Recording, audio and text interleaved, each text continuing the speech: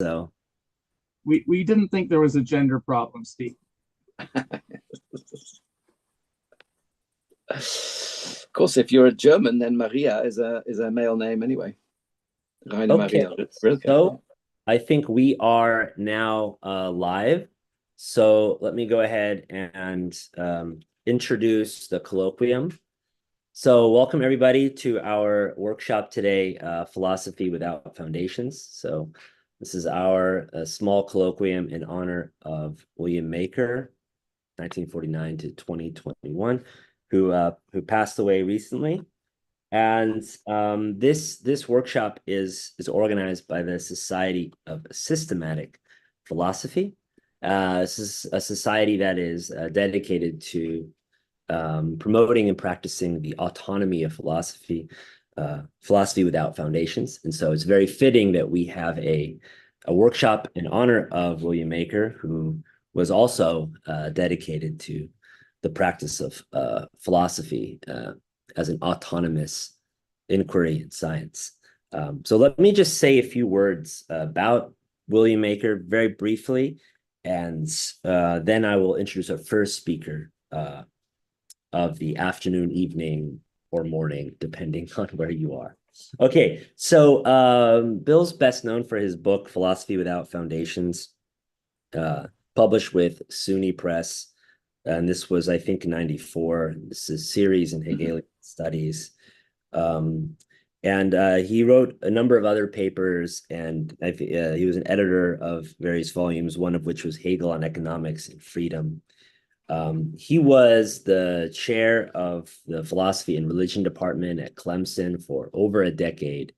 And yeah, I had the pleasure of not only reading his book on Philosophy Without Foundations, but also working with him, working under him at Clemson for 2 years before I moved to Hong Kong.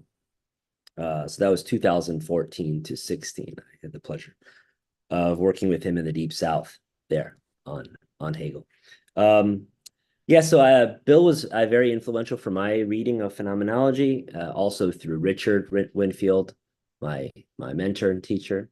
So the two of them together had a profound influence on my way of thinking in general about philosophy and about Hegel's thought. The idea of phenomenology as a self-overcoming propaedeutic was a very influential for my reception and thinking about phenomenology. One thing that I will say is that Bill was cage-free. I remember when I first met him in person, of course. Well, I think I had met him once before. He came and gave a talk at UGA when I was an undergraduate. But when I showed up there for the job and went into his office, he had a picture of himself next to his motorcycle with his leather jacket. And then above he had a frame in the picture that said cage free. And I thought, okay, so this is my boss. I like this. Bill was cage free. His philosophy was cage free, and he lived that way too, if you knew him. So yeah, if you don't know anything about the Society for Systematic Philosophy, if you're interested in being added to our listserv, you can go to our website, societyforsystematicphilosophy.org. You can fill in the information sheet, and we will add you to the listserv. You'll be informed about all the events that we have going on. And if you want to host an event or you want to do a conference, anything related to foundation-free philosophy, then just get in touch with us and we can put something together. Okay. We do a lot of online events these days, mostly. Okay. So without further ado, let me go ahead. We're 2 minutes late, but that's okay. We can go 2 minutes over. Let me go ahead and introduce our first speaker, Professor Stephen Houlgate. Yeah, so it's my honor to, maybe I'll say it just, it's my honor to introduce Stephen. I'm very glad that he was interested and willing in giving a talk for us today. In a way, he doesn't need any introduction. He's a professor at Warwick University. I just named a couple of the some more recent stuff and some classical works of his. He has this new 2-volume series, Hegel on Being, with Bloomsbury. He's also very well known for his book, The Opening of Hegel's Logic, in 2006. He has a reader's guide to Hegel's Phenomenology of Spirit and a lot of other books and articles for you to pursue. Stephen is a speculative thinker who is dedicated to freeing philosophy of presuppositions. And in the spirit of that thinking, his presence here today is more than fitting. Without further ado, I will hand it over to Stephen. And let me just say briefly, if you have questions at the end of the talk, you can use the reactions button. You can type your question into the chat, or you can just physically raise your hand. And if you're on YouTube watching this and you have a question, just type your question in the chat and I will keep track of it and make sure that you're in the queue. All right. So without further ado, Stephen, thanks so much. Take it away. Good. Well, thank you for that introduction and also for organizing this. It's great to have the opportunity to celebrate Bill's work. I just wish, I'd been able to spend more time with him. It was very difficult, obviously, across the Atlantic. But anyway, I appreciate it that you've organized this, and thank you to everybody else for joining in. Okay, so I first met Bill Maker at the American Hegel Society conference in Chicago in 1988. In a book published in 1986, I had emphasized, under the influence of Alan White and Richard Winfield, the systematic presuppositionlessness of Hegel's philosophy. And I found another kindred spirit in Bill Maker, who also insisted that Hegel's logic was a presuppositionless science.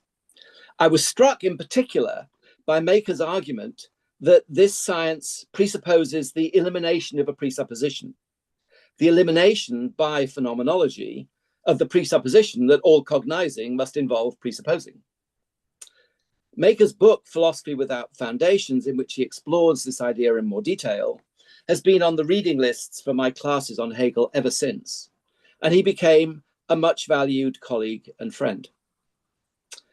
In my paper today, I will examine a different transition in Hegel's system, namely from logic to nature.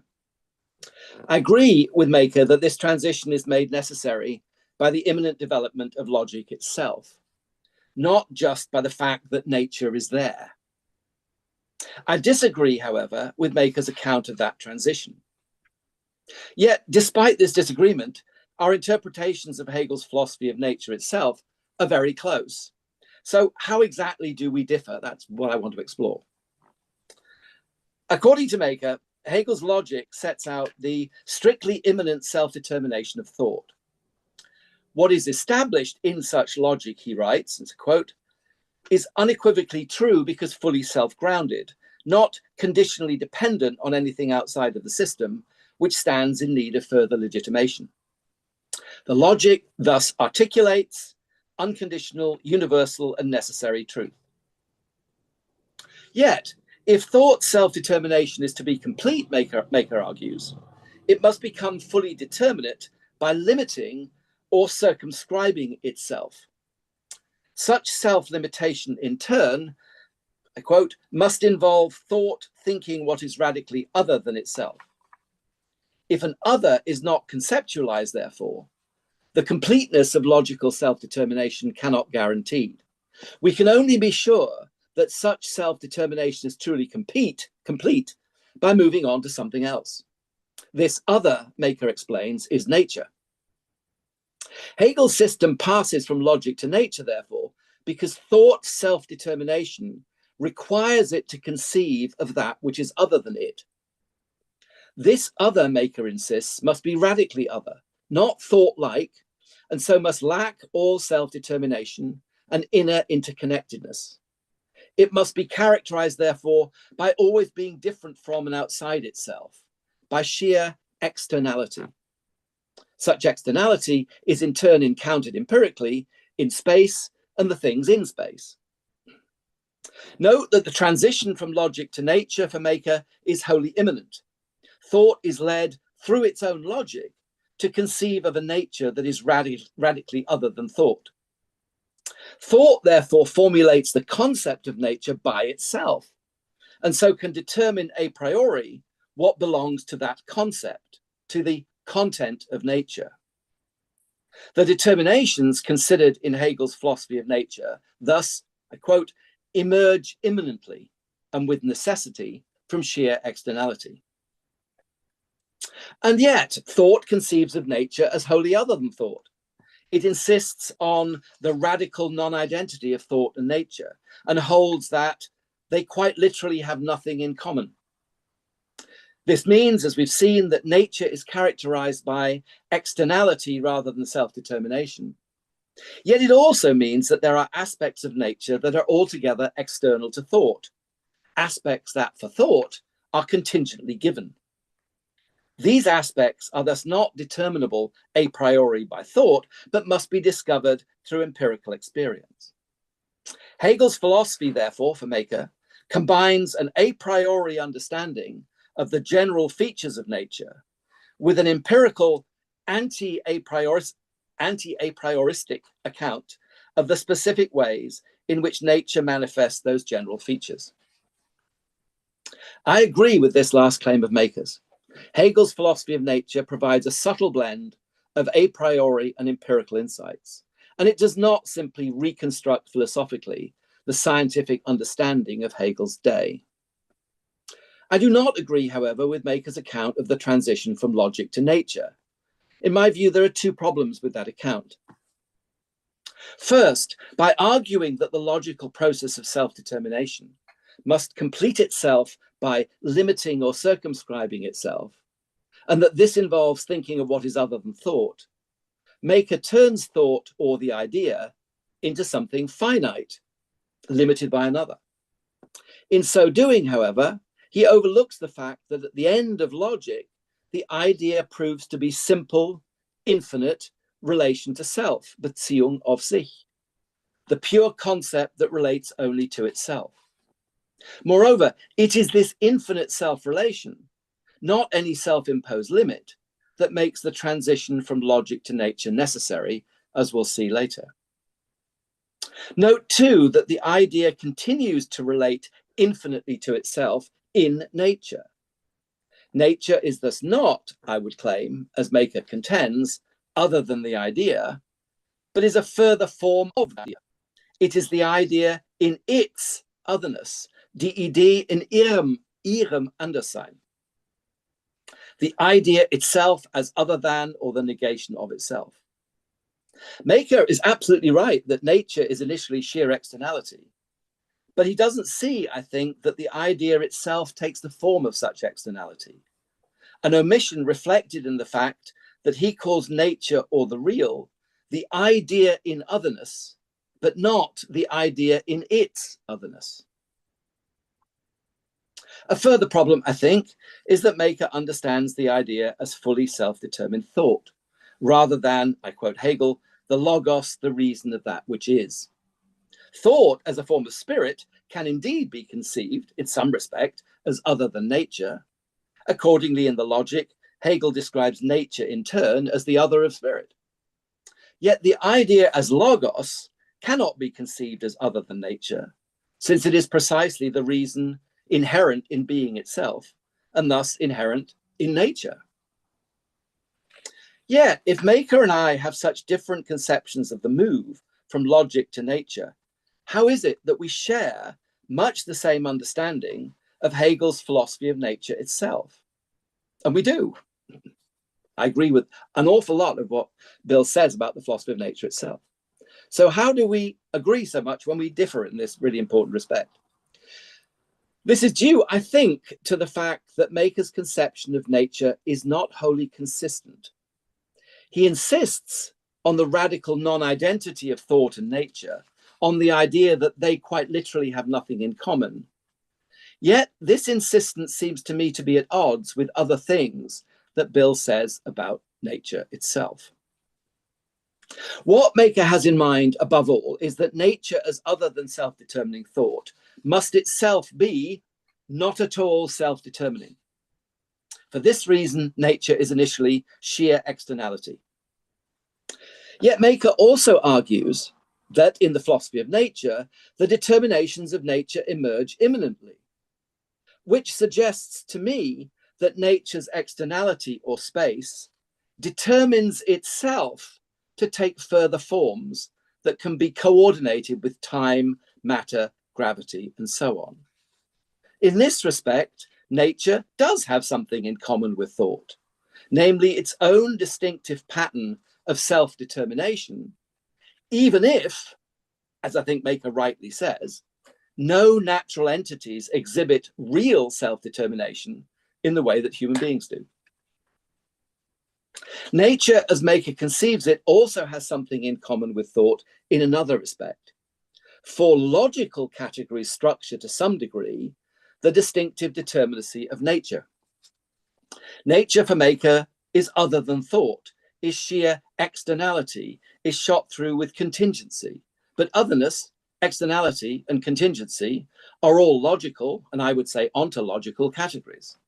Indeed, Maker himself insists, I quote, that the resources for conceptualizing what is other than logic can only come from logic. It is true that for Maker, what structure nature are not purely logical categories, but new forms of them that belong to externality. As he puts it, nature as other than logic comes to be conceptualized through the contrastive self-transformation of logical concepts. What determines nature, therefore, he claims, is a new notion of otherness that is nowhere to be found in the logic itself. Furthermore, in nature, the idea set out in logic that, I quote, self-identity must involve irreducible difference, persists, but it is markedly different from what it was as a purely logical relation. Maker, I think, is right about this. The categories of nature aren't exactly the categories you find in the logic. Yet note that the unity of identity and difference derived in logic persists in nature. That's Maker's own word, albeit in a form that is no longer purely logical. Similarly, nature exhibits a new notion of the very otherness that is first derived in logic. Logical categories thus continue to determine nature, though in a subtly different form. In this respect, on Maker's own account, nature has something in common with thought after all, namely logical categories that persist in a no longer purely logical form. So nature, as Maker himself conceives it in practice, if you like, is not simply other than logic, other than the idea, but the idea in its otherness. So in my view, Maker and I share an understanding of Hegel's philosophy of nature because he does not adhere strictly to his official view that nature is radically other than thought or logic. Indeed, I would say he cannot do so, since otherness, being other, is itself a logical category, and it retains something of its logical character, even as a determination of nature. My suggestion, therefore, is twofold, and I would love to have heard Bill's response to this, but obviously that's not possible.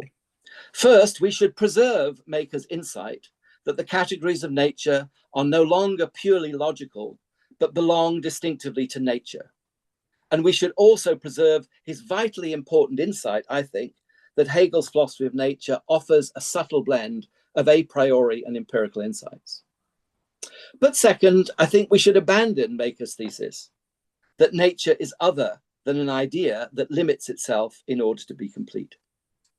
But if we do that, how is the transition from logic to nature to be conceived? So that's what I'm going to talk about now. So in my view, in subtle contrast to Maker's, Hegel's logic examines categories that belong to both thought and being. It is thus not only a logic, but also an ontology. It constitutes, as Hegel says, metaphysics proper or pure speculative philosophy. Such logic begins with pure being and then demonstrates that being proves to be quality, quantity, essence, and the concept or universality that particularizes and individuates itself. The concept, which is a further form of being, not, Hegel says, an act of the self-conscious understanding, in turn proves to be objectivity, then life, and finally the absolute idea. The absolute idea, Hegel writes, is all truth. Since it is all truth, however, It is not one form of being among others, like those preceding it in logic, but it stretches back and incorporates all the latter within itself. More precisely, Hegel explains, it is the whole series of those forms of being, or categories, conceived as a single process of self-determination, or self-determining reason. The true content of the absolute idea is thus, Hegel says, the entire system whose development is articulated in speculative logic. The idea is indeed the final determination to emerge in such logic, but this is because it is only at the end of its logical development that being proves to be not just a series of different categories, but the single systematic self-movement that Hegel calls the absolute idea. Note that being as absolute idea does not relate to anything other than itself. It's not something in relation to something else, but pure self-determination. In other words, it is, in Hegel's words, the whole that has withdrawn into itself and is identical with itself. This means in turn that it is simply and immediately itself and has given itself again the form of immediacy. At the start of logic, being is indeterminate immediacy that has no difference within it nor any outwardly.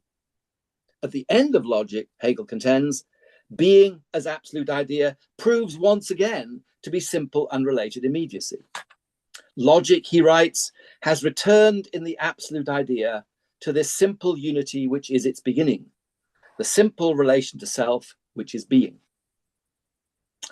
Yet the absolute idea does not revert to the utterly indeterminate being with which logic starts, since it incorporates all the categories that have since emerged. It is rather internally differentiated being, or fulfilled being, erfülltes Sein, which Di Giovanni rather unhelpfully translates as fulfilled concept for some reason. It's fulfilled being, erfülltes Sein. The absolute idea, therefore, is being as the concrete and just as absolutely intensive totality.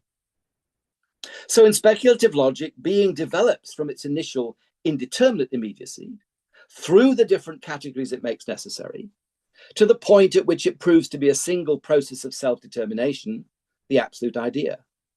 At that point, being recovers the simple self-relating immediacy it first enjoyed, but in a new concrete form that is the logical result of the development that it's undergone.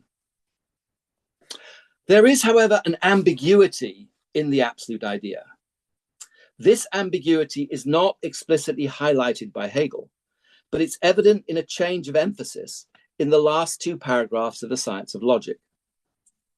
In the penultimate paragraph, Hegel states that logic has returned to the absolute idea to the simple unity of being. He insists, however, that such being is fulfilled being, or being as an intensive totality.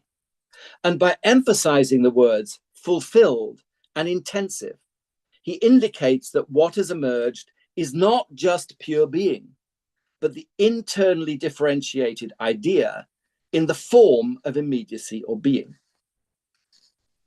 In the final paragraph, Hegel changes the emphasis and writes that the idea collects itself into the immediacy of being, where being is now italicized rather than idea. This does not now mean that it reverts to pure being after all. It remains the concrete idea as being, as Hegel makes clear when he says that it's in the form of being as totality. Yet, through this change of emphasis, Hegel indicates that the idea is not only the idea as being, but also the idea as being. And I make a lot of that difference in emphasis. It seems to be everything hangs on that.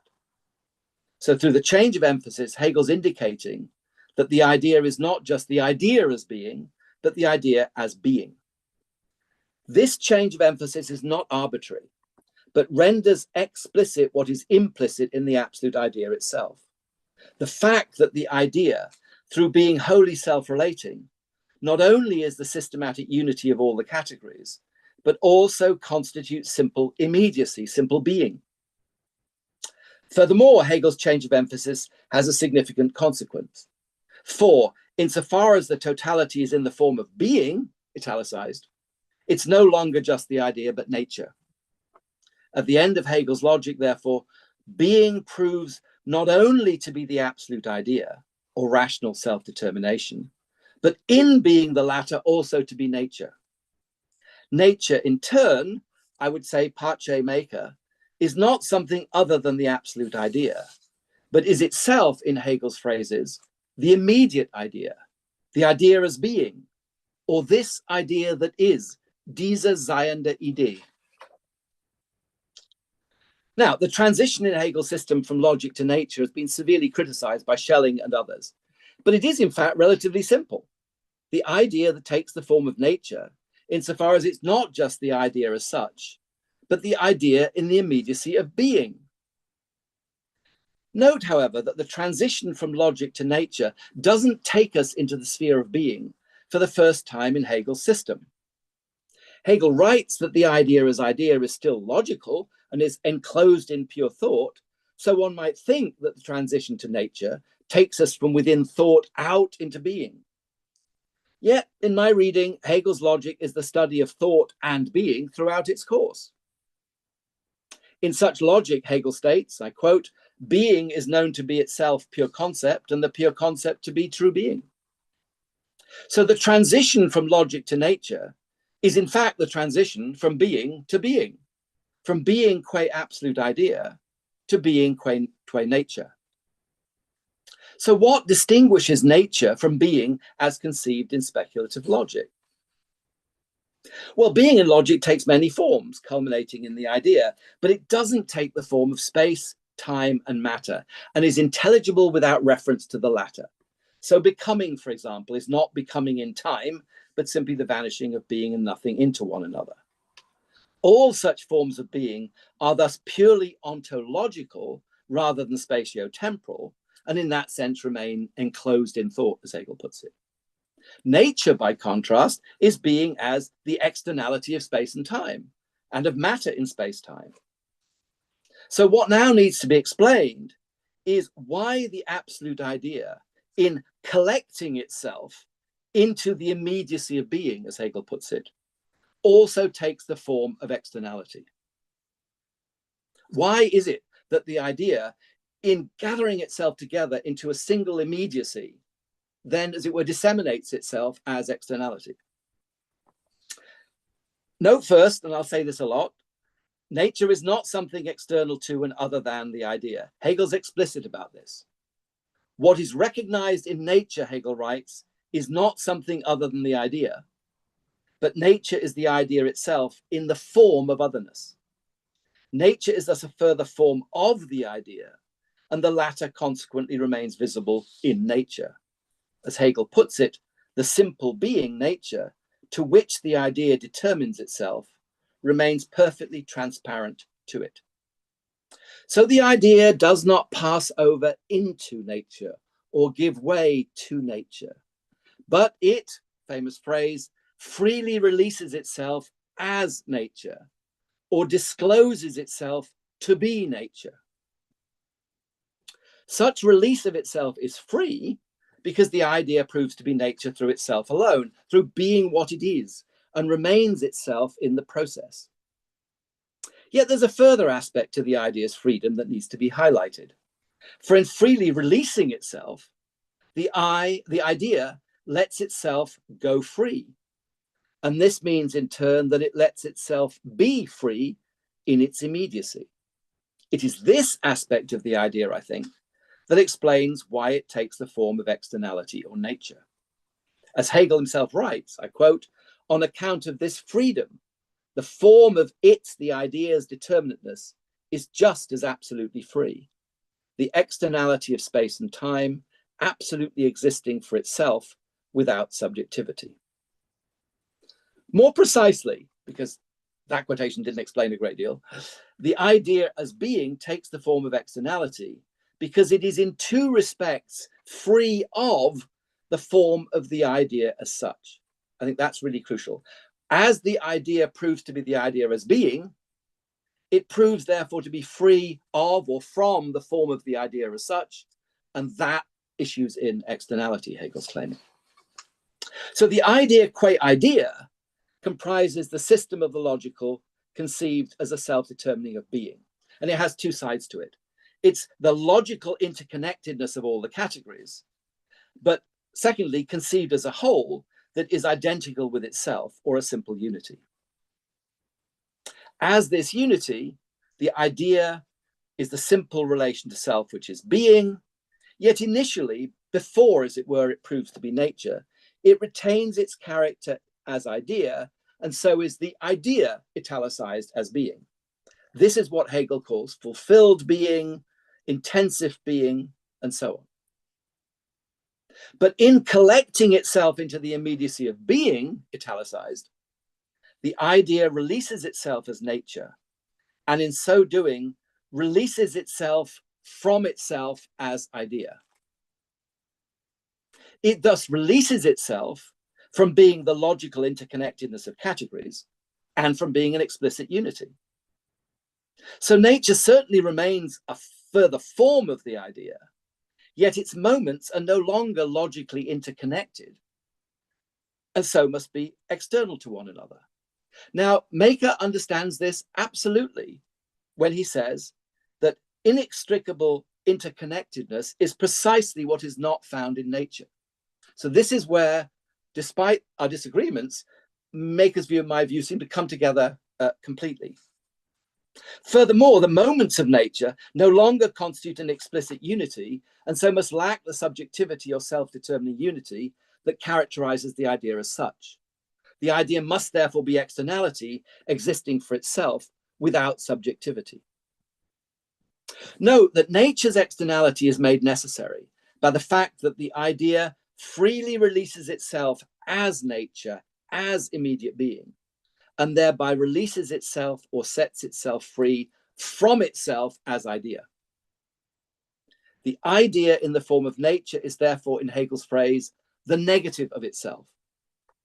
The idea that is no longer the intensive unity of logically interconnected moments, but externality. Yet the nature remains the idea, albeit the idea as being rather than the idea as being, which I suppose might be what comes back with Geist later. Nature is thus not something other than the idea, as Maker contends. It's not a realm of being distinct from the sphere of the logical, but what the idea itself proves to be. There's a nice article in Hegel Bulletin recently called Rethinking Maker by George Webster, and he makes very much the same point. Now, I understand that all this is quite complicated, particularly if you don't have the text in front of you. So let me briefly review Hegel's argument at the risk of trying your patience. I'll try not to do that. The idea for Hegel is a self-relating unity, and therefore is immediately itself. It has immediate being through self-relation. As such, it is the idea italicized as being. Yet it is thereby also the idea as immediate being with the accent on being. As such, however, it is no longer just the idea. And so in this respect is the negation of the idea. As this negation of itself, it's free from the form of the idea as such. It releases itself from itself. It thus takes the form of sheer externality rather than inner interconnectedness and is nature. Nature is thus the idea itself, reason as externality, as space. Now, since nature is not something other than and distinct from the idea cannot precede nature in time, despite Hegel's misleading claim that logic is the exposition of God as he is before the creation of nature and of a finite spirit. For Hegel, I quote, nature is the first in point of time, even though, I quote, the absolute prius is the idea. The idea precedes nature logically, since logically being proves first to be the idea. Yet the idea itself proves through its own logic not just to be idea, but to be nature. So the idea in truth is nothing less than and nothing beyond nature. And so it is what Spinoza would call the immanent cause of nature. So even though you think it first, when you've understood what the idea is, you understand that it's got to be immanent in nature. Since, however, nature is the idea in the form of otherness, the idea is not present in nature as the idea, as pure self-determining reason. So nature doesn't exhibit the categories in their purely ontological interconnectedness, but such categories are more or less external to one another. They exhibit what Hegel calls an indifferent subsistence and isolation in regard to one another, a point that Maker emphasizes too, quite rightly. Accordingly, these categories inform, and in some cases, inform different, in some cases, quite separate natural phenomena. So to give an example, in Hegel's philosophical physics, the category of identity is exhibited by light, whereas diversity and opposition are exhibited in a qualified form by moons and comets. Now, there are, of course, logical connections between different categories in nature, and the latter thus proves to be what he calls a system of stages, one of which arises necessarily from another. A point that I think is captured nicely by Maker's claim that the determinations of nature emerge immanently. Yet this system comprises categories derived from the idea as externality, not just, as in logic, from pure being. And these categories in nature thus remain external to one another, even in their logical interconnection. So the categories that govern nature, therefore, are not merely logical, but natural logical categories. As Maker puts it, quite rightly, they are new notions of logical categories that as such are nowhere to be found in the logic itself. Since different phenomena in nature are also characterized by externality, and so are more or less external to one another, they are determined in Hegel's view not just by the natural logical categories that inform them, but at the same time by other external factors. They're vulnerable to determination from without. Such factors as external to things are not derivable from the categories that otherwise make things what they are. From the perspective of the philosophy of nature, therefore, these external factors determining natural phenomena are contingent. They are perhaps explicable by science, but not by philosophical reason. So the latter is limited in what it can do. It can determine the categories made necessary by the idea as externality, but, to quote Hegel, it's quite improper to expect the concept to comprehend contingent products of nature, as Maker also emphasizes. So nature's not governed by the idea alone, and so it's not purely rational. For philosophy, it's marked by contingency, or what Hegel calls the unreason of externality, as well as by reason. And indeed, the reason that does in part govern what nature is inherent in externality or self-externality, not simply in pure being. This, Hegel writes, is the impotence of nature, that it preserves the determinations of the concept only abstractly, as in some sense external to one another, and leaves their detailed specification to external determination. So the idea doesn't exhaust the realm of nature, but turns itself into a moment of the latter, the moment of rational necessity that coexists with contingency. Moreover, the idea as such, as ontological, doesn't even exhaust the moment of reason in nature, since the latter is the idea in the form of externality. So the self-determining idea or reason that philosophy discerns in nature incorporates that which emerges in logic, but is not reducible to it. Okay, in logic, several categories contain the moment of externality. Think of external reflection, mechanism, yet they remain ontological categories. But nature, for Hegel, is the idea as utter self-externality. And as such, not only has a rational structure discernible by thought, but also affects us externally through the senses. So nature, unlike being as pure idea, is the object of our empirical experience. So accordingly, Hegel has a twofold task for his philosophy of nature. First, to derive the categories of nature logically, a priori, from the idea as externality, and then to identify the empirical phenomena that match those categories.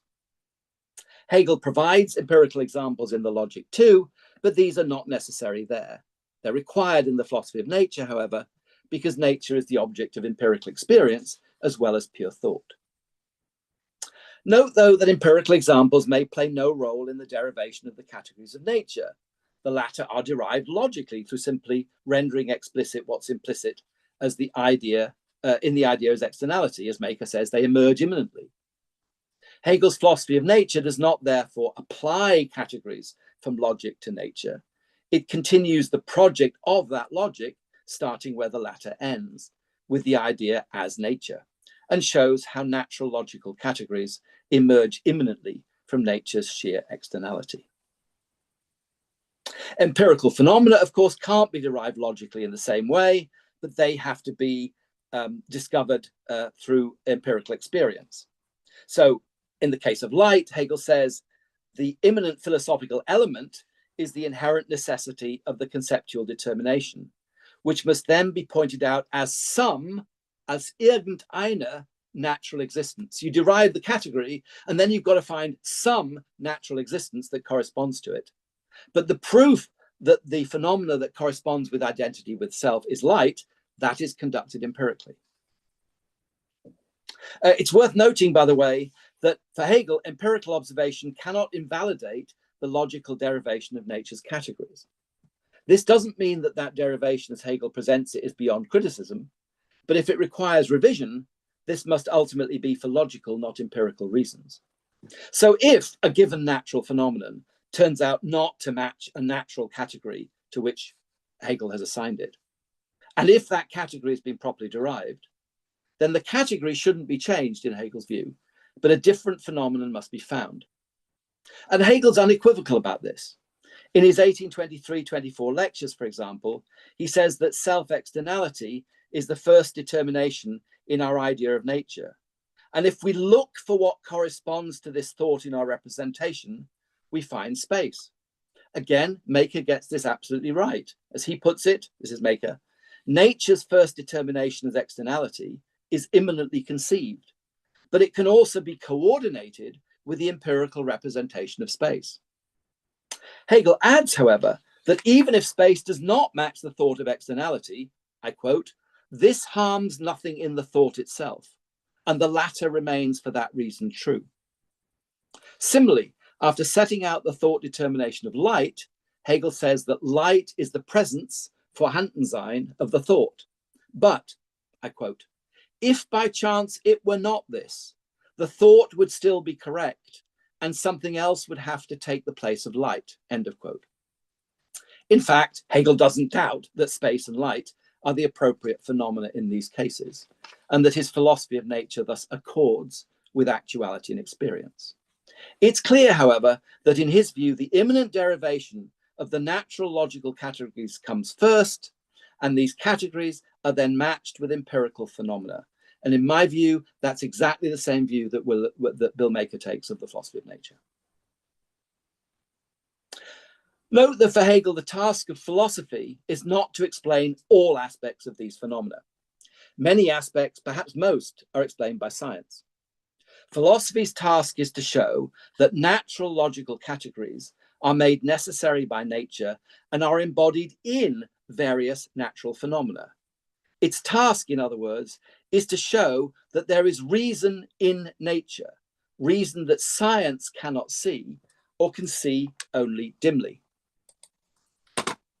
Such reason, however, does not conflict with the causal processes discovered by science, but it works through them, just as reason in history works cunningly through the passions of people to bring about political states that are more or less rational and free. Hegel's philosophy of nature thus complements science and doesn't seek to supplant it. Indeed, it depends on science as well as on everyday experience when matching empirical phenomena to natural logical devices. This is not to say that Hegel leaves science utterly to its own devices. He is critical especially of the abstract metaphysics he takes to underlie some science. Yet his aim in the philosophy of nature is not to compete with or contribute to science as an empirical discipline. his project is a philosophical one to show that nature exhibits an immanent rationality that only philosophy can articulate. To put it another way, Hegel wants to disclose the idea in nature, that is, the idea in its otherness. Maker insists, by contrast, that nature for Hegel is radically other than thought, other than logic, or the idea. Despite this difference, however, Maker and I end up in the same place. We agree, fundamentally, on a reading of the philosophy of nature. For we agree completely that Hegel's philosophy of nature is not remotely dead, but in Maker's words, with which I want to end this talk, we agree that Hegel, I quote Maker now, provides an a priori account of nature that is a necessary complement to empirical science. And of course, I only wish Bill had been here to join the discussion. Okay, that's it. Thank you very much.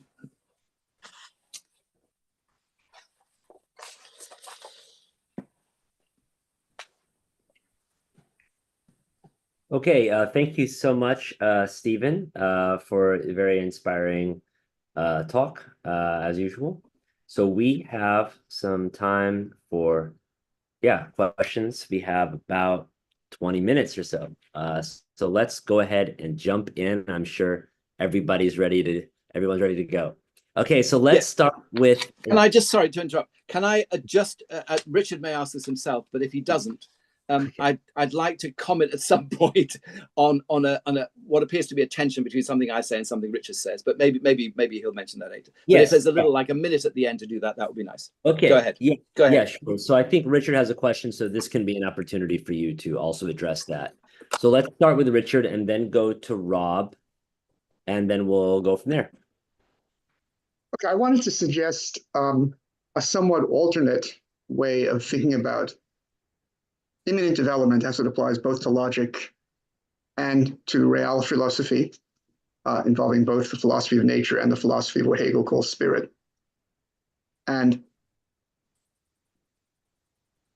how that applies in terms of thinking about logic is that instead of talking about the development as being something in which being serves as a substrate that is gaining further and further determination, we think of immanent development as starting with something that is a beginning precisely because what it is the beginning of is only going to be made manifest in the course of the ensuing self-determination, where the self in question is only fully identifiable at the very end.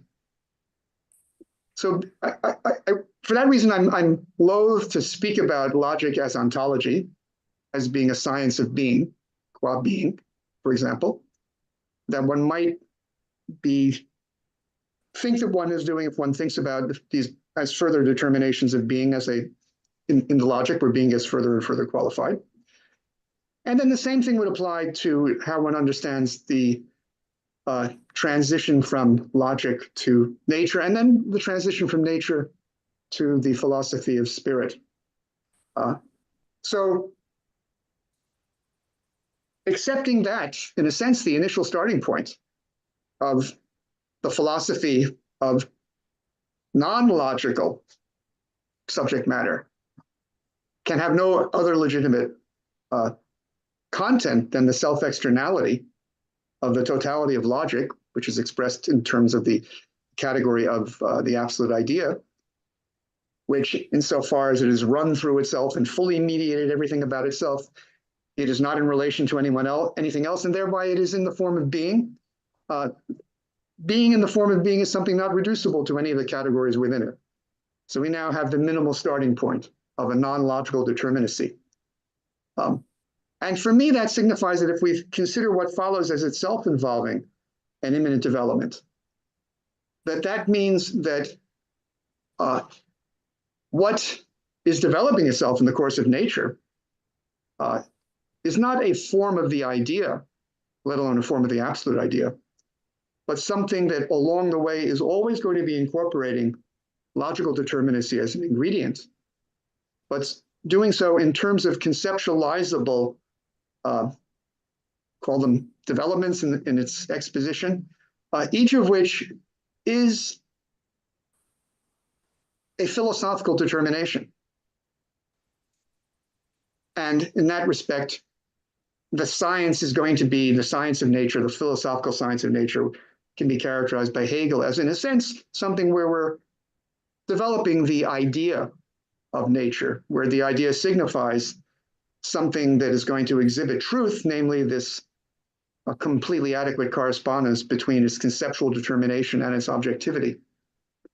And it will be something in which it is able to show this without appeal to anything external to itself. But then if one thinks also about what that means for the next stage in its development, namely the move from nature to spirit, which I think can be thought of as, in a sense, sorry, Richard, can I respond? Sure. Because Okay. there's already a lot in what you've said that Okay. we're going to run out of time. Okay, sorry. Well, the first thing is what you've said is not an alternative to what I've said. I think you've misconstrued what I mean by ontology. I never mentioned the idea of being a substrate. I began the talk by saying that it was your influence that put me absolutely 100% on the side of the presuppositionalist immanent account. There are no substrates in Hegel's logic. I think the mistake I'd say with respect you're making is to assume that metaphysics and ontology has anything to do with substrates. That's pre-Kantian metaphysics. But I think that's not what Hegel's talking about. So absolutely right. Being is an Anfang. It's just a beginning. And it's interesting the way that you glossed further determinations. And Hegel talks about that. There's the logic as opposed to a Weiterbestimmung. You gloss that as being further qualified. Now, those aren't the same because you qualify something that is a way you've already got. But that's not what Hegel means by further determination. So being is not that substrate that gains further qualifications as it proceeds. Absolutely, 100% agree with you on that one. So I would say what you were presenting wasn't an alternative. It was just, the view I've got of the logic. Now, on nature, I guess, I think I was trying to do two things. It seems to me, I want to understand the logic of the move from logic to nature. But to be honest, I also want to understand what's going on in Hegel's text. And because I have to teach this stuff, and the students want to make sense of the sentences. And I'm afraid Hegel does describe nature as the idea in its otherness. And so it seems to me that we have to take account of that. We have to understand the extent to which all the various forms that emerge in nature in some way, more or less, embody the idea, as well as a whole lot of other categories as well. So I thought you maybe dismissed the idea that the idea has a logical role to play within nature a little bit too quickly. So I think those were the 2 points I would make to what you've said. And I suppose my challenge back to you would be then, why do we allow pre-Kantian conceptions of metaphysics and ontology to set limits to what ontology can be? Surely, for me, the logical outcome of a radically presuppositionalist thinking is ontology as Hegel does it. And he does say the concept is the same as being. He says that logic is metaphysics. So, I think all these things need to be addressed. If I can sneak in, sorry, Richard, if I can do that, just one comment on something you didn't raise, but other people it might come up in your talk later, but I'm afraid I'll probably be asleep. And that is the fact that I made the claim that Bill Maker believes that we can have a priori knowledge of nature. But in your paper, you said exactly the opposite. And I looked up the passage from the two books, and it's interesting. The passage in Philosophy Without Foundations, when Hegel says, Maker says, we must abandon the tradition's belief that such discourse can tell us anything a priori about a given world. What that means, I think I agree with Maker and I agree with you on this, is what Bill's rejecting there is the idea of a kind of descriptive metaphysics of the given. If you think that metaphysics can give you an a priori account of the given, then no, it's not going to do that. But what we get in the essay that I was, which is in this volume, the essay on the very idea of an idea of nature, Bill says explicitly that Hegel articulates a philosophy of nature, which provides an a priori account of nature. but it's critical, it's normative, it's not descriptive, it's not trying to describe a given, it's determining what is to count as givenness, what is to count as other than thought. And so anyway, I just thought, in case people think that we were in disagreement over that, or Bill changed his mind, I don't think he did. I think it depends on how you understand the a priori. But sorry, I was answering a question you didn't ask, Richard, but I thought it might have been in the back of your mind. So we have two other questions, but Richard, do you want to very briefly say anything in response? Just very briefly, if you could, or why not? I'll pass, because these things will come up. Let other people get into the mix. Thank you for gracefully passing on. Thank you. Sure.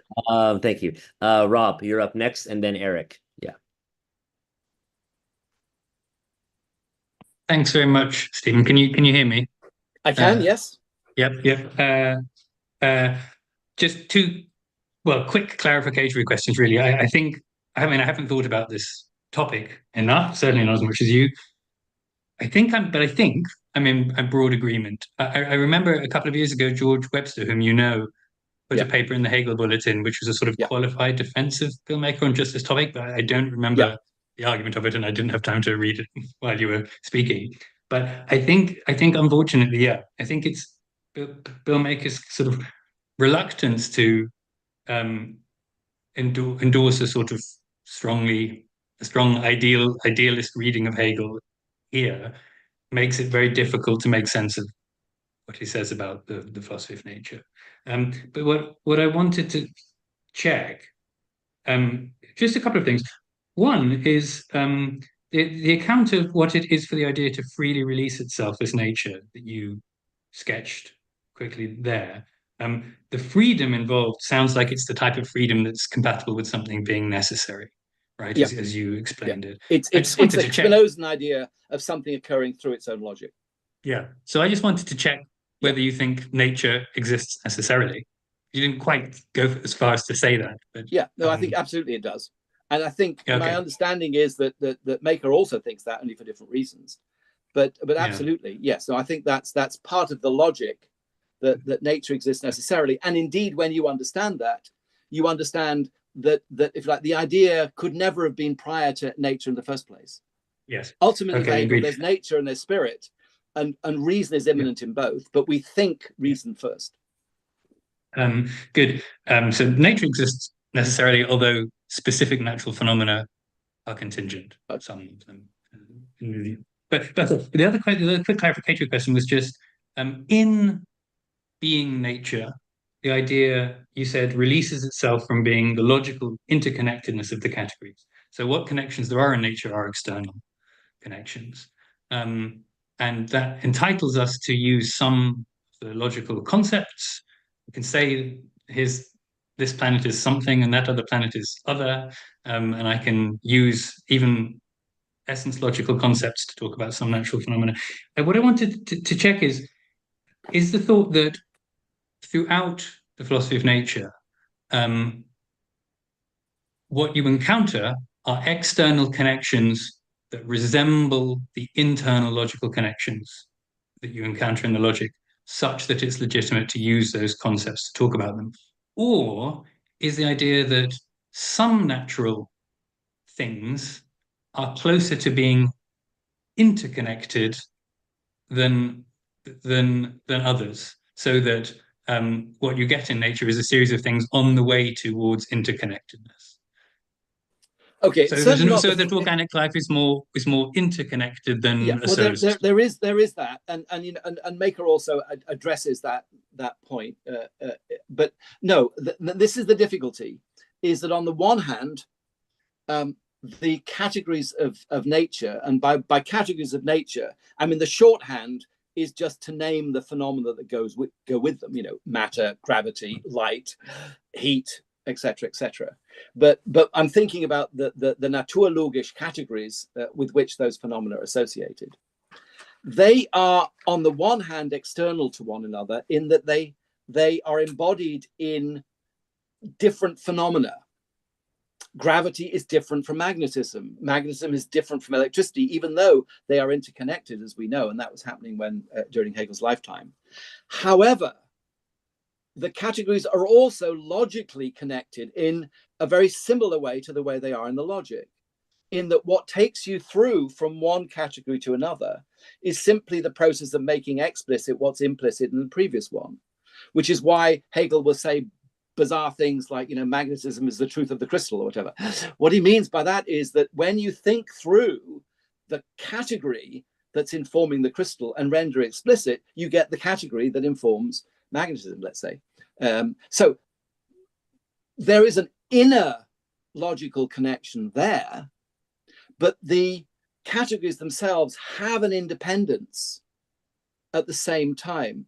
This is not unlike the philosophy of history in some ways, where you get a similar internal logical connection between civilizations that have their own independent identity.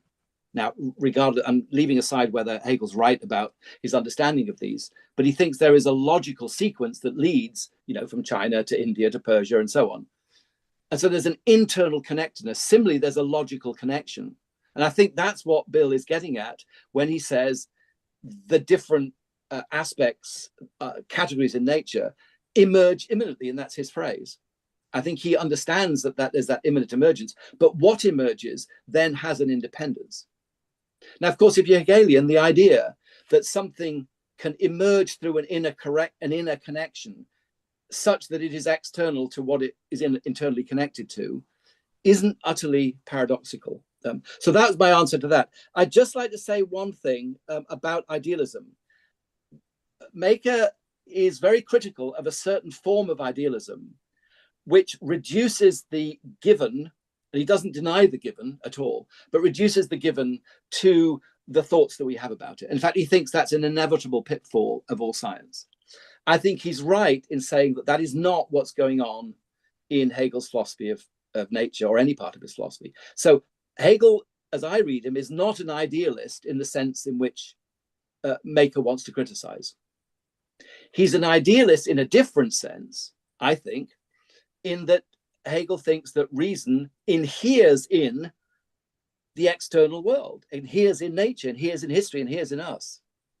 And my point was trying to say that even though Bill wants to argue, on the one hand, that nature is the other of thought, in fact, when you look at his practice and what he does, he comes very close to saying that actually these categories structure provide the general features of natural phenomena, which is pretty much like saying that the categories inhere in things. So I'm trying to sort of read Bill a bit against himself, such that he and I come very close. But I want to endorse his criticism of the kind of bad idealism. So I think we've got to be very careful about that. I think he's absolutely right that there is a kind of idealism, which is precisely the sort of idealism that post-Kantians, post-Hegelians worry about. The kind of view of Hegel that gobbles up the world and absorbs it into the self. Yeah. Bill is quite right that is just a fiction. That is not Hegel. And I think he's absolutely right about that. Okay, that's helpful. Thank you. Yeah, thanks. We have two more questions, and maybe we'll go 5 minutes over and start the next talk at 4:50, just so we don't have to rush through the discussion here. Okay, let's go to Eric next. Eric, should I read the question that you've put, or would you like to read? I can read it. Okay. I put my question in the chat just to get my thoughts together. You can read along with me if you want. The concept of foundationalist thinking entails circularity. I believe that this insight was described in book form first by Tom Rockmore in Hegel's Circular Epistemology in '86. In any case, foundationalistness and its circularity was a hot topic at John Burbage's Logic Camp in '88.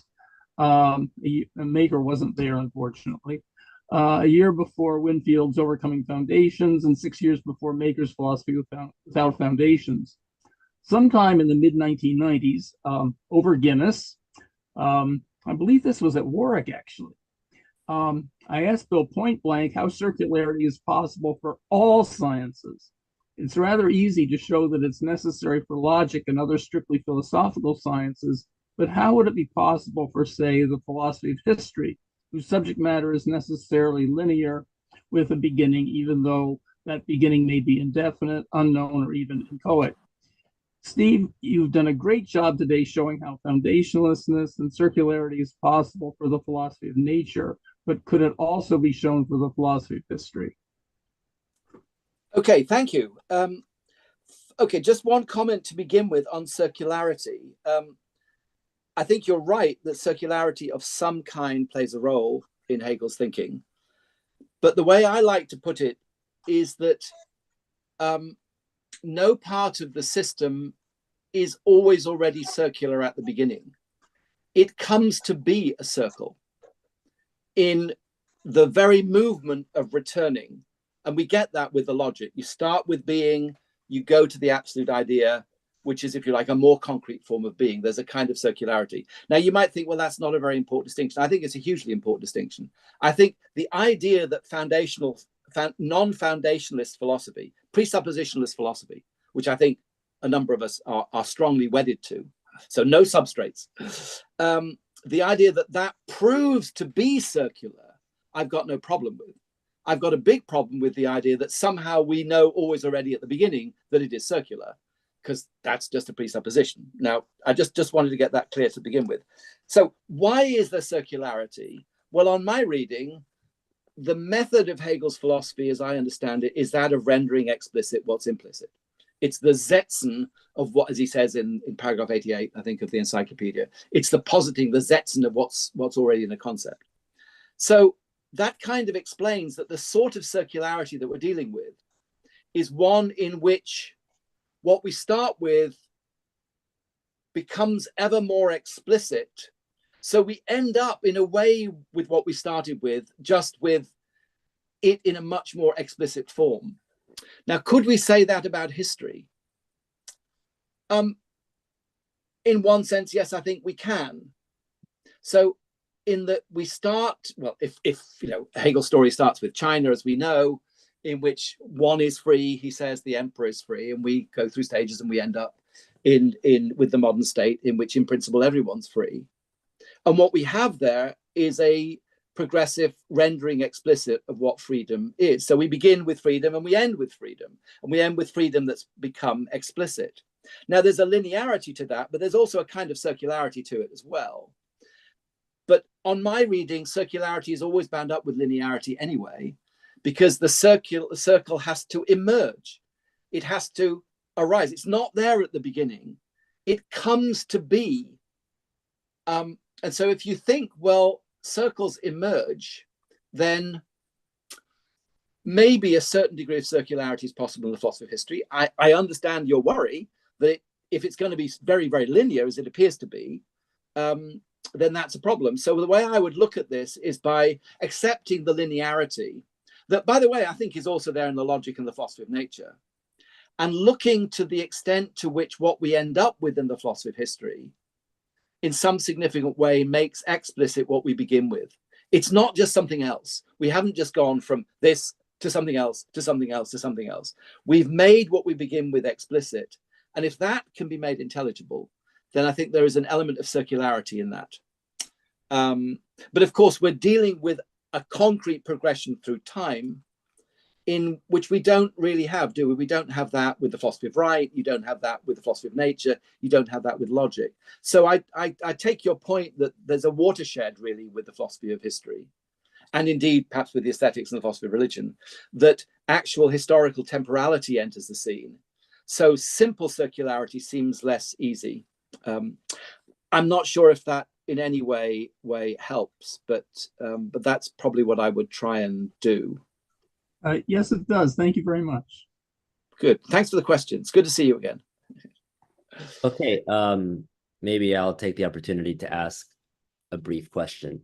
Stephen, thanks for the talk. I am sympathetic with your reconstruction of the transition or the development of nature out of logic. I wanted to ask you about another possible reconstruction of that development, of that free release, and I'm curious if you think it's the same as what you've given us. So you spoke about this, the idea, absolute idea is this self-mediating totality that exactly because it exists in the form of immediacy, it's actually not a self-mediated self-mediation, and it exists in its otherness. I'm wondering if you could also make a similar kind of argument using, rather than immediacy mediation, you could use the categories like particularity. So universality, particularity, singularity are canceled and preserved in the absolute idea. But you can think about the method itself contains all these categories, the whole development, but it's this category. And as this particular category, it excludes the others. And then through this exclusion of the others, you end up with a division of method and content. And this would be the method outside of itself. The method, which contains all the categories, in fact, has all of them outside of itself. And then you have a kind of self-externality of logic, per se. So that's just a general question about, one could say, maybe a similar but possibly different reconstruction of the development. And then, okay, that is really interesting, because I'm looking at the paragraph 244 of the Encyclopedia Logic, as well as the Begriffslogik. And in the Encyclopedia Logic, for a start, Hegel uses this phrase sich entschließen, often translated as decide or resolve. I think it's much more disclosing oneself as, to be honest. Yeah. It's opening itself up. But he does say that in the absolute truth of itself, the idea sich entschließt, to release the moment of its particularity. I see. Or its first determining or becoming other. So Hegel invokes the idea of particularity there. Now, when you look in the account in the Greater Logic, he doesn't do that. That's interesting. What he does there is much more, I mean, that's what I was basing it on. Yes. Is talk about this, the idea sich zusammennimmt, takes itself back into the immediacy of Sein and then its nature. Now, how can those two be held together? I mean, there's other differences. There's a reference to intuition in the Encyclopedia Logic, which you don't get in the Greater Logic in the same way. I think for me, what connects the two is the idea of, which comes in another text in the beginning of the Philosophy of Nature, that in proving to be not just the idea as being, but the idea as being, the idea proves to be the negative of itself. Yes. And in that sense, it releases itself through its own logic from itself as the negative of itself, as externality rather than internal connectedness. Now, that works well with the account I was giving. So the question is, can that accommodate the idea of particularity? Well, I think it can through the idea of negation. I think if you think of the idea under one of the guises, the concepts you mentioned, the universal, then the universal negates itself into its own particularity. So you could make the case that nature, if you like, is the moment of particularity. If the idea as such is the universal, I know that's a reduction, but you know what I'm getting at. Nature is the moment of particularity. And then when would we get sort of Einzelheit, the two? Well, maybe that's what we get later with Geist. So absolutely, I didn't mean this to be an exclusive way of reading it. I think what you're suggesting is part of the story. But I'd like to say that they belong together. And it may be if we can connect particularity with negation, and remember that I've been stressing that nature is the idea in its otherness, but it's also the idea in its otherness, in its negation, in its particularity. So I would say those two aren't alternative readings. I mean, they're but you've got textual evidence to support what you said in the encyclopedia. So you're absolutely right to raise that, and that's how I would reconcile them.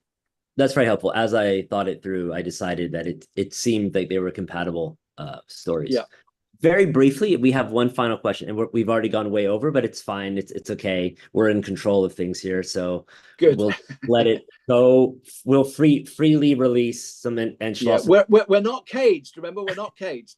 We're cage free, okay? So very briefly, though, let's try to keep some sense of time and organization. I did schedule a break after Robb's talk, so we will be able to take, no matter what, we will take a break. So just briefly, Robert, I think you have a question. You're muted, though. Can you unmute? Oh, sorry, I didn't now you can. Go ahead. Sorry about that. Unmute. Well, we still can't hear you. No, you're still muted. Sorry. I'm sorry about that. Can you unmute yourself? There we go. Oh, there you go. Sorry. Yes. Sorry. Thanks. Just real quick to Stephen. On page 6, this is connected with things that you've just been talking about responding to.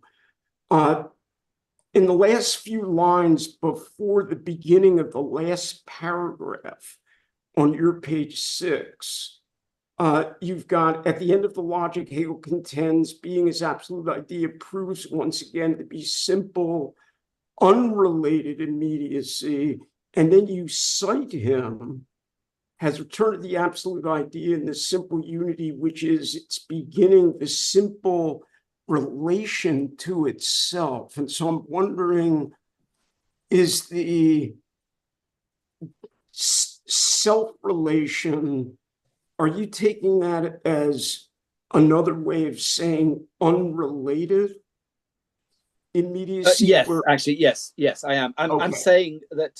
So the phrase is, and nice to see you, by the way. Hello.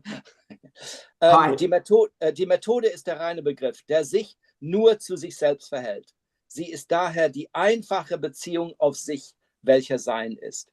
So that, yeah. And Giovanni, I don't know why he translated it as a self-reference, which is not terribly helpful. But anyway, Yeah, it's the relation to self. Yes, that's what I meant. So by unrelated, okay. What I meant that would just mean there's no other. There's no other. That's right. Exactly. Good. There's no other. Okay. And so in a way, I guess I would want to say, not only, so I disagree with Bill that nature arises as a kind of necessary other of thought. It seems to be nature arises for Hegel precisely because the idea proves to have no other. It's purely self-relating. So yes, that's what I meant. So I didn't mean that it has no internal relations. Of course it does. It's intensive totalität. It's complex. It's concrete. It's erfüllt. It has, and it is the interconnectedness of all the internal categories that belong to it. So yes, that should have been clarified, but that's what I had in mind. Okay, well, I think we run out of time. And let's just thank Stephen one more time for the wonderful talk. And thanks everybody for the great discussions. So thanks so much. Thanks so much. Thank you for your questions. Thank you. Thanks so much, Stephen. And so maybe we can just take a 2-minute break and then we'll start with Robb's talk. Okay, so we'll just take a 2-minute break and then we'll get started. Okay, so 4:57 or so.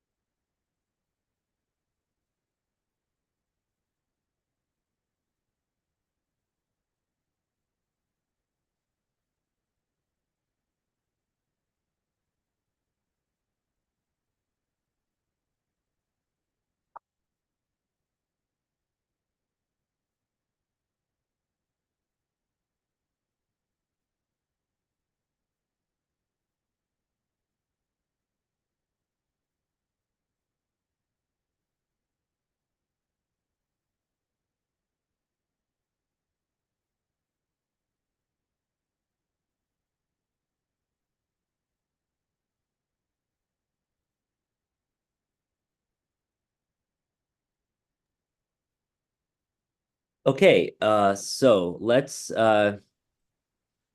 get started. Let me 1 second, my apologies. Okay, so we're back. and now we're moving on to Robb Dunphy. So yeah, it's my pleasure to introduce Robb. Very thankful that he agreed to give a talk at this workshop. So he is a lecturer in philosophy at the University of Sussex. Is that still the case? Yes, still there. And before that, he was a research fellow at the University of Freiburg, as well as actually a number of other prestigious universities. He most recently has a book, I think 2023, so that was just last year, I believe. It's 2024, correct? Hegel and the Problem of the Beginning, Skepticism and Presuppositionlessness. And then he's also recently co-edited a volume with Toby Lovett, I think with the title Metaphysics as a Science in Classical German Philosophy, right? And that came out with Routledge in 2023 as well. He works in classical German philosophy and its intersection with Pyrrhonian skepticism and the skeptical tradition, and particularly looking at themes in metaphysics and epistemology. So his recent book, Hegel and the Problem of the Beginning, thematizes issues of presuppositionlessness, foundation-free thinking, and so it's very timely to have him come and speak with us today. So without further ado, Robb, please, you have the floor. So we'll go for 1 hour. So we'll end at 5. Okay. Yes. You can't. Yeah, I think you can unmute yourself now. Try again. It's still not working. Sorry. Let's see. Oh, here we go. Go ahead. All right, now you can. Sorry, I'm only mildly competent. Now I can. Great, I'm thank only you. mildly competent. So my apologies. No, there's no problem at all. Thanks very much for the kind introduction. I'm really pleased to get a chance to speak at this event in memory of Bill Maker. Am I able to share my screen? I have a few very Spartan slides, just for putting up a few passages. You can, yes. Go ahead. Okay. Maybe you can tell me if you can see my screen. Yes. Yeah, great. So yeah, I've given it the title, in defense of eating one's presupposition cake and having it two approaches to the beginning of Hegel's logic. I'll explain the title. It's a sort of an affectionate name for the kind of approach to the beginning of the logic that I take Bill Maker to have defended, and that to the extent that I've tried, don't know whether I've succeeded, to defend conclusions about the beginning of the logic, I take myself to be offering the same kind of interpretation, which is one of the reasons why it's nice to have a chance to speak. So I'll just say a few words about Bill and meeting him. Then I'm going to talk a little bit about his work on the beginning of the logic in the first part of his Philosophy Without Foundations book and its appeal.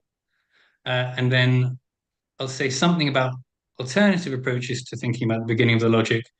And I will try to compare Bill's account sort of favorably with them.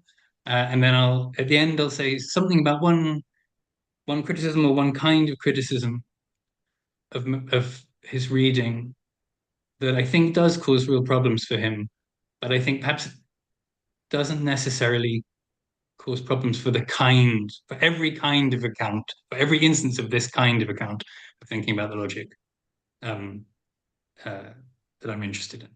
So just briefly, yeah, I mean, so I mean, years and years ago, I was doing a master's at Warwick, and I had a chance to do 2 modules, both of which Stephen Houlgate taught on Hegel's philosophy. One of them on the phenomenology of spirit, and one of them reading early parts of the logic. And Stephen's just said that this book would have been on the reading list. I'm sure it was. I don't remember reading the reading list so carefully. I remember finding this book in the library sort of by chance and going, oh, this looks very interesting, and immediately really thinking that it was saying speaking clearly about difficult material and making a lot of sense. I don't remember what I wrote on the basis of having read that book at that time for essays for those modules. But 4 or 5 years later, when I decided to do a PhD, I thought that there was going to be a chapter on issues to do with the beginning of Hegel's logic, skepticism, and the relationship to the phenomenology. And I remember thinking, I must go and find that book again that I read when I was a master's student. That chapter ended up becoming the whole of the PhD. And I remember, it would have been 2016, I think, the first time that I went to a conference to give a paper that wasn't just a work in progress session at my own university. So the first time I sent an abstract to a conference and it got accepted was at the University of Southern Denmark in Odense. And they were having a conference called Das Problem des Anfangs. And I went there, gave, I think, not a very good paper, not surprisingly. It was still sort of early days, where I attempted to sort of set out some thoughts about the beginning of the logic, that again would end up becoming the whole of the PhD. So no wonder the paper wasn't very good. But one of the things I wanted to do in that paper and spent time doing in the paper was try to express what I took to be problems with some of the things Bill was saying. I didn't know him about the beginning of the logic and its relationship to the phenomenology in some of the chapters in the first part of this book. And I didn't know until I got there that he was attending the conference, and I didn't know him. I didn't know anybody. I had never spoken to anybody about him, and so I was pretty nervous because, for all I knew, he could be somebody who doesn't take kindly to somebody engaging critically with his work, or he could be frightening or unapproachable, or I didn't know what kind of response I was going to get. And the response I did get was just incredibly generous. He was very, very approachable. He spoke a lot in the evenings with me and with other graduate students, and it sort of reacted the way as a more senior member of a more senior academic should, with kind of excited graduates who think they have something critical to say about your work. So it was an extremely positive encounter over a long and intense conference. And he ended up saying, I think we do really disagree about this. And so we emailed about it afterwards. And that material ended up being an article in the Review of Metaphysics, and then got reworked into the book that Greg kindly mentioned. So, and I will talk a little bit about some of that. Unfortunately, although I sent him the article and he said he was going to respond, he died before I got a full response and before I finished writing the book. So I'll never know quite what he would have made of some of this, but I'd like to think that, yeah, the positions I've taken on this, however convincingly or unconvincingly, owe a great deal to this work, and I think it's a really great piece of work. Rob, sorry to interrupt you just briefly. Actually, I was at that conference too, and still employed at Clemson, and Bill and I went together to that Problem des Anfangs conference, and Did I heard you. Maybe we didn't talk much, but I remember your talk, how I knew about you in the first place. And so that's really serendipitous. And I just just wanted to. Great. So wow. Anyway, I think a volume has come out since, by the way, has. based on some of the talks. I didn't contribute to it, which is good because I wasn't ready to at the time, but it might be worth looking up. Very nice. So I'll get on with the philosophy now, but that's lovely. So obviously, I think there's a lot going on in that book, and I'm broadly sympathetic to a lot of the bigger picture stuff, right? The defense of the credentials of a sort of robust systematic philosophy against later attempts to sort of deflate our philosophical ambitions. A lot of what he says in the second part of the book. But the stuff that I've worked on, I suppose, is the stuff in the first part of the book, and in particular, the chapters on the beginning of the logic and the relationship between the argument of the phenomenology and the beginning of the logic. And what you get out of that material, I think, is a really nice way of making sense of the puzzle that presents itself when you read these kinds of remarks from Hegel, right? Both of these are from the introduction to the logic. In the first one, he says that it's in the phenomenology of spirit that I have presented consciousness in its progression from the first immediate opposition with self and the object up to absolute knowing. This path goes through all forms of the relation of consciousness to the object and has the concept of science as a result. This concept thus needs no justification here because it received it there. The definition of science, or more precisely of logic, has its proof only in the necessity of its origination. The concept of pure science and its deduction is thus presupposed in the present work, insofar as the phenomenology of spirit is nothing other than the deduction of it. So, in other words, the place where we're starting logic presupposes the argument of the phenomenology, which deduces it, justifies it in some sense. But at the same time, logic is said to make an absolute beginning. And it's only sciences other than logic that are entitled to speak from lemmas, apply presupposed definitions and the like without further ado, in order to fix their general concepts and fundamental determinations. And for logic, all of that type of activity, all of those tasks make up part of its content and have to be established within the logic. So straight away in the introduction, there's a strange sense in which the phenomenology is being presupposed. The argument of the phenomenology is being presupposed, but it looks as though the beginning is also presuppositionless. And if you read a little further into the essay with what must the beginning of the science be made, you get Hegel expressing this puzzle about how logic ought to begin, saying that the beginning must either be something mediated, something immediate, and it's easy to show that it can be neither the one nor the other, so either way of beginning is refuted or rebutted. And if you read a little further in that essay, it's pretty clear that this puzzle is connected to those issues to do with presupposing the argument of the phenomenology and being at the same time presuppositionless,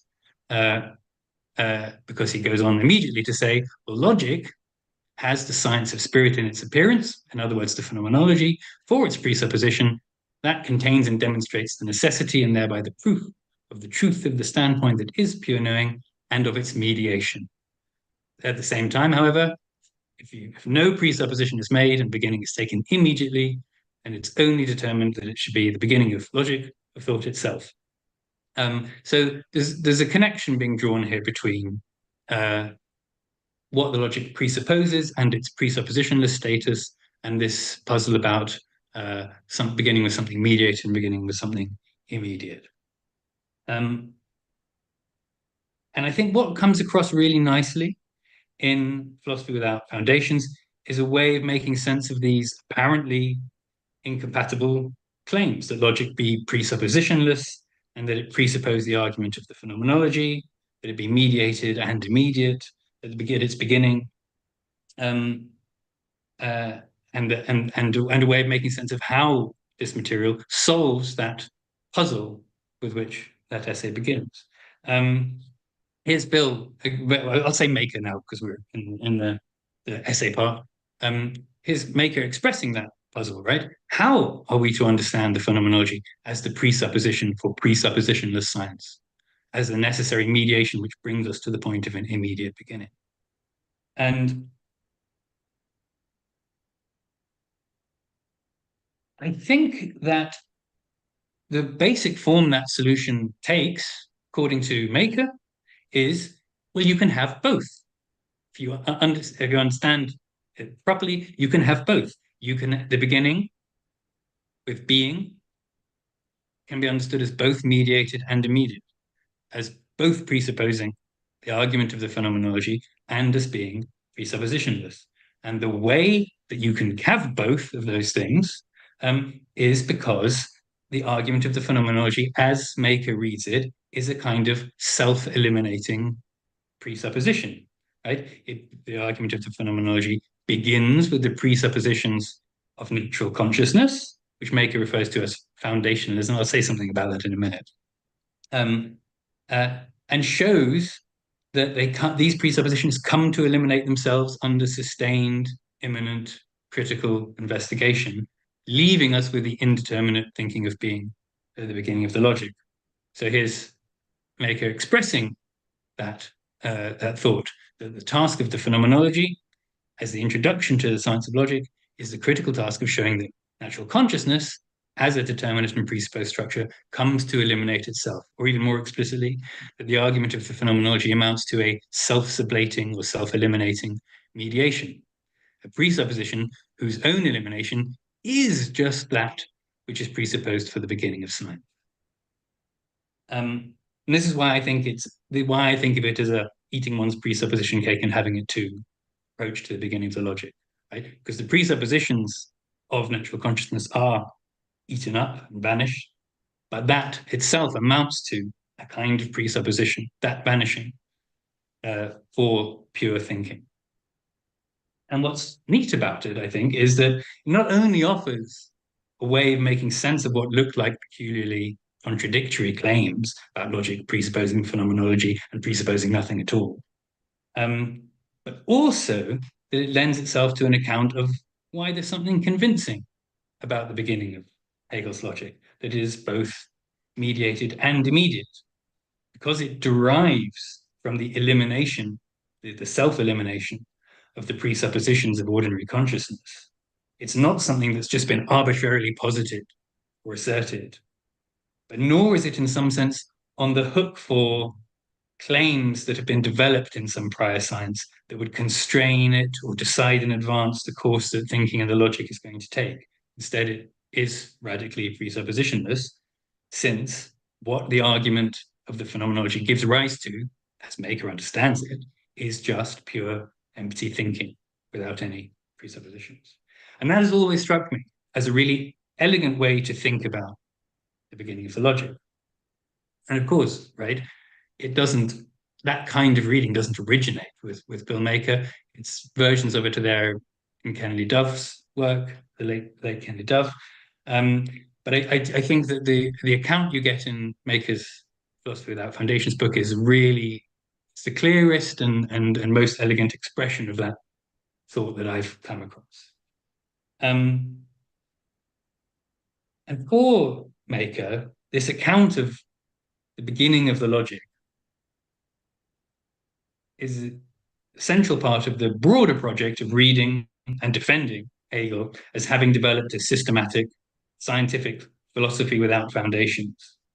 And it's clear, I mean, explicit, right, that the foundationalism that Maker is opposed to and takes Hegel to be opposed to here, or the foundations that he wants to do without, are epistemic foundations, right? What he wants to reject on Hegel's behalf is any kind of demand that all knowing begin from either from immediate, indubitable instances of knowing, or some epistemic principle that's self-evident in some way. And I think it's clear that in beginning with being, Hegel's logic isn't beginning from a fundamental principle. So in this respect, I agree that with Maker that Hegel's philosophy is without foundations, is without epistemic foundations, and that is something that it has going for it. I'll just note in passing, it's not the main point of what I want to say, that even though this isn't the direction I think that Maker took it, defending a philosophy without epistemic foundations seems to me to be, at least in principle, compatible with forms of metaphysical foundationalism, right? So one could still accept a kind of Maker-esque story about the beginning of the logic, and then attribute to Hegel the view, the structure of the concept or self-relating negativity amounts to the fundamental principle of all that is.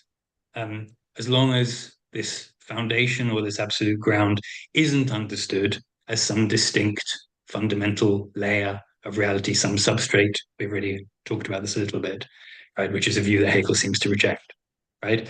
So I think it's not obvious to me that this type of reading of Hegel can't be reconciled with a kind of metaphysical foundationalism. I don't know whether that's a problem for any of you, but I'm happy to talk about it in the Q&A. Back to the beginning of the logic. There's several other ways, right, of thinking about the beginning of the logic, which I suppose are competitors of the kind of interpretation that Maker offers. Before looking at them, what have I got on my slide? Yeah. Before looking at them, however, I want to say something about the stakes or the motivation for thinking about the beginning of the logic in the way that Maker does here, right? And I take it that the principal reason for taking an interest in the beginning of the logic specifically, right, is that it seems to be a factor, seems to be an element, certainly not the whole story, of an account of what makes Hegel's philosophy, supposedly, properly scientific. That if you want to give an account of what it is that makes Hegel's system, his science of logic, a science of logic, properly scientific philosophy, then you need to, among other things, you need to say something about the beginning. I take it that that's why there's this interest, or very often that's why there's this interest in the beginning. And I don't know how helpful this is, but before I talk about some other ways of thinking about the beginning of the logic, I want to say a little something about criteria that seem to be in play when thinking about what it is for a philosophical system or a system of logic in particular to be scientific for Hegel. And I've noticed that the way I think about this seems to owe quite a lot to Fichte, or at least to Fichte around the time of the Grundlage der gesamten Wissenschaftslehre. And one, I take it that there's just no question, right, that early versions of the Wissenschaftslehre are an important influence on Hegel's logic. I suppose that there might be a worry that the way I read Hegel is somehow too Fichtean, or that I'm importing criteria from Fichte into Hegel that maybe Hegel doesn't want to endorse. So I'm very happy to be told I'm wrong about this in the Q&A. But with that in mind, here are three Fichtean criteria for a scientific philosophy that it seems to me are also Hegelian criteria, and that are useful in thinking about what's going on in the beginning of the logic. They're useful in thinking about what's good about Maker's account. They're useful in thinking about competitor accounts as well. I think that Fichte thinks that a scientific philosophy, for a system of philosophy to be properly scientific, and I'm not suggesting that these three exhaust the criteria for Fichte or for Hegel, right? One has to begin in the right place, and that isn't easy to determine. I'll talk about them in turn in a minute. The system that's derived from the beginning has to be rigorously derived, has to be complete, it has to be exhaustive. I'll say something about that in a minute. And any competing systems have to be ruled out. So Fichte says in the Grundlage, we have to seek out the absolutely first, simply unconditional foundational principle of all human knowledge. And if this is the absolutely first foundational principle, then it can't be proven and it can't be determined or defined.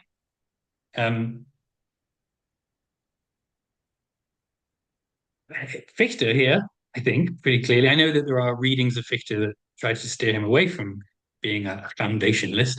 I think Fichte is an epistemic foundationalist, right? In a way that Maker's Hegel, several people say Hegel would want to distance himself.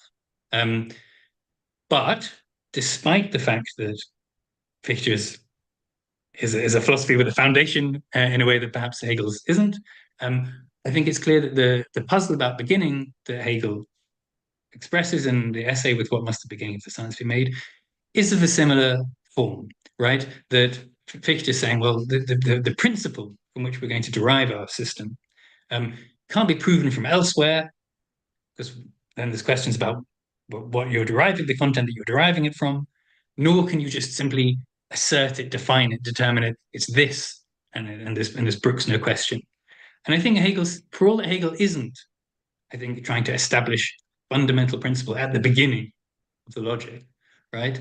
I think he's aware that whatever the nature of the beginning, it also looks as though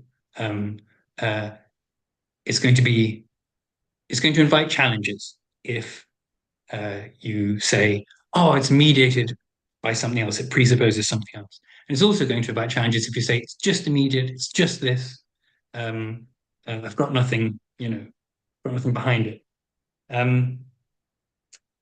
So I think that there has to be some case in favor of beginning where one begins.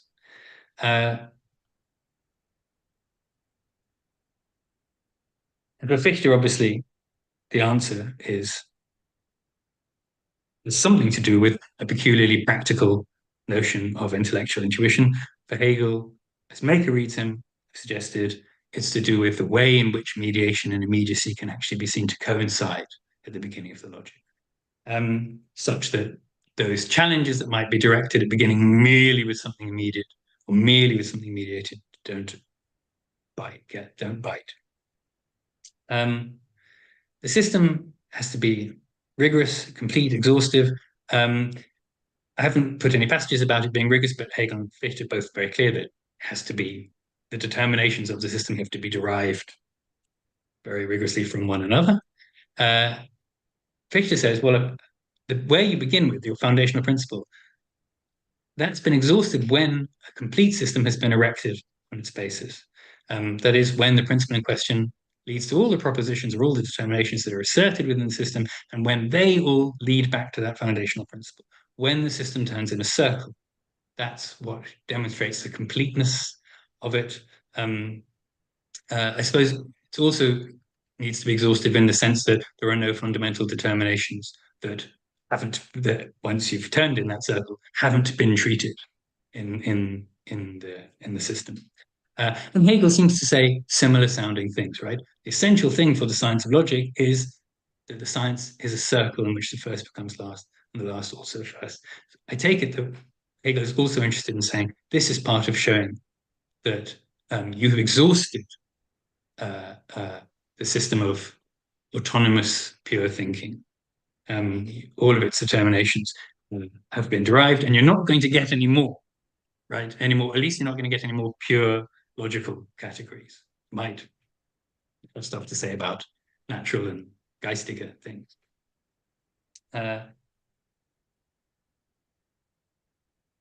So, yeah, in both cases, it seems that it's crucial that the entire system is rigorously derived from the beginning, whether it's a fundamental principle or not, and that the system is shown to be complete in that it turns in a circle, and you're not going to, and no further determination is going to be derived. And finally, you have to rule out competing systems. So Fichte, talking about idealism and dogmatism, in the first of those introductions published after the Lager, says, well, neither idealism nor dogmatism can directly refute the opposing one, even if one of them has a form of purely practical intellectual intuition in favor of its foundational principle. For the dispute between them is a dispute concerning the first principle, that is, concerning a principle that cannot be derived from any higher principle. And if the first principle of either system is conceded, then it is able to refute the first principle of the other. Each denies everything included within the opposite system.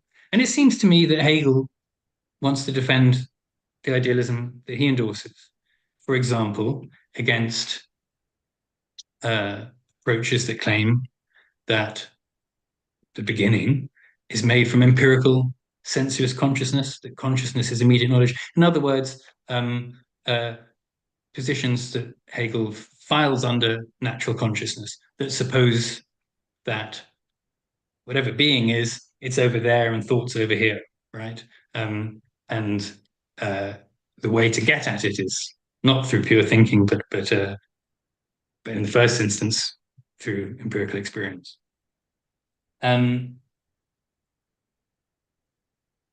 I think in Fichte's case there, it's pretty clear that a system of philosophy can't lay claim to being scientifically known or scientifically understood unless competing systems have been shown to be false. For one thing, because scientifically knowing something sounds like it's a factive state. If you scientifically know something, you find yourself in a factive state. What you're knowing can't turn out to be false. But for as long as the Fichtean idealist hasn't shown that dogmatism is false, they can't really be said to scientifically know the truth of idealism. And I would want to say the same thing about Hegel, right? For as long as you haven't shown empiricism, foundationalism, whatever terms you want to use to characterize the viewpoints that Hegel suggests are opposed to his own philosophical idealist one.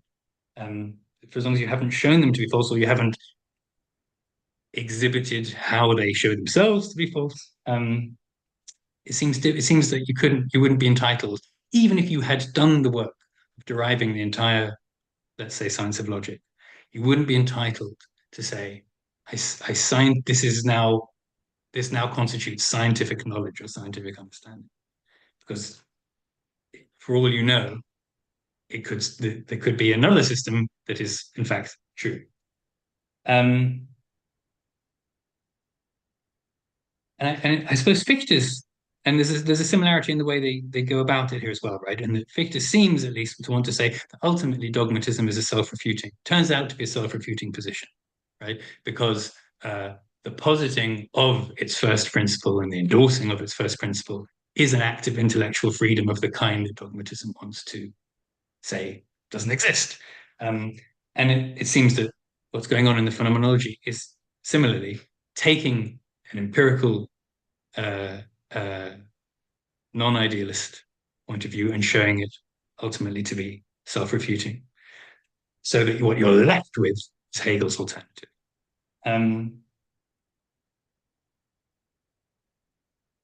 Right.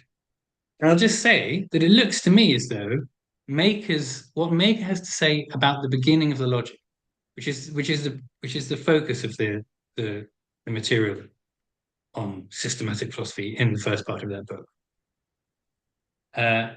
seems to be doing all right along in terms of these three criteria. Right? It's got a story to tell about why one begins with being. It's what you get when you combine the self-eliminating presupposition that is the immanent criticism of natural consciousness with the presuppositionless thought that gives rise to. And that sort of shows that beginning with being isn't just some arbitrary assertion, but it also has this sort of undogmatic character because it is also radically presuppositions. He doesn't have much to say about the second criterion there. And that's because the second criterion there isn't really about the beginning, right? What it's about is the structure of the science, that it be shown to be complete, that it be self-grounding. I'm going to come back to that and why I've mentioned it at all then. But I don't think it's about the beginning, right? And I think he's got a compelling story to tell about eliminating competing systems, precisely because for Maker, the beginning of the logic requires that the competitor positions of natural consciousness have been eliminated, and indeed that's what takes you and justifies the position that you find yourself in the beginning of the logic. So with that said, say something briefly about different approaches to logic. So, three kinds. Firstly, readings that will retain with Maker the insistence on the role of the phenomenology in sort of justifying the starting point of the logic, but which don't endorse what Maker calls the radically negative trajectory of the phenomenology. In other words, they would see it as deriving some principle or some set of principles or some other content that the logic therefore presupposes. I'm not going to say much about readings of the phenomenology logic connection that proceed that way. I think it's difficult to square with the text of with what must the science begin. The way to make them work, the problem, right, is that that kind of reading means that the logic is presupposing some specific content. And that's much harder to square with the claim that it's presuppositionless than Maker's account. I suppose that the way that you have to go if you think something like that is you have to fairly radically reinterpret Hegel's remarks about presuppositionlessness to mean something much weaker, a commitment to fallibilism or something like that. And I don't really see that the text supports that type of interpretation. I also don't really see what those readings, how they make sense of that puzzle about immediacy and mediation. But I don't want to focus on them. Other types of readings are readings that suggest that pure presuppositionlessness is all that's really required for the beginning of the logic to be legitimate. And then readings that claim that what establishes the legitimacy of the beginning of logic, what justifies us in saying, yeah, we ought to begin with pure being, is the circular course that the work subsequently takes. So I'll just say a little something about each of them in turn. The appeal of, well, that's first of all, if you endorse this type of view, right, and all you say, all that's required is presuppositionless thinking, then Maker is going to have to be, to some extent, wrong, right? Because there's no need to appeal to the self-eliminating presupposition that is the argument of the phenomenology in order to justify where you get going with logic. And it seems like Maker wants to say, no, you need it, right? And this is the type of view that I take it, defended very notably by Stephen Houlgate, who's here, possibly Richard Winfield as well. I remember reading an article by Richard Winfield with the title, "Is Phenomenology Necessary as an Introduction to Philosophy?" And I'm pretty sure the answer was no. So I take it that that's a version of this as well. And part of the appeal of this type of interpretation is that, well, for one thing, Hegel says things that sound an awful lot like this is exactly what he thinks. For example, his claim that the demand that science should be preceded by doubting everything, that is, total presuppositionlessness, is really completed or satisfied, let's say, in the resolve to want to think purely by means of the freedom which abstracts from everything and grasps its pure abstraction, the simplicity of thought.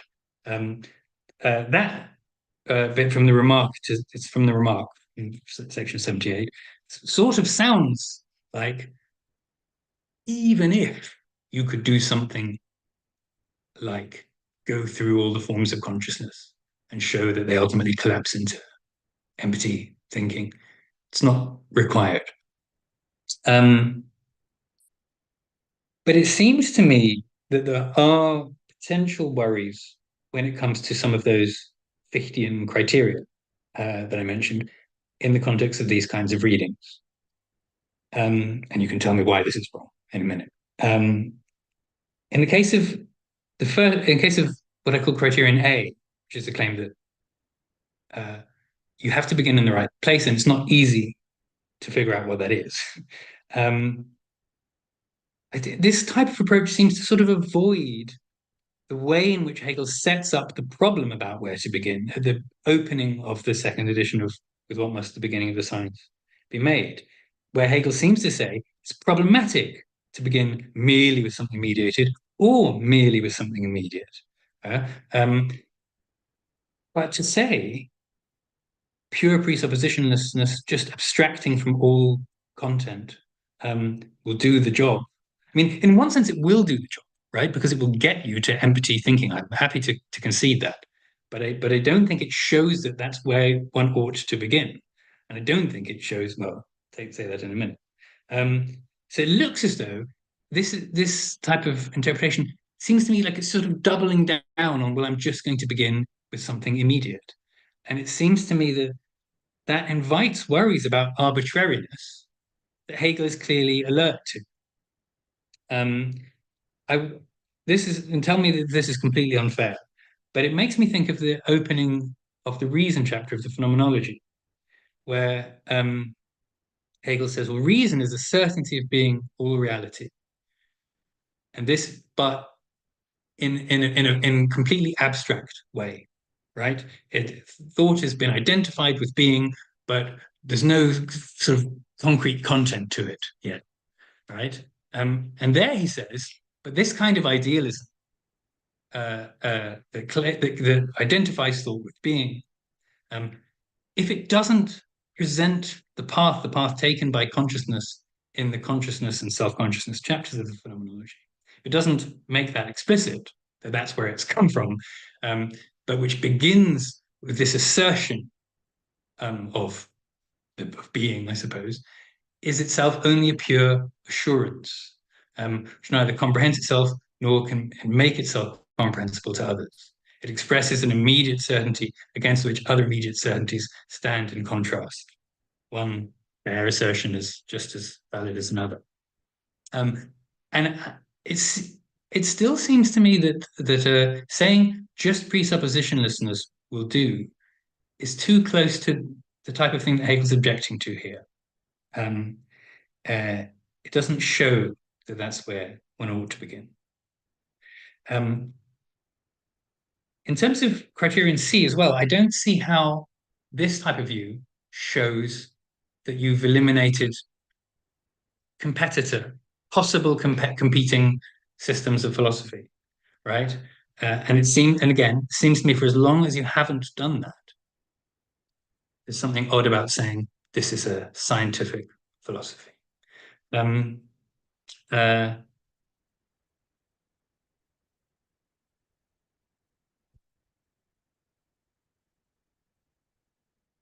Again, I take it that abstracting from all presuppositions will get you empty thinking or pure thinking, right? But there's a big difference, it seems to me, between abstracting from those presuppositions and eliminating them. And it's only the latter that gets you criterion C. You've eliminated the alternatives. So just abstracting, just presuppositionless thought, seems to me you haven't done anything to show that what's being thought or that what follows from that is true, or that there are no viable competitors. I'm sure that's thoroughly inadequate, but turning now to readings that appeal to the circularity of the logic to justify its beginning. I'm thinking of, this is something that David Carlson, in that commentary on the logic that he published, asserts very clearly. There's also a great paper by Miles Henthrop, who's here, in Idealistic Studies from a few years ago, with the title Hegel's Logic as Presuppositionless Science, that's really worth a look. And the thought is, if this sort of account is right, then make us wrong to think that the beginning of the logic relies on the phenomenology for its justification, right? Instead, the justification is in some sense a circular one that isn't vicious. And one of the appeals of this kind of reading is that it also seems to make sense of some of the things that Hegel says pretty explicitly. So after commencing with the indeterminate immediacy of being, Hegel claims that, have I not got the passage? I haven't. Oh yes, no, here we are. It's there. In this advance, the progression of the logic after being, the beginning loses the one-sidedness that it has, or that it had, when determined simply as something immediate and abstract as reines Sein. It becomes mediated, and the line of scientific forward movement consequently turns into a circle. So this sort of account gives you, if you like, an alternative account of making sense of the way in which being at the beginning of the logic can be both mediated and immediate, right? It's immediate, it's presuppositionless, but it's also mediated by, and it presupposes not the argument of the phenomenology, but the circular course that somehow follows from it and then gives rise to it.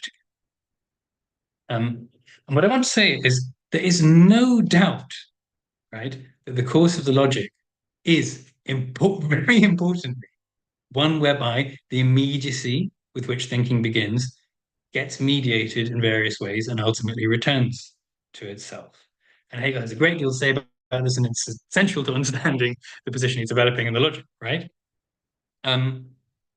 It's essential to the conception of the science of logic, but its importance, it seems to me, is principally bound up with meeting what I called criterion B earlier, right? Having to do with the completeness of the system, and not to do with establishing the beginning, the legitimacy of the beginning, and establishing it against competitors, right? The narrative of the logic, whereby immediate thought is mediated in various ways and ultimately returns to itself, belongs, I think, to Hegel's distinctive version of the claim that this is a system that proceeds by strict derivation and demonstrates its completeness, the completeness of its system of determinations, by turning in a circle, by exhausting autonomous thought.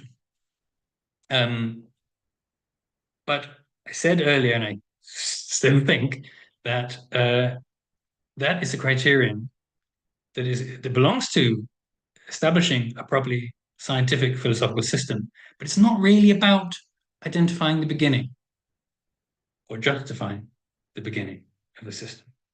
And I think that this is clear from the text of With What Must the Beginning of the Science Be Made, because it proceeds like this. I should have shown you this, but I mean, probably you know the text fairly well. First, Hegel sets out that problem.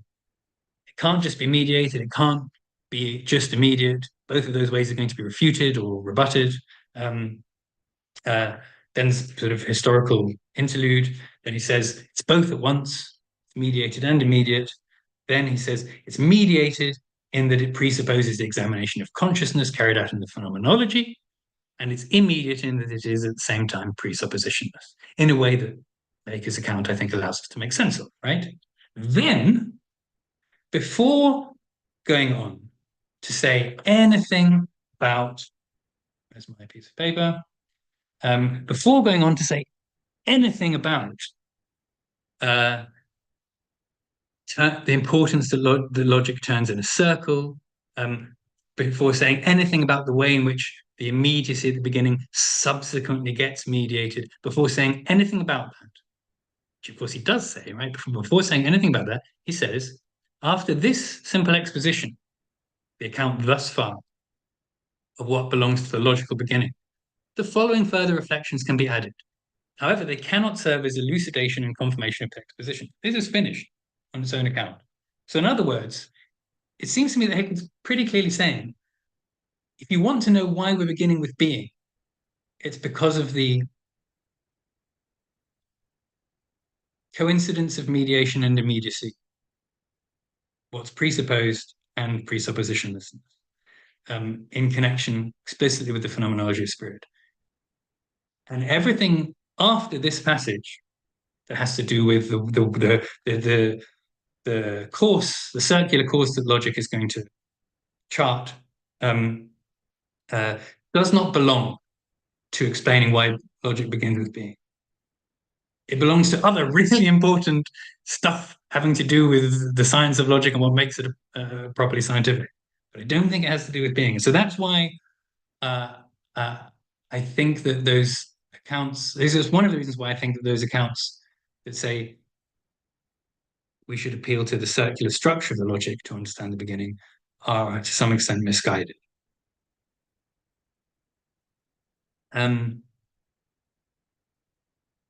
So all of this is to say, yeah, I don't want to deny the importance of understanding the senses in which the immediacy of being is subsequently mediated, circular structure of the logic, but I don't think they're ultimately about explaining how the beginning is justified, but at the same time presuppositionless, suited for developing a systematic philosophy without epistemic foundations in the way that Baker would want to put it, right? So to sort of conclude that section, it seems to me that Baker's kind of approach, what I've called eating a presupposition cake and having two approaches to the beginning of the logic, still has a lot going for it in comparison to these other kinds of accounts, at least in light of the criteria I've mentioned. So let me just mention it in closing. Have I got time to say one little thing before questions? Yes, you do. Yeah. I'll be quick. I'll be quick. Yeah, of course, of course. One criticism, or one kind of criticism that has been directed towards the sort of maker eating your presupposition cake and having it to account at the beginning of the logic, that I think has something going for it, right? And the objection springs from the thought that even if the text of "with what must the beginning of the science be made" makes it sound, and it does, I think, right, makes it sound as though the argument of the phenomenology and its conclusion in particular and the beginning of the logic coincide neatly in just the way that Bill Maker spells out in his book. It's not obvious that the phenomenology, as published, actually fits that picture, right? And there's a short version of this objection that's nicely provided by Stephen Houlgate in his opening of the Logic book, where he says, well, phenomenology does not end directly where the logic begins, with the pure thought of being as such. It ends with a determinate conception of being as universal reason. And I think that any reading of the position reached in the absolute knowing chapter of the phenomenology that doesn't find its conclusions to be radically negative, as Maker puts it, it's going to find that this neat coincidence between the conclusion of the early work and the beginning of the later work doesn't look as though it can work in the way that Maker suggests. And it does seem that there is more to the account of spirit reached at the end of the phenomenology than the mere absence of the presuppositions of natural consciousness. In fact, sometimes it seems to me that the way when you read "with what must the beginning of science be made," it's almost as if it was intended to sort of coincide with sort of an earlier version of the phenomenology before Hegel decided it needed to be elongated so significantly. But even if you were to try to argue that the beginning of the logic coincides with the point that's reached earlier in the phenomenology, say the opening of the reason chapter, where there's less in the way of a determinate account of spirit that's been established, it still looks to me as though that point is never going to coincide with the total Voraussetzungslosigkeit of the beginning of the logic in the way that Maker's account seems to need it to, right? And this follows, for example, among other things, simply from the fact that the argument of the phenomenology explicitly proceeds by way of determinate negation, such that the result of each step, for all that it involves negating a particular shape of consciousness, is always some new determinate and positive content. And so that problem, I think, is going to continue to affect any eating one's presupposition cake and having it to account of the beginning of Hegel's logic and its relationship to, or at least any such account that insists that it's the argument of the phenomenology that plays the role of the self-eliminating presupposition that brings us to the thought of pure being. But I think, and this is really a story for another time, that one of the things that this might motivate us to do is to reconsider Hegel's remarks about an alternative candidate for playing just that role. And he says, in the remark to section 78 of the two Berlin encyclopedias, skepticism as a negative science, just run through all forms of cognition, would offer itself as an introduction in which the nullity of such presuppositions would be demonstrated. And the demand for such a vollbrachte Skeptizismus, a completed skepticism, is the same as the demand that science should be preceded by total presuppositionlessness. So that is not an option that Hegel endorses. Very clear from the remainder of that paragraph that I've cited earlier. But it seems to me that in Hegel's reading of skepticism, and of Pyrrhonism in particular, there are resources for a negative science that could function as a self-eliminating presupposition that demonstrates the illegitimacy and prompts one to suspend judgment or retreat from the presuppositions of natural consciousness, but which does not proceed by determinate negation, which does not give rise to a determinate notion of spirit, but leaves you, as Hegel remarks in his the 18 whichever the lectures, the sort of the lectures on logic that Carl Hegel transcribed.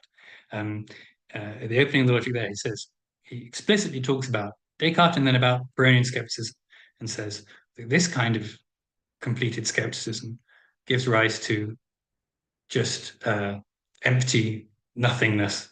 And that seems to me to be much closer to what Bill Maker wanted the phenomenology to give you, and therefore suggests itself to me as a candidate for a Maker-esque reading of the beginning of the logic that perhaps doesn't run into the problems that one's involving the phenomenology do. But I'll leave it at that. I hope that was somewhat clear. Thank you so much, Rob, for that very detailed, stimulating talk. So we have some time for questions. So we're a bit behind, but that's fine. We'll just reorganize. If it's okay with speakers, we will maybe after the question and answer period, we will maybe start at 6:30. Is that okay for Robert? Is that for your talk? It's fine. And then Richard, is that's okay with you if your talk is from 7:30 to 8:30? Okay, good. All right, so let's get going with the questions. Okay, so let's start with Miles, and then Stephen, and then Emre. So Miles, it's yours. Great. Can you hear me? Do you guys Yeah. hear me okay? Yeah. Okay, great. Thank you, Rob, for a wonderful talk. And thanks for plugging my article. I will return the favor and say everyone needs to read Rob's recent excellent book that Greg mentioned earlier. So we've talked about this a bit, Rob. Forgive me if this is a question that you've addressed in the book, or a question that I've already put to you, but it's one that kind of emerges for me just upon hearing this reconstruction, which I think was really helpful. So in thinking about Hegel's relationship to Pyrrhonism, and particularly the five modes, I'm always kind of interested in how we see kind of a mirror image of this in contemporary debates about epistemic justification, where the kind of approach is, well, one of the five modes of Agrippa is actually all right, but all of the rest of them are not going to be acceptable. And so, it seems to me, so for instance, you accept the fourth mode of Agrippa if you are a foundationalist. You accept the second mode of Agrippa, the infinite mode, if you're an infinitist. And maybe you accept one of the other modes if you have another idea about this. Anyway, my question is, I think that your reading of Hegel puts maybe quite a bit of priority on what we might say is the fourth mode, right? This concern about hypothesis beginning with an arbitrary assumption. And I just wonder, I guess, if you'd speak to whether you think that this concern with the fourth mode takes priority or precedence for Hegel over, let's say, the mode of circularity or the problem of circularity, the fifth mode. And if so, what makes you think that Hegel's particularly concerned to address the kind of beginning problem, or the fourth, articulated in the fourth mode or the two modes, rather than maybe some of these other skeptical arguments? Thanks. Thanks very much. Yeah. So I suppose I don't quite see what it is in the account I've given that suggests that there's a sort of extra heavy emphasis on, say, the mode of hypothesis. Both you and I have said, "Oh, isn't it sort of interesting the way this rejection of the idea of beginning with something immediate and the rejection of the idea of beginning with something mediated appears to mirror the account of the two modes." And the two modes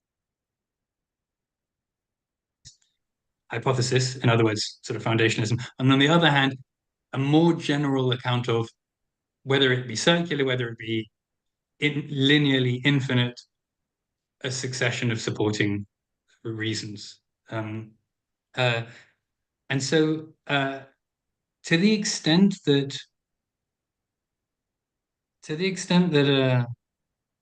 I think that the way that the argument of with what must be, the first part of with what must the beginning of science be made requires Hegel to say it's both at once, it's mediated and immediate. I sort of think that he's equally rejecting the idea that here's some epistemic foundation. It is self-evident that the being is the right place to begin, and that it would be somehow reasonable to continue to refer back to further and further supporting, mediating sort of premises. So I feel like I haven't really understood why you think that or what follows from it, but I haven't recognized it in my own account a sort of preference for eliminating that. I don't know what Bill Maker would have to say about that topic, right? The emphasis is very heavily on avoiding epistemic foundations. I can't think off the top of my head how much he has to say about the idea that there's a coherentist justification for the system of logical categories or something like that. I don't know. So sorry, I don't think that's very satisfying, but we'll talk more, I'm sure. Great. Okay. Thanks so much. So Stephen, I think you're next. Good. Thanks, Rob. That was really good. Thoroughly enjoyed it. I wanted to make one brief remark about Bill Maker, sort of defending him against a particular charge you made, and then say something about maybe the substance of what you were talking about. I think you said that at one point you thought Bill would not have much to say about number 2, the idea of rigorous derivation. And it just struck me that remember, Bill is particularly interested in the idea that logic, thought, proves to be the process of self-determination. And so I think he doesn't explore that. I think Richard made this point. I mean Bill doesn't go into the details of that process in much detail at all. But I think he is interested in that question of a rigorous derivation. And of course, the remark that I cited from his essay on the philosophy of nature, where he talks about the determinations of nature emerging immanently. And so I would just say on his behalf, I think he is concerned with that. And so he could tick that box, if you like. Okay, now to the substance of what you're saying. It's a comment really rather than a question, but I suppose it's inviting you to talk about it. And that seems to me that you are focusing too much on these Fichtean principles and overlooking the fact that for Hegel, the beginning of the logic is overdetermined in that there are 2, if not 3 different ways that you can get into the logic. And they each appeal to different ideas. Now, you've talked about the phenomenology, and it is true. I'm looking at what Hegel says about that actually in the logic, and he does say that the phenomenology provides the only justification, Rechtfertigung, for the concept of logic, for the beginning of logic. So that might be, evidence in support of the idea that the phenomenology is necessary. But then you ask, who needs that justification? Your Greek skeptic doesn't need it. And so Descartes doesn't need it. Who needs it are those people who are wedded to the assumptions of ordinary consciousness, whether they're ordinary consciousness themselves or various philosophers wedded to that perspective. So even there, Hegel is not saying that in some absolute way, the phenomenology is required to justify at the beginning of the logic. It's qualified. I don't think either that systematicity requires the phenomenology. That didn't seem to be convincing. So we've got the other option you mentioned, and there's another one you didn't mention. The other option you mentioned, you cited the important passage that I love from the encyclopedia, has to do with this free act of resolve, this free act of abstraction. But what you didn't highlight is the notion of freedom. That what, if that justifies, in inverted commas, a presuppositionalist logic for Hegel isn't just the demand for systematic necessity, science, but also freedom. Think of Hegel's critique of Catholicism, his critique of the given, the authority of the given. How do you avoid the authority of the given? By thinking freely. How do you think freely? Well, by setting aside all assumptions, etc., etc. And the term, of course, Hegel uses in the logic is eine Willkür. Now, many people translate that as arbitrariness, but it needn't mean that. It could be Willkür in the sense of freedom at the beginning of the philosophy of right, that first stage of freedom in which we abstract. So, and of course, that is not just immediate in the way you suggested, because the immediacy of the beginning is mediated by that resolve. So in fact, you do get that combination of mediation and immediacy, you know, your cake and eating it, if you like, in the very idea that you need the resolve to get to a beginning. So I suppose in your response, maybe you could say a little bit about what you think about that as a way into the logic, through freedom, through being critical, as opposed to systematicity. Now, the other way in, which Hegel also talks about in this essay, is just the very idea of beginning. He says at 2 points, he said, it lies therefore in the nature of the beginning that it be being and nothing else. There is no need for any other preparations to get into philosophy, no other reflections and points of connection. You don't need anything. You just think about what it is to begin. So, and then if you look a bit later on, why does beginning require the simple immediacy of being? Because anything mediated would already be, he says, ein fortgegangen sein. You would always have begun.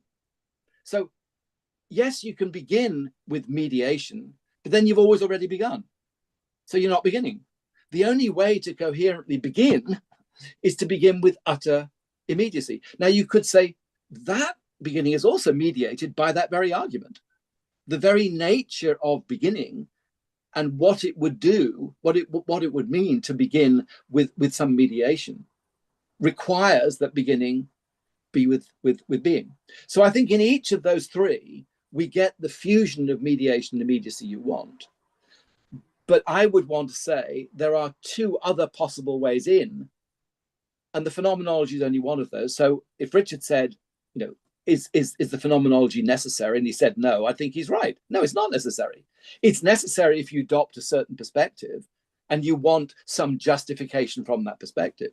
But if you want to think freely, or you just want to begin without always already having begun, then there are other ways in. So, sorry, there's a lot there, but I wonder if you could just respond maybe to those last two ideas. What have you got to say from your point of view about freedom and also about the very nature of beginning as such? Good. All right, thank you. Lots there, as you said, but very helpful. I'll just briefly, very happy to concede the first point about Bill Maker's thought. I didn't mean to suggest he's not interested in an account of systematic derivation, but all I did mean is what you don't get in the first part, or in any part of philosophy without foundations, is a complete account of the justification of Hegel's position at the end of the science of logic, right? The focus is very much on the beginning, and then he does have something to say about dialectical progression, but there's nothing really about what's involved in. There isn't an account of the concept. There isn't an account of the idea. There isn't, there isn't an account of why it's important that it turns in a circle, I think, and why that's significant. But yes, but that's not to mean that he would deny the importance of those things either. He just doesn't address them. I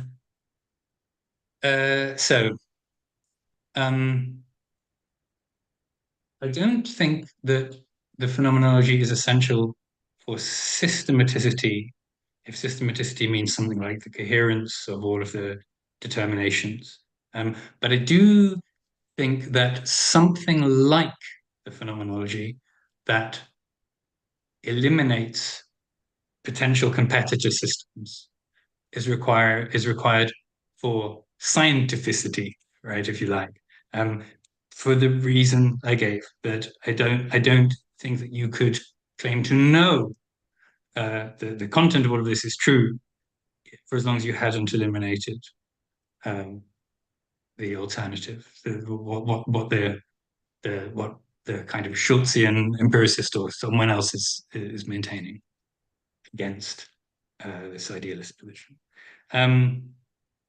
I agree that I haven't said enough about importance of freedom, and I take the point, but maybe I'm just still stuck then, because it does seem to me still, right, that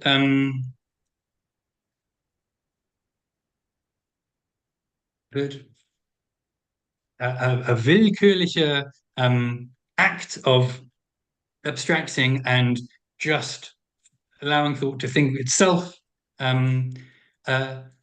gets you the results, right? But and is a picture of, gives you self-determining thought, gives you a lot of things that are really essential to what Hegel's getting at. But it doesn't, it doesn't show you that there are no competitors, right? And it's just possible that self-determining presuppositionless thought takes you somewhere false, I think, right?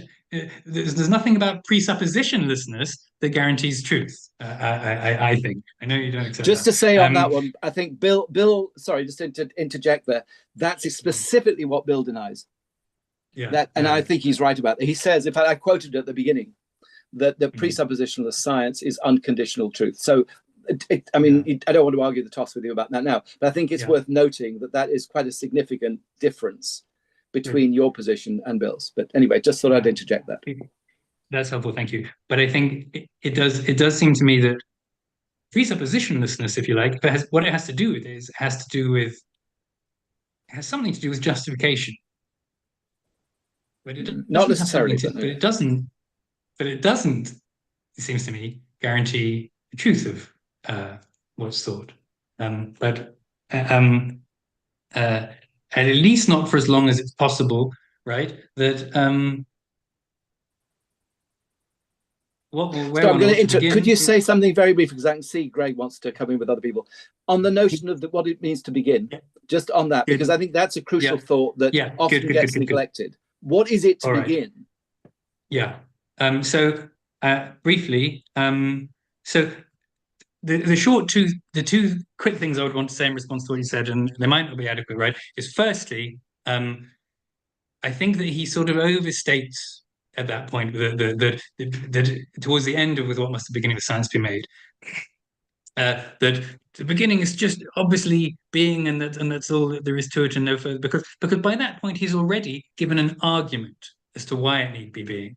And I don't think he, in making that remark, can eliminate the fact that there's an argument in those opening pages that says either mediated or mediate, not one, not the other, but both, and here's how it works. And therefore, it's pure being, right? And then the second thing says that then the reflections on the notion of beginning itself, the material that I remember most clearly seems to me most explicitly to be dedicated towards rejecting the adequacy of beginning with the representation of beginning, for the very reason that it involves the first and other. Yeah, Rob, you're right. Yeah. You can't begin with the concept of beginning because you already know that's beginning of something.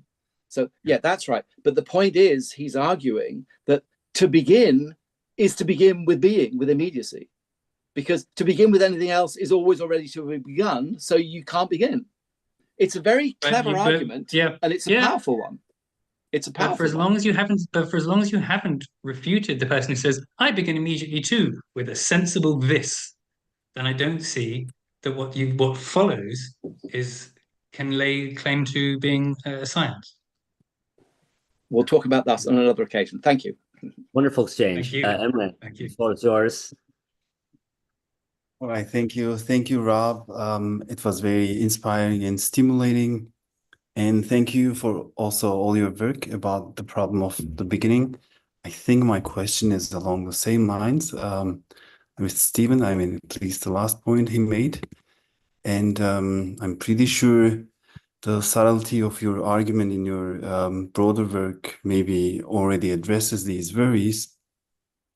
But in the end, I just want you to maybe emphasize the core points and also consider two possible ways to think about the issue from my own perspective, I mean, because for me, again, from the perspective of logic, it is really challenging to think of the beginning as both immediate and mediated, because as soon as we speak of mediation, it sounds like we are already talking about something too complicated, like because mediation has to presuppose things that the mediation is not.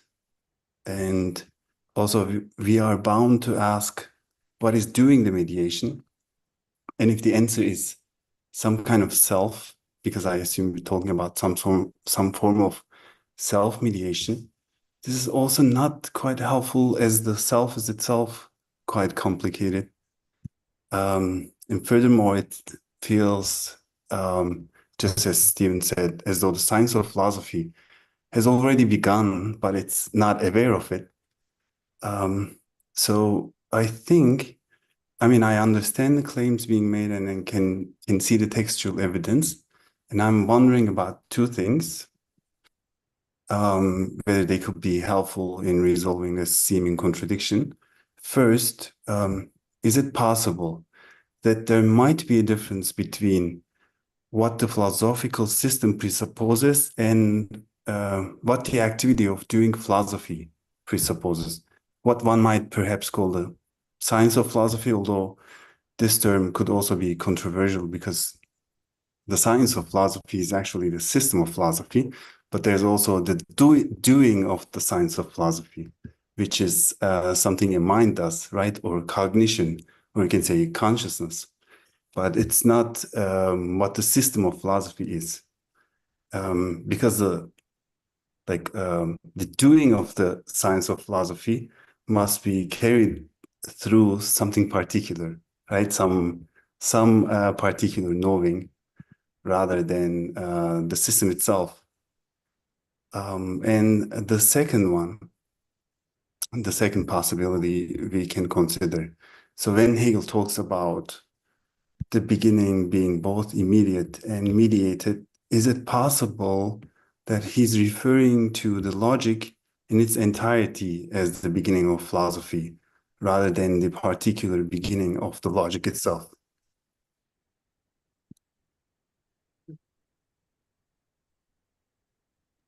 Thanks very much, Emery, for the question and the comments. I mean, so with regard to I think I'll probably have to think about them more. But I think with regard to the first, I mean, absolutely, right? There's a very important difference between the argument itself and the thinking of the argument by somebody, right? You know, either those transitions are valid, you know, work, or they don't.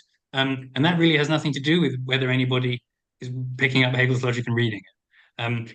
And of course, yes, there are all sorts of conditions, or you might want to say presuppositions, or factors affecting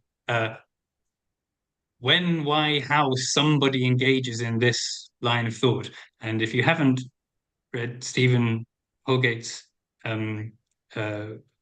I think there's a lovely discussion of the presuppositions of presuppositionless thinking. It's definitely in the 2006 book. I think it might also be in the new book as well, which makes this really clear. And I don't think I would have really much to add to that. In that respect, it seems to me that yes, therefore, yes, on the one hand, there is somebody who thinks through the phenomenology and thinks their way to the beginning of the logic and is involved in that mediation in that sense. But on the other hand, if let's say, natural consciousness is a self-refuting position in some way, just like, or a set of self-refuting positions, just like Fichte thinks that dogmatism in some sense is a self-refuting position. It is a self-refuting position, regardless of whether somebody does the work of exhibiting that self-refutation. So I think that's how I think about the beginning of the logic as well. So in other words, I think there's an argument there. I think the argument itself works regardless of whether somebody is taking the time to think it through or not. The second claim, I'm not really sure. I mean, there is a sense in which there's one thing being discussed all the way through the logic. It's something that begins very abstractly and then proves itself as its result, to be the absolute or something. I wouldn't want to deny that, but I suppose it seems to me that the question of, well, why begin with Weiner's right, without any further determinations?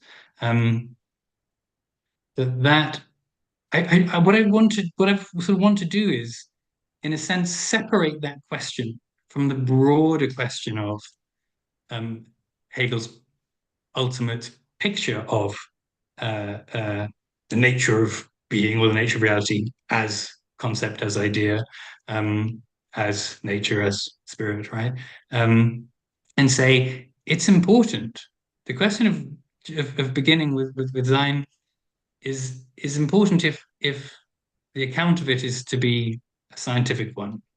And Hegel does say, right, I think it's in section 17 of the Berlin Encyclopedias, that the beginning is kind of an issue for the subject thinking rather than the system itself. And I think I can sort of concede that and say, therefore, it's not the be all and end all by any means.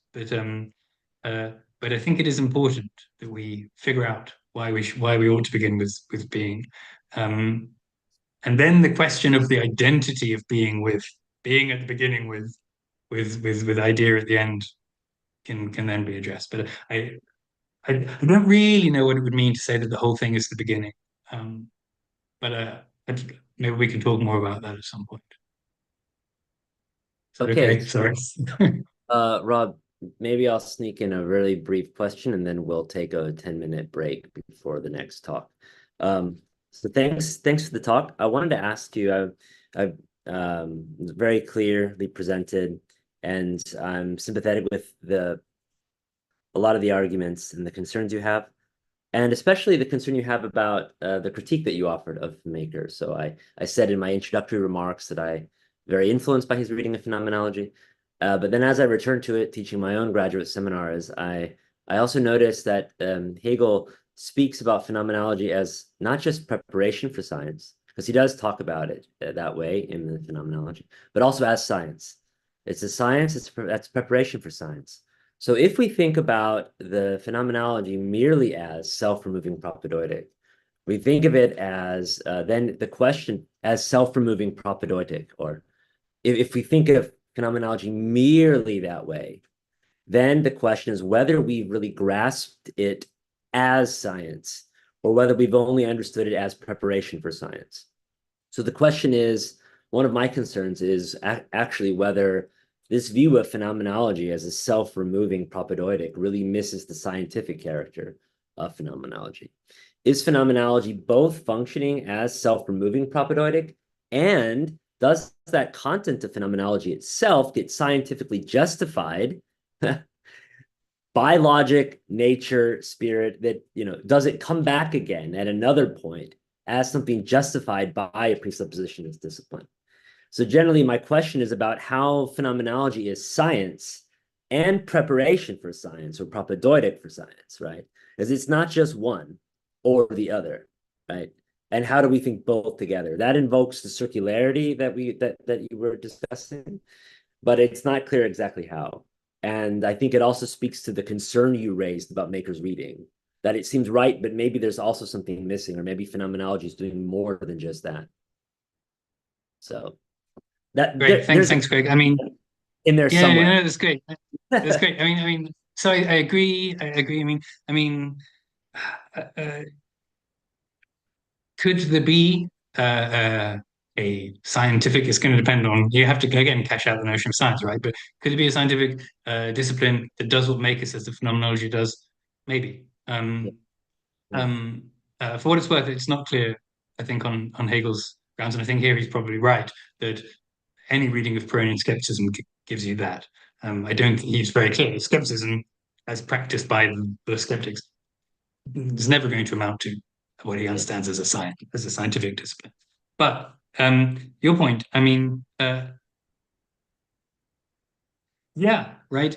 It seems clear to me that the phenomenology gives what Hegel considers to explicitly says is a scientific. By the end, you've got a scientific account of spirit or of consciousness, right? In its appearing, and a lot of those conclusions, therefore, defended concerning the nature of Geist,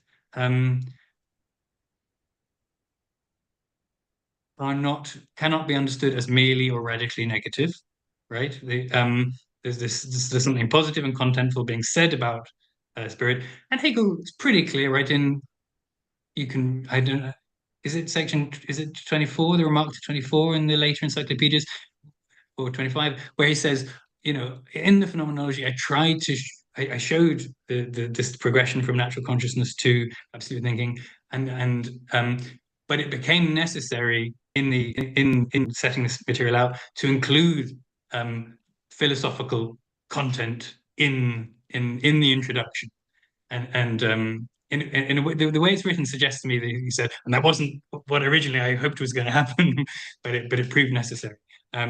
So that's just to agree with you that I think there are positive claims being defended about the development of spirit in phenomenology, and that many of them receive their proper philosophical justification in the philosophy of spirit. I think so. Absolutely. Great. So let's take our speaker one more time. Sorry, and obviously that's a problem for filmmakers reading. Yeah. Okay. Yeah, thanks so much, Rob. Thank you again for the talk. Thanks everybody for the great questions and discussion.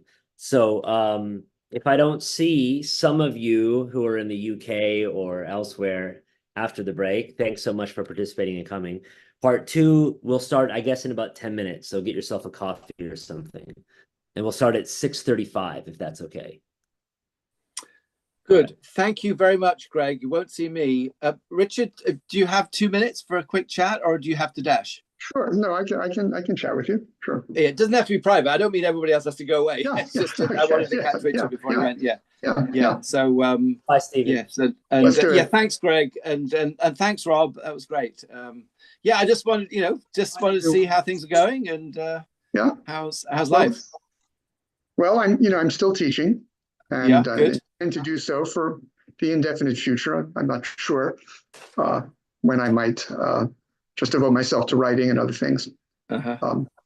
So I managed to do a fair amount of my own writing in addition. But you're not doing teaching. any more politicking. Well, I'm not running for office right now. I participate in the Democratic Party to some degree, but no, I'm not putting myself forward as a candidate for a third time. I think. Okay, good. Yeah. I explored that. I saw what happened, and I saw what the limitations were, and you can't do. It becomes a full-time enterprise, and so. Yeah.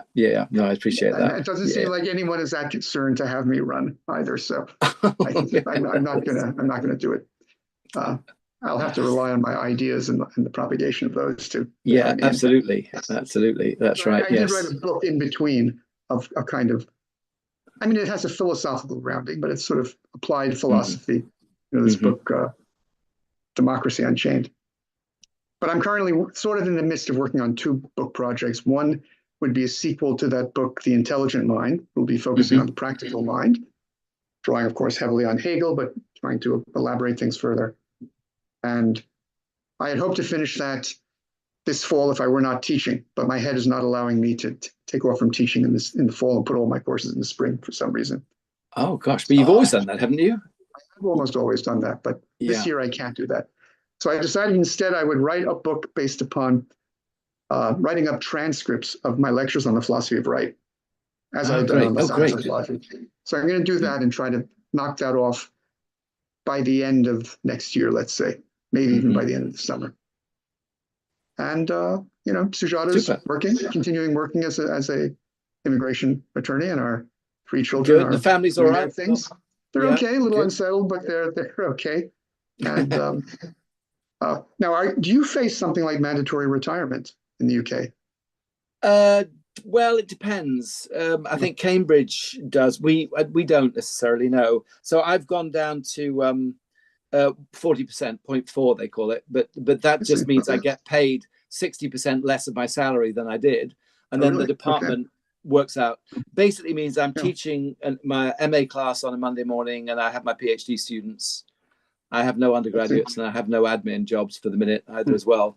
And that just, because none of us is getting any younger, and so that's that suits me. Are you accepting new PhD students? And I'm not planning to retire for a while, actually. I'm accepting new PhD students, but we've got 4 grandchildren, and there's family things that I want to look after as well. So Mary was sort of ill last year, unfortunately, but she's a lot better now. About that. Okay. Yeah, she had serious cancer, but it seems to have recovered. So she's back teaching, which is good. Great. And we're just, I think obviously, you are often a topic of conversation because I see David Merrill. I mean, it's not the only reason that we talk about you, Richard, but obviously, we talk about with great fondness of the time that you were here and everything. So, and one of my undergraduates told me that he came and met you. That's over the summer, or maybe last spring, something like that. Yes, that's right. Yes, that's right. He was very enthusiastic, as I recall. Yeah. So that's good. So if you've got any others, keep me abreast of any times you're coming to the US. Just so I'll know, and I will do. Maybe we can work out something to actually meet in person, or even have you swing by here. That would be nice. Yeah, that would be good, because obviously I'm not sure when we're going to get back to the UK, but I mean we're still traveling. We used to go to India in the summers. Since COVID, we've been switching to the winter holiday and going elsewhere during the summer. So, we'll see. It'd be nice. Yeah. Nice that would be really nice. Meet you again. So, and, it would be really good. Yeah, I certainly will. Yeah. Okay. Well, what are you working on currently? What are you working on currently? Oh, I've got just so many things, because I'm working on a small book on the philosophy of history. Then I've got articles to finish on Hegel and Spinoza.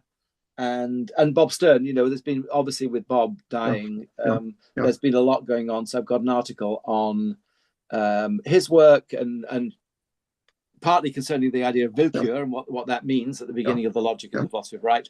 And then eventually, if I ever get around to it, I want to write more on the Wesenslogik. I want to start on the Wesenslogik, which I was supposed to have done, I don't know, like 15 years ago.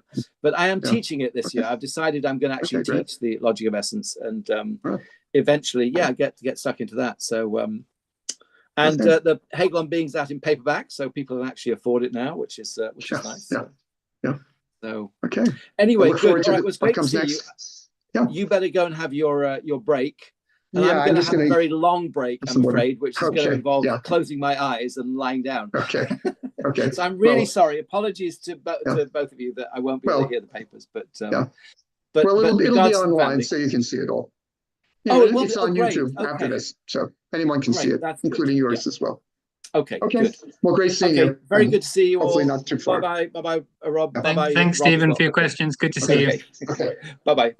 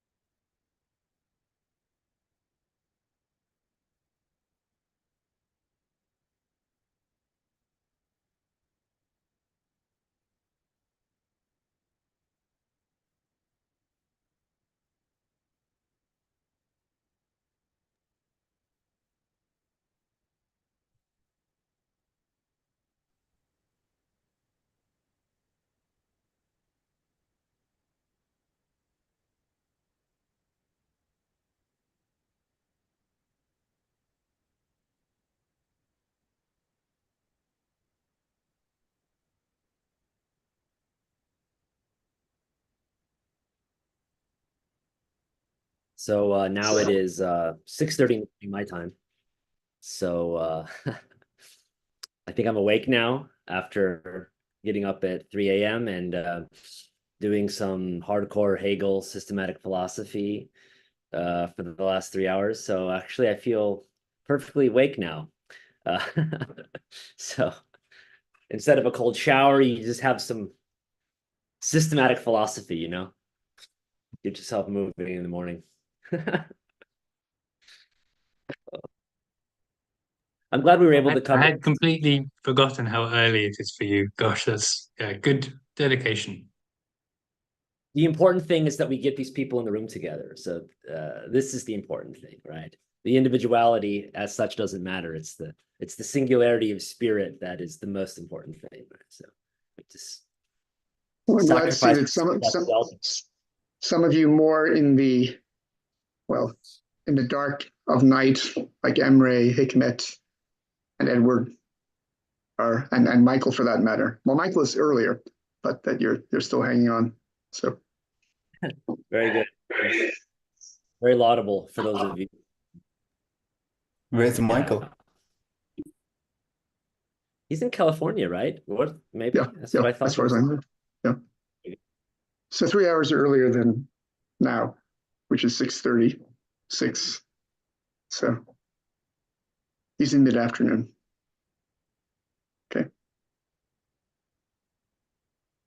So I think we'll once Robert is back, then we'll get started. Rob, you were able to touch on that central argument that Maker has about presuppositionlessness and phenomenology, and then Stephen was able to talk about the account of logic and nature. So I think it's very nice we were able to cover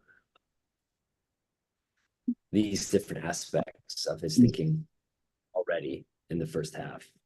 So actually the talks complemented one another quite nicely. Yeah. Okay. So. Okay. So maybe we can go ahead and get started. So thanks everyone for coming back, and we're running a little behind schedule, but not too badly. So we'll have another hour here. Our next hour from 6:37 to 7:37 or so. Our next speaker is Professor Robert Berman, who's a professor of philosophy at Xavier University of Louisiana. And I know about him through Richard, my teacher, and who always speaks very highly of him, recommends him in his work. And so I'm really happy to finally virtually meet you today and to hear a lecture from you in person, well, virtually in person, not in person, for the first time. And I have learned a bit from some of his writing, the one essay, The Ways of Being Singular, Logic of Individuality, and some other stuff. So I'm very happy to have him here with us today. And so without further ado, please, Robert, take it away. The hour is yours. You're still muted. Can you unmute yourself? You can hear me now? You're still muted. All right, hang on. Now we can hear you. Perfect. Yes. Oh, good. It's all yours. Thank you. So, yes. I'm not going to read a paper. I have some talking points that I want to go through. And if this were an official paper, I would title the paper Maker's Socratisms. And that's what I want to spend a little bit of time with, and then you can respond. We can have good Q&A. So I'll try to keep it relatively short. There are 4 main Socratisms that I'm finding in this book, and that's what I want to highlight. Before I do that, just very brief background. as Richard mentions at the beginning of his paper, the book that we're discussing is 30 years old. I knew Bill since 1972. So a little more than 50 years ago, he and I first met. And we met in a seminar at the graduate faculty fall of 72. That was for both of us, our first semester in grad school. It was a seminar on Hegel conducted by Glenn Gray, who is known, amongst other things, for being a Heidegger translator. And he had been brought to the graduate faculty as a visiting professor by Hannah Arendt, who was still teaching at the graduate faculty when Bill and I arrived. And she was the one who had gotten him commissioned to do these translations of Heidegger. But he also, because of his interest in Hegel, he was brought by her as a visiting prof. So that's how Bill and I first met one another at the grad faculty fall of 72. The following year, fall of 73, is when Kenley Dove became a professor at the graduate faculty. And he offered a seminar on Hegel's phenomenology. And Bill and I took that seminar together. And a comment, Greg, that you had made in the Q&A to Rob about the double function of the phenomenology as both propedeutic on the one hand and as scientific on the other, reminded me that in fall of 73, in Dove's seminar, we all began to distinguish between science small cap, science large cap. Yeah, and that became a kind of almost like a shibboleth. Yeah, so somebody would say, small cap S says the following or argues the following.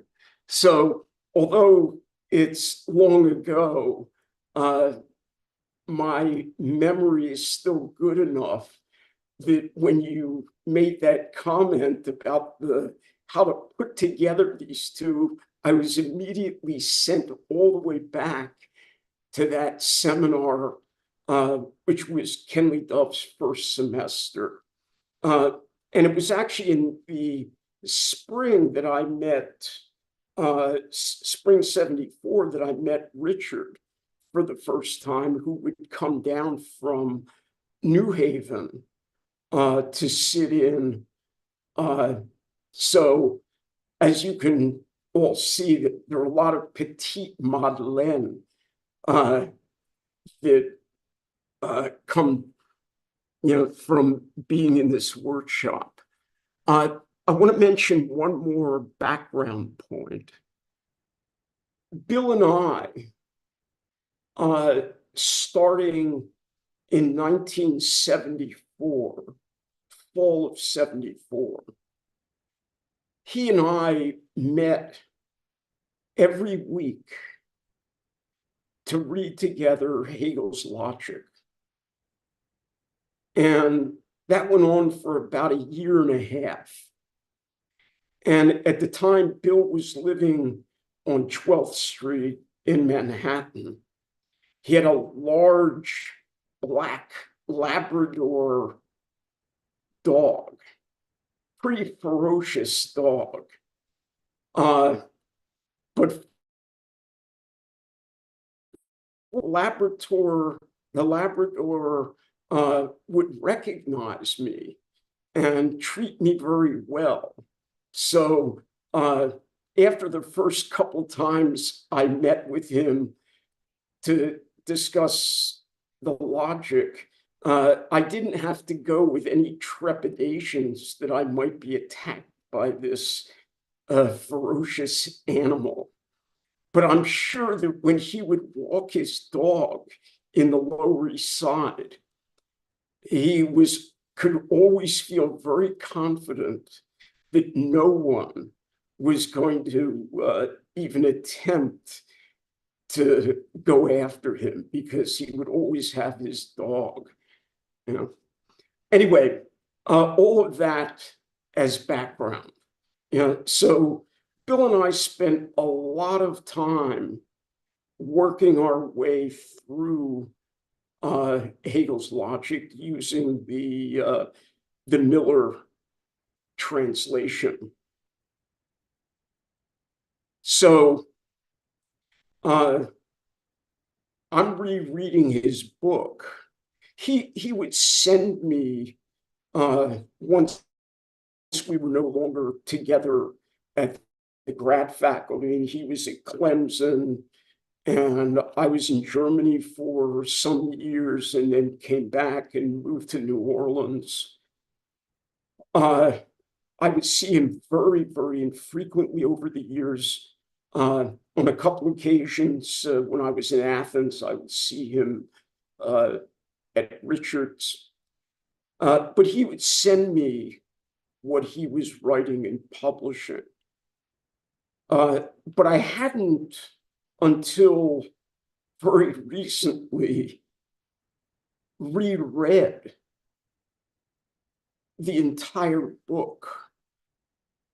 And reading it, and I'm now going to come back to a comment I think that Robb was making in response to a question or comment or semi-objection that Steve was making to your talk, where you said, and he did not disagree with you about this at all, when you said that in the book, Maker doesn't himself ever really proceed as a systematic philosopher. He speaks a lot about systematic philosophy and defends it, but for the most part, except for a few cases, you don't see him actually, and I think this is the way you put it, Robb, you don't see him actually developing in detail a categorical development. Yeah. I think for that kind of thing, better off reading Richard. So rereading Maker, when I look at his practice as a writer, what he's actually doing in this book, he's an advocate. He's a kind of philosophic lawyer, you might say. And his client, whom he's defending against all of these prosecutors, is systematic philosophy embodied in the writings of Hegel, and specifically the logic and the early portions of the Realphilosophie, the philosophy of nature. But he's an advocate, and he's a defendant advocate. And that really struck me in my rereading after all of these many decades of not having looked at his work, although I was very familiar with his work. And what struck me about his practice as a kind of philosophic defendant of the possibility of systematic philosophy as he understands it is how Socratic his actual procedure indeed is. And so that's why I wanted to focus on what I'm calling Maker's Socratisms. All right. Now, this is especially of interest to me because in the book, from the very beginning of the book, from the short prefatory comments, and then throughout part 1 as well as part 2, it's clear that his focus as an advocate and as a defendant's advocate, the focus is on modern and postmodern prosecutors. Yeah. And so that's another reason why when I look at his practice as a philosophic advocate, I would like to be able to say to him now, and if you remember what Socrates at the end of the Apology speculates about death, and the second of the two where he says, maybe if there's an afterlife, I get to go to Hades and philosophize with impunity. They can't kill me all over again. Yeah. So I want to say I'm in Hades with Maker. He's not a zombie. I'm not a zombie philosopher trying to turn him into something to be consumed by the zombies, such as Rorty, right? The great zombie philosopher, right? As Bill so wittily skewers him. I want to say to Bill, as I meet him in this Socratic Hades, you are a Socratic philosopher. And that means you're an ancient philosopher. So you should include the ancients along with the moderns and postmoderns. And what you are showing indeed is that we never had to worry that philosophy might be eliminated, because in fact, you're embodying that way of philosophizing that as long as people continue to think interrogatively and continue to question claims that are being made about being, about knowledge, etc., not to worry, advocate. You've already proven at least how innocent and how untouchable by any and every prosecutor philosophy is.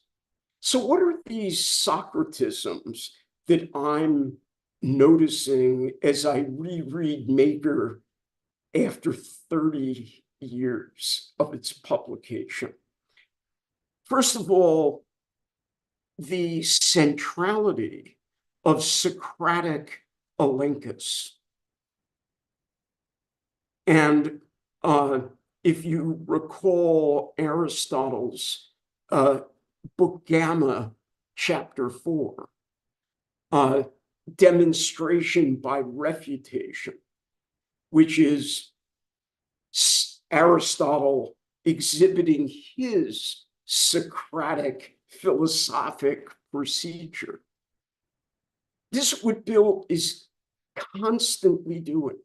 He starts by allowing his interlocutor to present their case and then shows that, in fact, their case against the possibility of systematic philosophy falls prey to inconsistency. And his entire reconstruction of the argument of the phenomenology, so small cap S science, is an eclectic enterprise on Hegel's part. Hegel allows this philosophic agent consciousness to assume what the nature of knowledge is. So allow consciousness its operative epistemology and allow consciousness to demonstrate, if it can, that it can actually achieve metaphysical knowledge. This is why in things that I've written about the phenomenology, I construe it as a Kantian-Socratic enterprise. Because on the one hand, Hegel's taking up the Kantian question, is metaphysics possible? And on the other hand, is adopting a Socratic eclectic stance. So allow the protagonist, the metaphysical protagonist, to demonstrate the actuality of metaphysical knowledge. And that means allow this metaphysical protagonist to supply his own operative theory of knowledge, and then attempt to demonstrate that he can measure up to his own conception of what counts as real knowledge.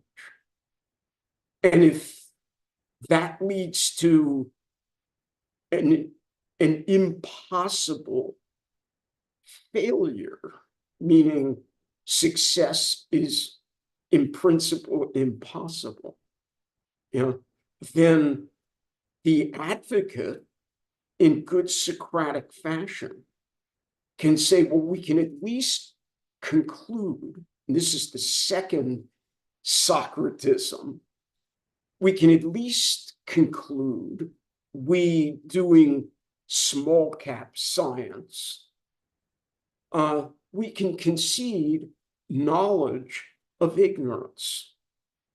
And knowledge of ignorance is what will now allow us to begin to think indeterminate beginning. So, on the one hand, first, Socratic elenchus, allow the interlocutor to hoist himself on his own petard, right? Claims to know, but allowing him to hang himself on his own rope to use another image, he does so.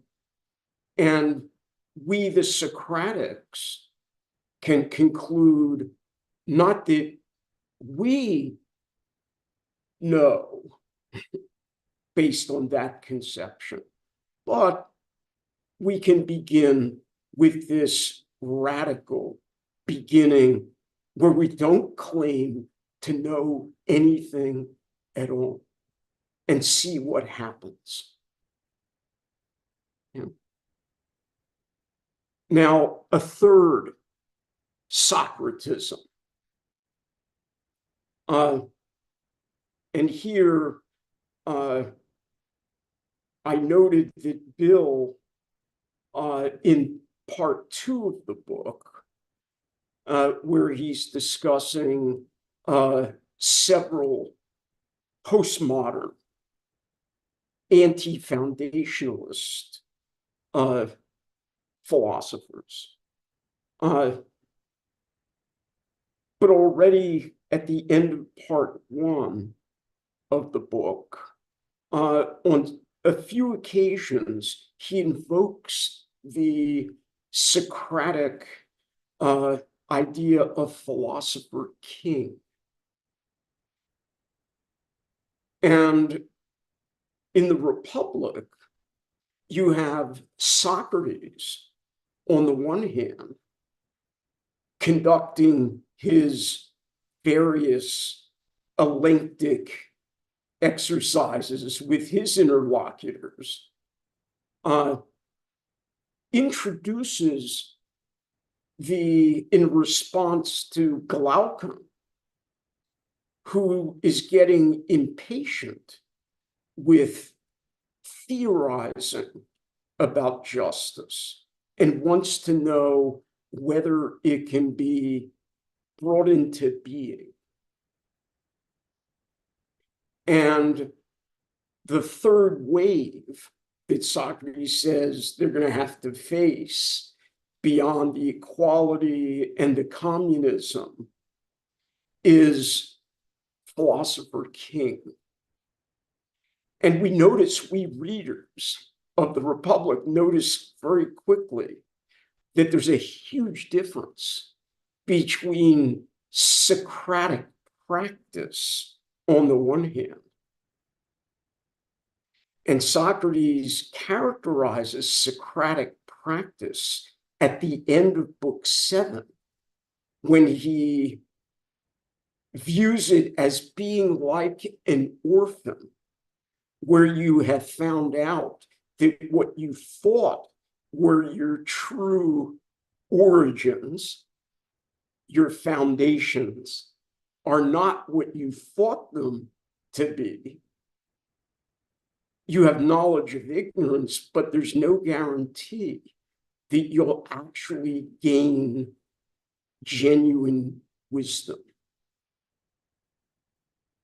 That image is utterly in contrast with that of the philosopher king, constructed as having wisdom and then being guided by it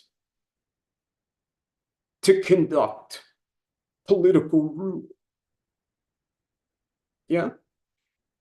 Maker argues that it's a mistake, an utter mistake, to think that systematic philosophy, if realized, and he's advocated that very possibility by defending against all possible objections as far as he knows of them,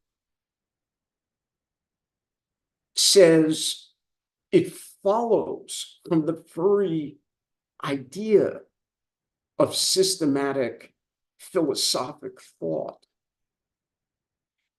that systematic philosophic thought undermines the very idea of rule that's philosophically grounded. And you remember that one passage, it's very striking, the passage in which he actually says at the beginning of the paragraph, when it comes to political matters,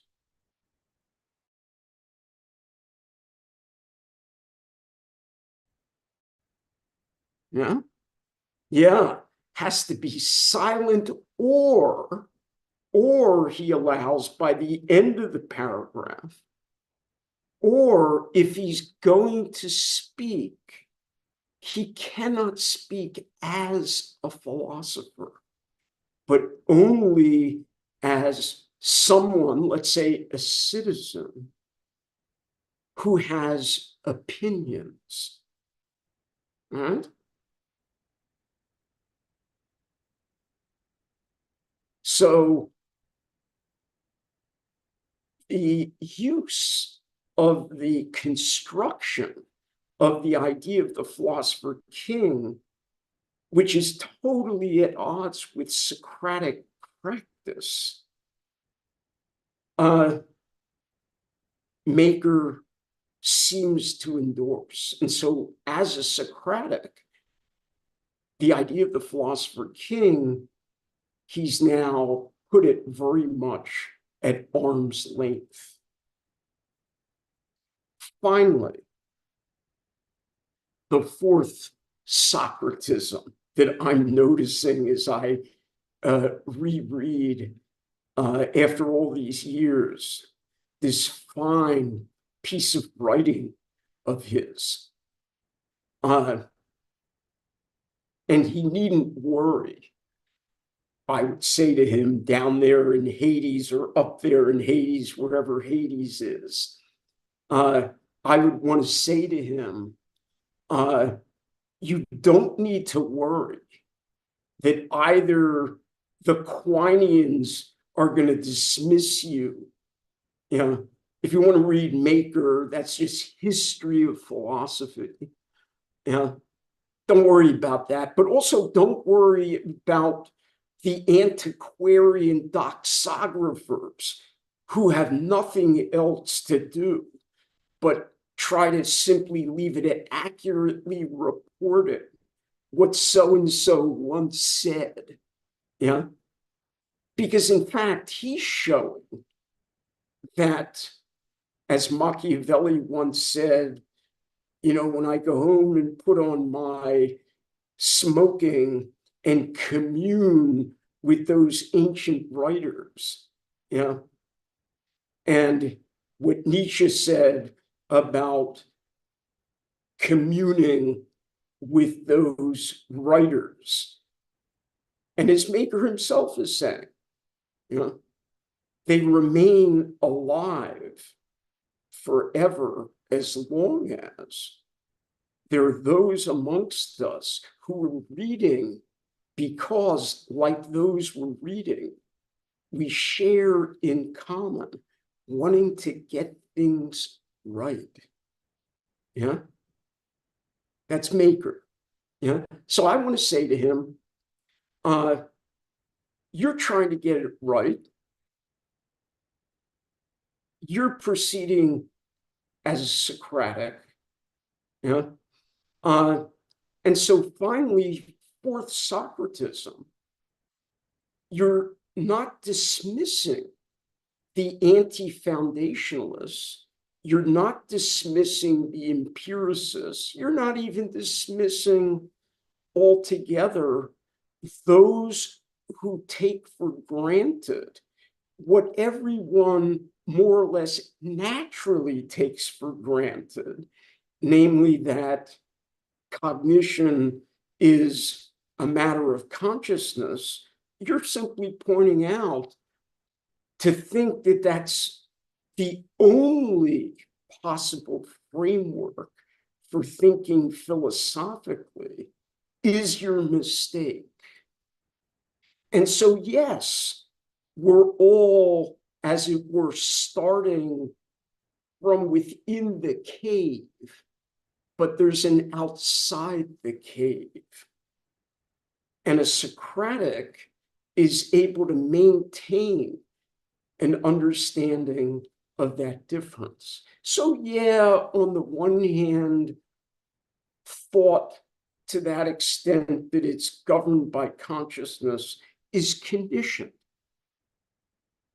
And the image of the cave captures the condition, the character of thinking.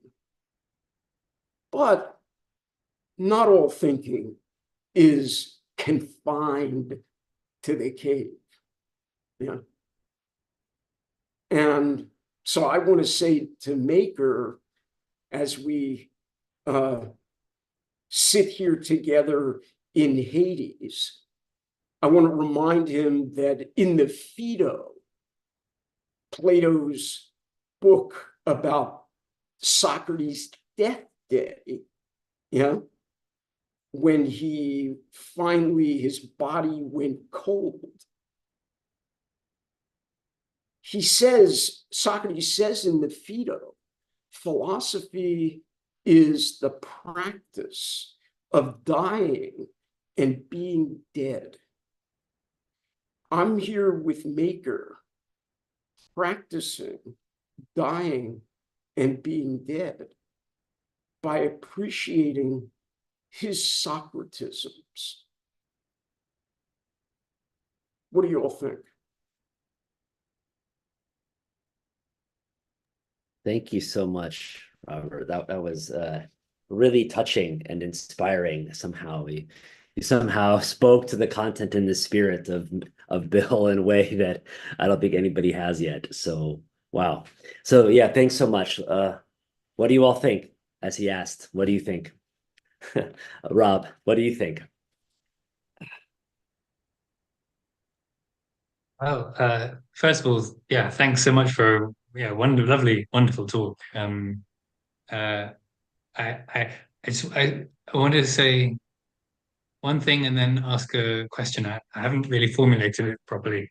But the first thing to say is just, yeah, I hope it was clear that when I said, what you don't read, right, in philosophy without foundations is some kind of, step-by-step account or commentary on or defense of logic in its entirety or something like that. Sure. That wasn't intended as a criticism, right, of Bill's work. Yeah, there. and I didn't read it that way. Yeah, good. I just thought it was I thought it accurately captured something very important about what he's doing and what he's not doing in this book. Yeah, and in fact, one of the things I take from those chapters in the first part of that book, and that I agree with, I think, is that there's a sense in which, and this is maybe in some ways quite unusual for a Hegel-focused piece of writing, that you can take this discussion about the beginning as almost like a fairly isolatable problem, and you can address it without thereby having to address Hegel's ultimate metaphysical picture towards the end of logic or something. In the way that, say, Greg in his lovely and very impressive Foundation Free Metaphysics book does, right? The more complete picture of Hegel's, the picture you get at the end of Hegel's, the logic of the concept.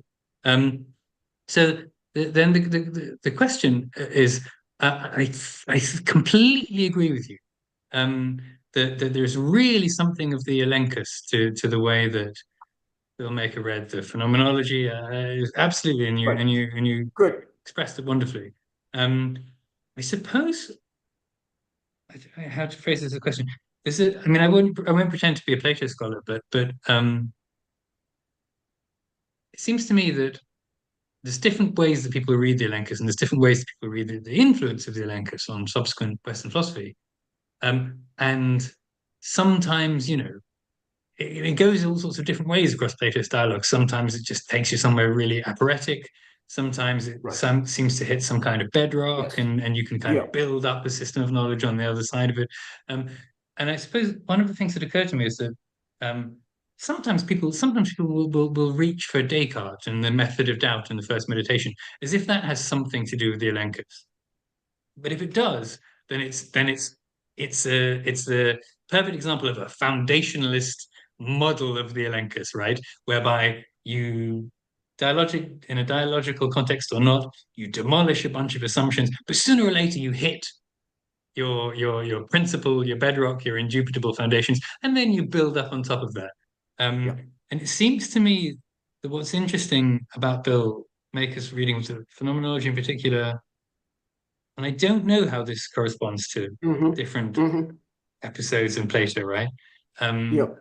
Is the idea that it's not about going down until you hit your epistemic bedrock and then building right up again, right? But it's almost as if it's just a sort of continuous line of thought that it's a negative line of thought in a way, right? But but if you push it far enough, negation becomes positive, skepticism becomes dialectic, abstract negation becomes determinate negation.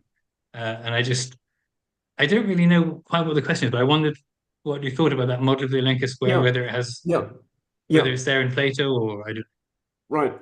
So I'm glad that you mentioned Descartes. You'll recall that in the final chapter of the book, Bill has some discussion of Descartes, of the Meditations. Now, his purpose in that final chapter is to use the way in which he understands some philosophers, including Descartes, the use of a certain understanding of the divine mind to solve problems of foundationalism that otherwise cannot be solved, right? And then, as always with Bill, the defendant's advocate, right? So defending the non-foundationalist against the foundationalist and the anti-foundationalist. So defending systematic philosophy as he understands it as Hegel's project. Bill does two things in that brief discussion of Descartes. On the one hand, he makes the point that you're making, that once the fundamentum inconcussum is arrived at, right, then everything can now be built up from it, right? Or, the Archimedean point, whatever the image is that you'd like to use. What he does not emphasize there, however, is what I would emphasize as this Socratic elenctic moment, because the argument to the cogito is an argument in the form of a reductio. Allow the malin génie, right? That doesn't undermine the existential claim, sum, I am, but actually confirms it. So there's an elenctic moment that Descartes actually in practice undertakes, but he then thinks, and this is where Bill begins his criticism. Now the problem is not sum, but rather, what am I,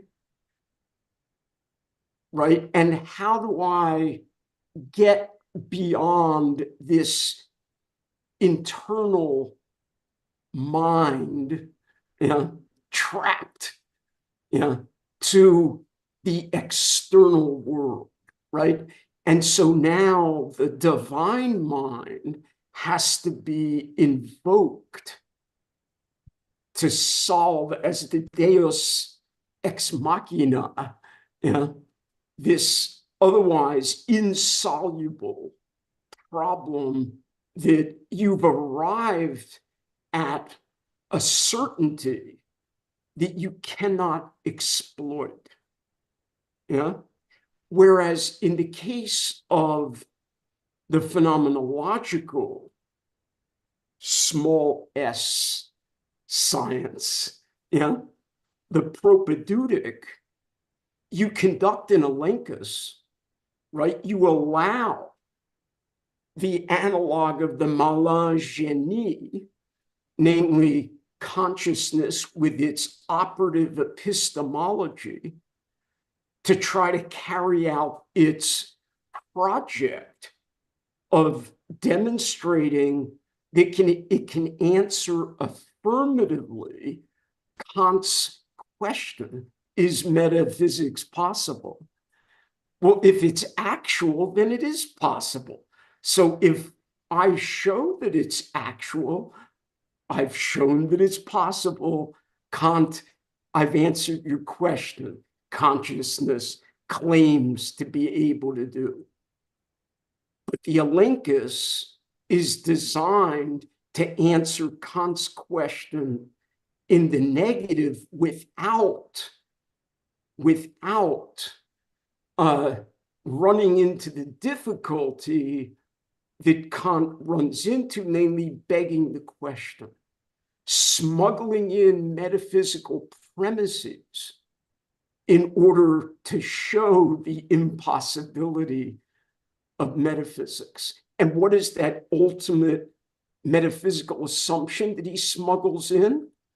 The structure of consciousness, the difference between Erscheinung and Ding an sich.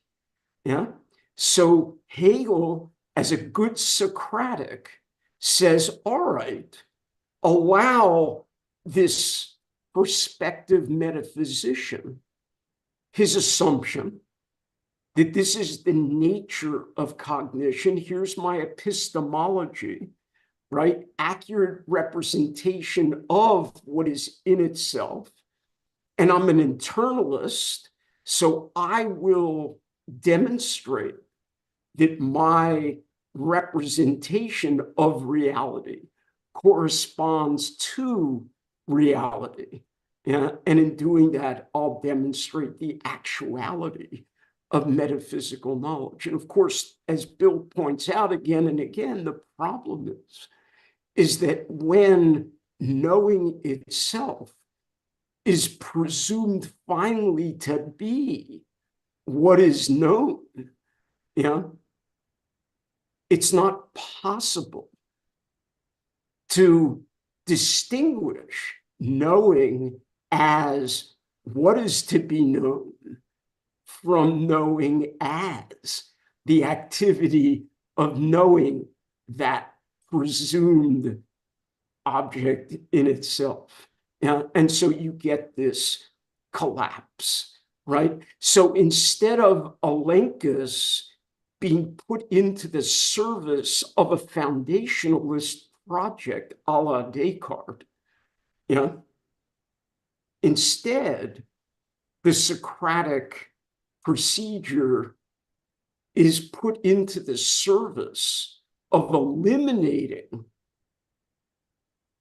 through a self-eliminating mediation, to use Maker's formulation, so that the possibility of philosophy that's neither foundationalist nor anti-foundationalist becomes plausible. And to go back to Robb's earlier comment that I thought was quite accurate, although you don't find Maker himself actually doing systematic philosophy, his project is to eliminate all the prosecutor's arguments by defending. Can I just very quickly, my wife is calling me because she's out of town. Give me one moment. Yeah, no problem. Ron, That was But you that are was on, where are you? on live stream right It was- now, Robert. Okay, So I'm in the midst of our session. we So can unmute you. yeah, I'll see you. Okay, there we are. Okay. Alas, these are the vicissitudes of the Zoom calls here. All right. I'll just say, if I may, that was obviously an incredibly rich response to what I said, and there's lots more I'd like to ask, but I'll very happily yield the floor, and because I know don't have an infinite amount of time. But thank you very much for that response. We don't have a lot of time. We have two more questions, so let's go to let's go to Richard, and then I'll ask a brief question as well. Sure. Thank you. You're muted, Richard. You're Sorry, muted. you're mute. You can unmute yourself. Okay. I was saying Yeah, to Bob, I can hear you can now. hear me. It's good to see Good. you. I haven't seen you in Yeah. conversation in a while. But Right. I have a kind of broad question. And it's that, do you think there's a connection in the way in which Bill characterizes the relation between phenomenology and logic, the way he characterizes the relation between logic and real philosophy, and the way he speaks about how foundation-free philosophy serves as the only theory that can legitimate modernity, whether the ways he goes about all these things, in a sense, prevent him from developing a systematic argument pertaining to logic, logical development, pertaining to the development of real philosophy, pertaining to the questions of the philosophy of right and developing exactly what is this reality of self-determination. Yeah. I'll try to keep it really short because there's a lot actually that I think can be said and should be said about that. I think that there's some lurking inconsistency in Maker's argument concerning normativity that I think goes to maybe a little more indirectly to the point that you're raising, Richard. One of the reasons why I was so struck by all of this Socratism, as I'm calling it, in Bill's practice as a writer.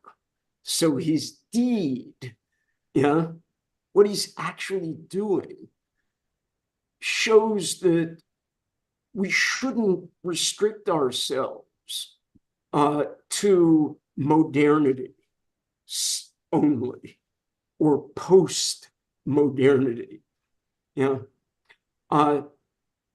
But I think that when he, late in the book,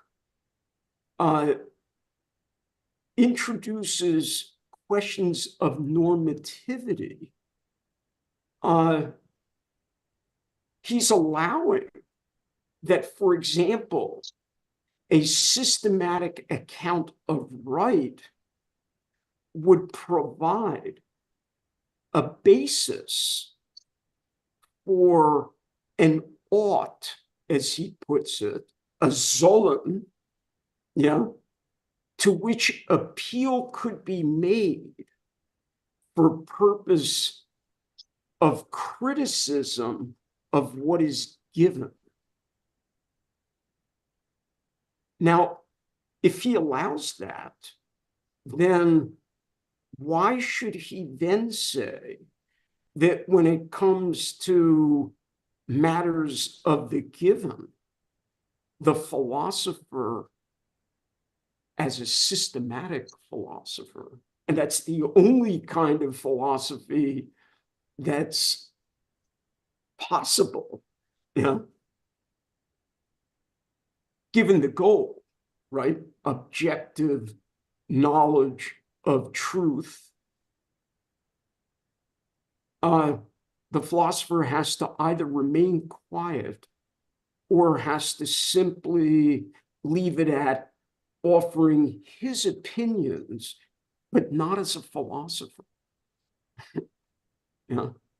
How is that reconcilable with his claiming that, for example, with a systematic account of right, we have an ought that allows for a critical philosophic evaluation of what is given? So that's obviously not adequate, Richard, but that's what strikes me just as a brief comment.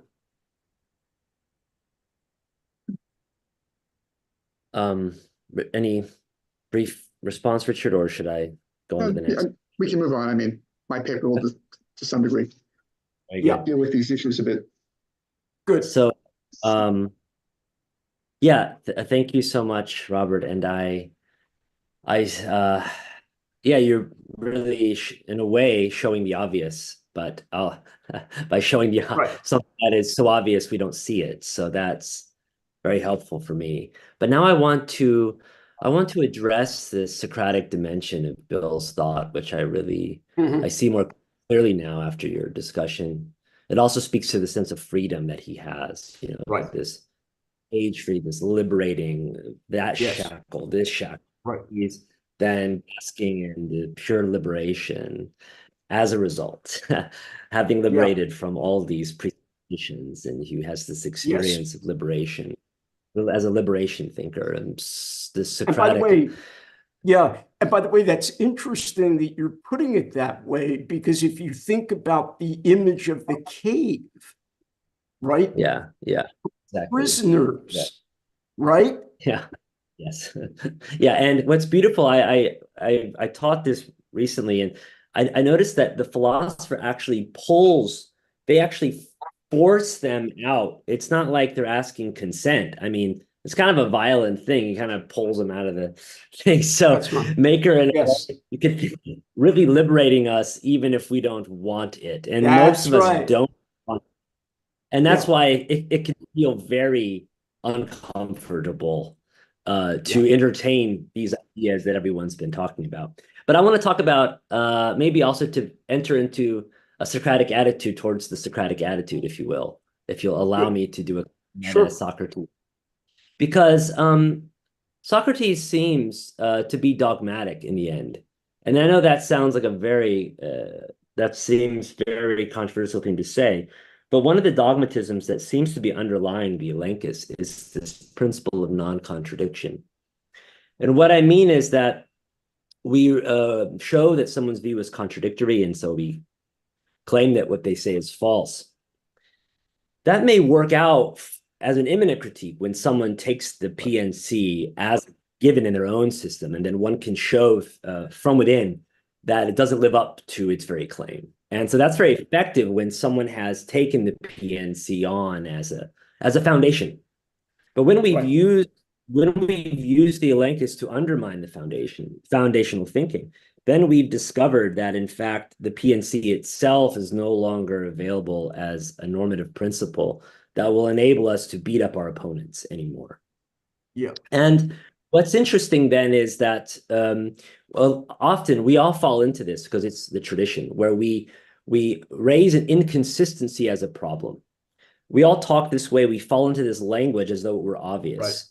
But what's interesting to me about Hegel's thinking when the contradiction becomes scientific, which is very interesting, is that the contradictions don't just turn into everything and nothing.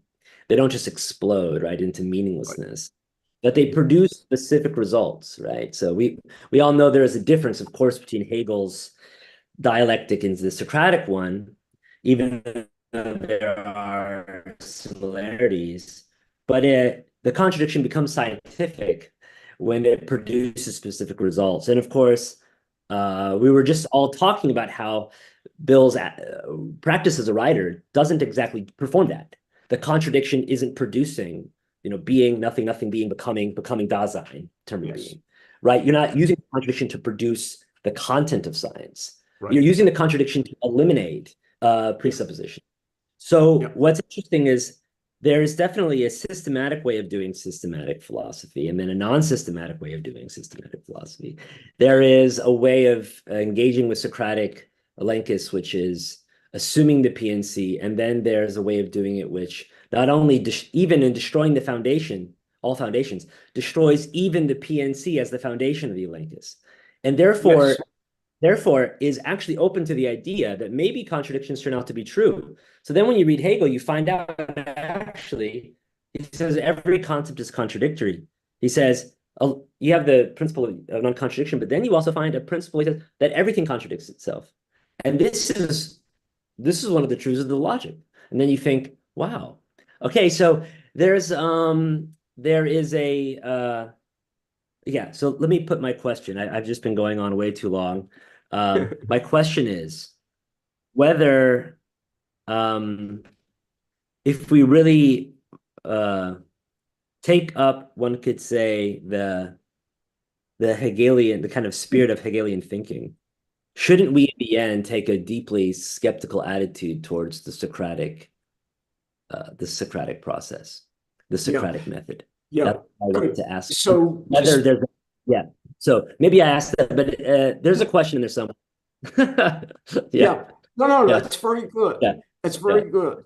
I would think, and I think Bill's practice actually confirms this point, that yes, the very Socratic procedure of elenchus does allow the interlocutor to grant that avoiding inconsistency is at least a necessary condition.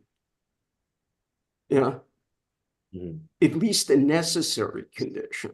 So that if through elenchus an inconsistency arises, that's sufficient to undermine the interlocutor's position. And if you remember the way, I don't know whether he likes to be called Steve or Stephen, so I'll just say Houlgate. You remember that when Houlgate responded to Robb saying with Richard, the phenomenology is, if not necessary, it's sufficient as a mediation, but there may be a couple of other sufficient mediations. And he mentioned freely deciding, right? And the idea of beginning, and what Houlgate's reasoning in both of those other cases showed was he was appealing in his response. Houlgate was making use of inconsistency. It would be inconsistent to have the beginning be something determinate, because then it wouldn't be a beginning. That's worrisome for me, though, because that seems to sneak in again a presupposition already. So that's why it seems to me that this comment that Robb focused on of Hegel's, there's got to be both mediation and immediacy, right? Applied to your point about PNC, right? You need it so that you can be freed from it. You need it so you can be freed from it. Bingo. And then you discover as you think. And I think this is another controversial debate in the Hegel discussion, the Hegel literature, and the conversation people are having is whether there are true contradictions in the end in Hegel's system. I mean, I tend to think that there are, that like the absolute is absolute and relative, and it's never just one or the other, but as absolute, it's both. As absolute, it is not relative, therefore it is not, it is relative to relativity, for example. It's somehow both. And then it's very interesting. Then bringing someone to a contradiction, bringing Hegel to a contradiction doesn't destroy him, but it just, in fact, shows that the concept lives up to its promise. That the concept lives up to its systematic form. Then the bringing Hegel to a contradiction just, in fact, taking up the non-Hegelian position only grows Hegel, only confirms the Hegelian position. This is why the French have such trouble, right? They try to move against Hegel and then they end up saying Hegel, right? And that's how, when you do the reductio on Hegel, that's the trick. You can't. And part of the reason you can't is because, in fact, Hegel has built in the negation of his view into the view, which is definitely not the way the tradition usually operates. And I think that's why, I would even take the next to say, well, let's complete what Bill started. He's been a great defender, but maybe what we do now is, completing what he started means really rethinking the way that we're going to be systematically thinking, have him on hand, on call to defend us. But anyway, good. Let's jump into Richard's talk. Thank you so much. Let's thank Robert one more time. Yeah, thanks so much for the talk. Thanks. Okay. Great conversation. Maybe do we want a small break, or do we just want to jump? I can begin immediately if anyone. Do we want to take a small? But I can also wait if anyone wants me to wait. Okay, let's begin immediately. Let's just jump in. Let's just jump in. I just want to say to Richard, if Rana shows up at the front door, don't stop just because she'll want to say hi to you. All right, so you might get interrupted for a moment. All right. Okay. And I'll try not to be too distracted and carry on. Right. Okay. Good. Okay. All right. The indifference of the absolute concept. Oh, let me introduce Richard, though. Let me introduce you. So anyone who doesn't know you, and also everyone deserves a very good introduction here. I would be very unhappy to leave you out. So Richard Dien Winfield, he is a distinguished research professor of philosophy at the University of Georgia. He is the author of innumerable, well, they are numerable, but there are a lot of them, many books, which I will mention here. And I have, sad to say, I have not read them all, despite the fact that he is my teacher. Maybe kind of like Robert and Bill's relation, I've learned more from hearing him talk than reading him. So one recent book is Rethinking the Arts After Hegel. This came out last year, I think 2023, with Paul Graves Macmillan. And I just named some other books. There's a lot of that I won't mention. One from Concept to Objectivity, 2006, The Living Mind from Psyche to Consciousness, 2011. He has books on philosophy of nature, on philosophy of the economy, the state, the family. If there is a philosophical topic, probably Richard has written on it. A lot of the work, of course, is deeply inspired by Hegel, sometimes reconstructing Hegel's views, sometimes perfecting or attempting to develop them further. His political philosophy does this, especially in thinking about monarchy and democracy. He's been another recent book, In Defense of Reason After Hegel, Why We Are So Wise. I think that was 2022. So I like this very cheeky title. And he has a book in spirit also in sharing belonging to the so-called Foundation Free School of Hegel, of North American Hegel philosophy. He has a book, Overcoming Foundation. That was like 1980, was it 88 or 89 that book came out? 89, but it's been reissued as a Routledge revival. It's been reissued. Yeah.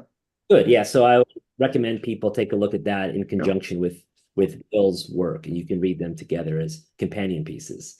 Yeah, he's been president of the Metaphysical Society of America, He's this president of the Society for Systematic Philosophy. He's also been the president of the Hegel Society of America.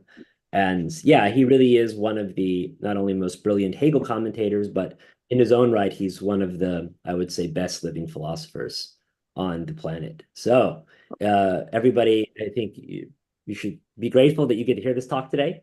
So Richard, take it away. You have an hour. Okay. Okay. Yeah, so much. I'll mention something that I think comments by Robert Berman have already indicated, that I've known Bill for a long time, maybe a little bit less than Bob has, but for nearly 50 years, I met Robert as well as, I met, I should say, Bill Maker as well as Robert Berman in seminars of Kenley Dove that I began attending once a week, coming in from New Haven, where I was beginning my PhD studies. I had been an undergraduate at Yale, and there my undergraduate mentor was Kenley Dove, who didn't get tenure and ended up teaching at the graduate faculty of the New School. And there I found a new group of budding philosophers who I found a lot more stimulation than I have to say I found among my fellow students at Yale. And we would usually hang out together with Dove at the Cedar Tavern after the seminar. The Cedar Tavern was kind of legendary as a hangout, a little bit before our time, of people like Jackson Pollock and all of the well-known artists from the city, et cetera, et cetera. But in any event, we had a lot of discussions. And then Bill got a job at Clemson. I took about 5 years to find a full-time teaching job, but I eventually landed up about 2 hours away by car from him here in Athens, Georgia. So I continued to see him periodically. He would especially like to come down to Athens because Clemson was a little bit of a desert compared to Athens. And so I would see him relatively frequently over the years. What I want to present is something that I had largely written not very long after I had finished reading his one real book, Philosophy Without Foundations.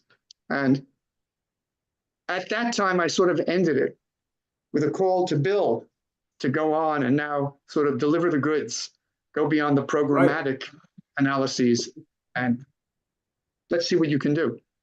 Now, Bill did continue to write essays. I think he was, from what, I can't say I've read all of them, but I've read most of them. And to my knowledge, he was covering the same sort of territory. I think it would be worthwhile for someone who is interested in his work, and I think it deserves a wider readership. Someone might think about collecting all of those essays that were not part of Philosophy Without Foundations and seeing if they could be published. Good idea. So maybe someone listening might have the initiative to do something like that. But let me begin, and I'll present a discussion that you'll see will cover a lot of the topics that have already been addressed in this colloquium. Maker's Philosophy Without Foundations, Rethinking Hegel, published, as you know, by State University of New York Press in 1994. It is that rare work deserving to shift the entire direction of philosophical debate by posing a bold alternative that contemporary discussion has all but ignored, still today, nearly 30 years after its publication. In 11 tightly argued, interconnected essays, Philosophy Without Foundation presents a radical challenge to current thought. First, by defending the option of a non-foundational philosophy that does not abandon objective truth. Secondly, by arguing how such a non-foundational philosophy can provide modernity with its only adequate justification. And thirdly, by showing how Hegel's system can be most coherently understood as providing just such, just such a philosophy without foundations. Maker makes these arguments in critical dialogue with an imposing range of thinkers, covering modern epistemology from Descartes through Fichte, and culminating in the contrast between Hegel's overcoming of foundationalism and contemporary trends from Rorty and Davidson to Gadamer and Derrida and beyond.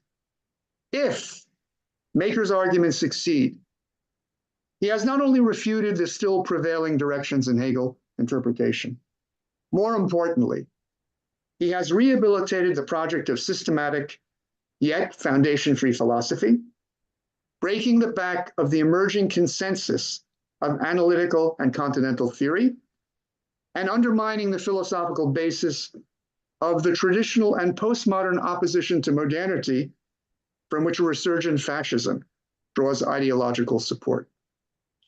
Maker's defense of philosophy without foundations involves a radical reassessment of Hegel's system, insofar as Maker shows how the deficiencies of both sides of the contemporary foundationalism, anti-foundationalism debate are exposed and remedied by the defining projects of the phenomenology of spirit, the science of logic, and real philosophy.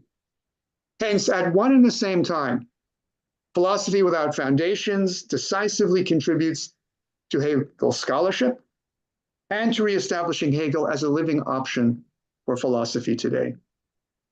Maker's point of departure is a succinct diagnosis of the terms of this current debate that are so prevalently assumed to be exhaustive, be it by Rorty, Davidson, Derrida, or their subsequent followers.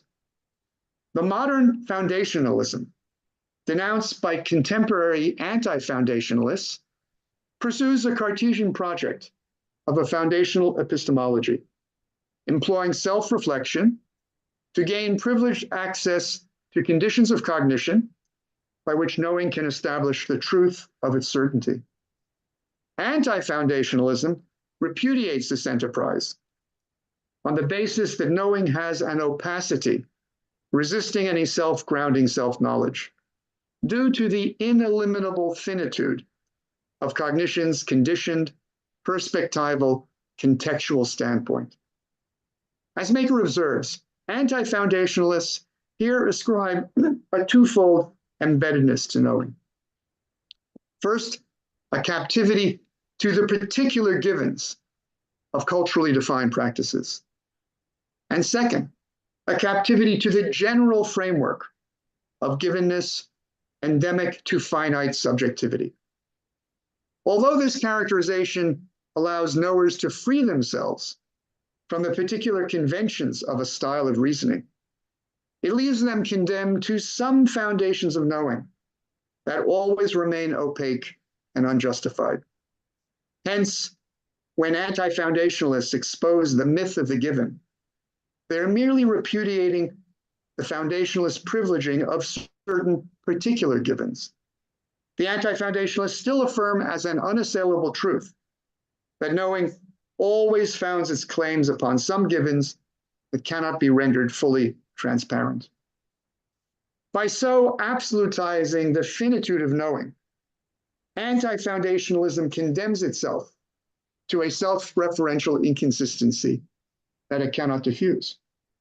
Anti-foundationalism must speak about the unspeakably opaque contextuality of knowing in order to expose the inescapable limits of cognition. Like the foundationalists they denounce, anti-foundationalists unreflectively presuppose that the conditions of our merely human cognition delimit reason, failing to recognize that, as Jacobi noted, the reasoning establishing ultimate limiting conditions of knowing must transcend them, thereby undermining their alleged ultimacy. In asserting that reason is inexorably other-determined, anti-foundationalists join their foundationalist opponents in assuming that reason is exclusively defined by the model of consciousness, that mode of cognition in which whatever is thought always has a given determinacy, fixed in virtue of being a predetermined object of awareness. Although the anti-foundationalists may be justified in denying such heteronymous reason the ability to establish correspondence for its knowledge claims, this only entails the rejection of the very concept of objective truth if truth can only be construed in terms of consciousness. Yet, Any such absolutization of the standpoint of consciousness amounts to a surrender to the authority of the given, depriving reason of any critical force, as well as the capability of justifying its own impotence. The practical consequences are equally stark. By denying any basis for distinguishing legitimate and illegitimate authority in theory or practice, anti-foundationalism cannot justify its own defense of pluralism and toleration, nor retain the connection between reason and emancipation, to which it still often offers rhetorical allegiance. Maker maintains that the dilemmas of anti-foundationalists reflect the limits of an ad hoc deconstruction of foundational epistemology that exercises a total negation of the conception of truth as knowable, by arguing that all human cognition is finite and that a self-grounding knowing is impossible in principle. Ad hoc deconstructionists fall prey to self-referential inconsistency that allows the foundationalist to repudiate anti-foundationalism for making unconditional claims about truth and the limits of cognition without being able to justify their own meta-theorizing. By contrast, foundationalism can be successfully countered by a systematic, wholly immanent deconstruction of foundational epistemology that achieves a determinate negation by observing how foundational cognition's inability to justify its own knowing suspends the absolutization of the scheme of representation, according to which the object of knowing is always already determinate. Thereby, systematic deconstruction demonstrates the complementary half-truths of anti-foundationalism and anti-foundationalism. Whereas anti-foundationalism is right in exposing the finitude of foundational cognition, it is wrong in assuming that cognition cannot take any other form, while foundationalism is right in seeking a presuppositionless, self-grounding standpoint, but wrong in seeing such a standpoint as providing foundations for knowing. To concretize the abiding alternative, Maker turns to the phenomenology of spirit as the great pioneering undertaking of the systematic, immanent deconstruction of foundationalism, from which philosophy without foundations becomes possible. In so doing, Maker provides a solution to one of the perennial puzzles of Hegel interpretation, how the allegedly presuppositionalist discourse of logic can still require the prior propaedeutic service of the phenomenology. The phenomenology's immanent critique of foundational epistemology is an indispensable introduction to philosophy without foundation for two reasons. First, the systematic deconstruction of foundationalism is the presupposition for presuppositionalist philosophy, because it indicates how the absolute beginning of philosophy must have a radically indeterminate and presuppositionless character, free from any external grounding. Secondly, unless the presupposition that all cognition is heteronymous, that is, predetermined, conditioned by some givens, is removed, philosophy's claim to autonomy would be a bare assurance, as arbitrary as its denial. In other words, philosophy without foundations cannot proceed unless the epistemological preconception, common to foundationalists and anti-foundationalists alike, that cognition is always conditioned by presuppositions, is removed. And removed not by appeal to some counter-assumption, but by conditioned knowing's own efforts to justify itself. Consequently, systematic philosophy can be mediated, yet make an absolute unconditioned beginning, because what introduces it is the self-elimination of the structure of presupposing, e.g. the self-annulling mediation consisting in foundational cognition, aka the standpoint of consciousness, undermining its own hegemonic claim that reason must always be conditioned. Maker's portrait of this scenario thereby removes the seeming contradiction in Hegel's description of the phenomenology as the introduction to presuppositionalist philosophical science. The question still remains, however, as to what exactly the question still remains, however, as to what exactly provides the proof of the pudding that the standpoint of consciousness cannot justify the exclusive finality of its own finitude. Maker rightly emphasizes that the dilemmas of ad hoc deconstruction can only be avoided if foundational knowing exposes its own limitations. Yet to present a self-suspension of heteronymous reason, must systematic deconstruction run through all the moves that the phenomenology traverses, in journeying from the immediate structure of foundational knowing, sense certainty, to the shape of absolute knowing, where foundational cognition considers how its cognition of itself can be identical to true knowing. Maker restricts himself to sketching the final moment, a shortcut that can suffice provided that the mere idea of foundational knowing offers sufficient basis for comprehending how its attempt at self-justification must ultimately founder. Maker presents the following argument, which encapsulates the basic moves of the epistemological self-scrutiny that Hegel presents as the shape of absolute knowing. In order to achieve correspondence with the given determinacy that foundational knowing always confronts, foundationalism must circumvent its own defining assumption that cognition stands in a determinate relation to a given object. For to certify that knowledge and object correspond, cognition is compelled to identify these two terms, whose difference enables the comparison to be made in the first place. Only if awareness and its object become equated can the representation of the given correspond to the given. Yet by losing its difference from its object, knowing no longer stands in a determinate relation to an independent given, as cognition must do on foundationalism's own reckoning in order to be more than a subjective projection. Consequently, foundationalism must forego objectivity when its knowledge achieves truth, just as it must forego certainty when it retains objectivity.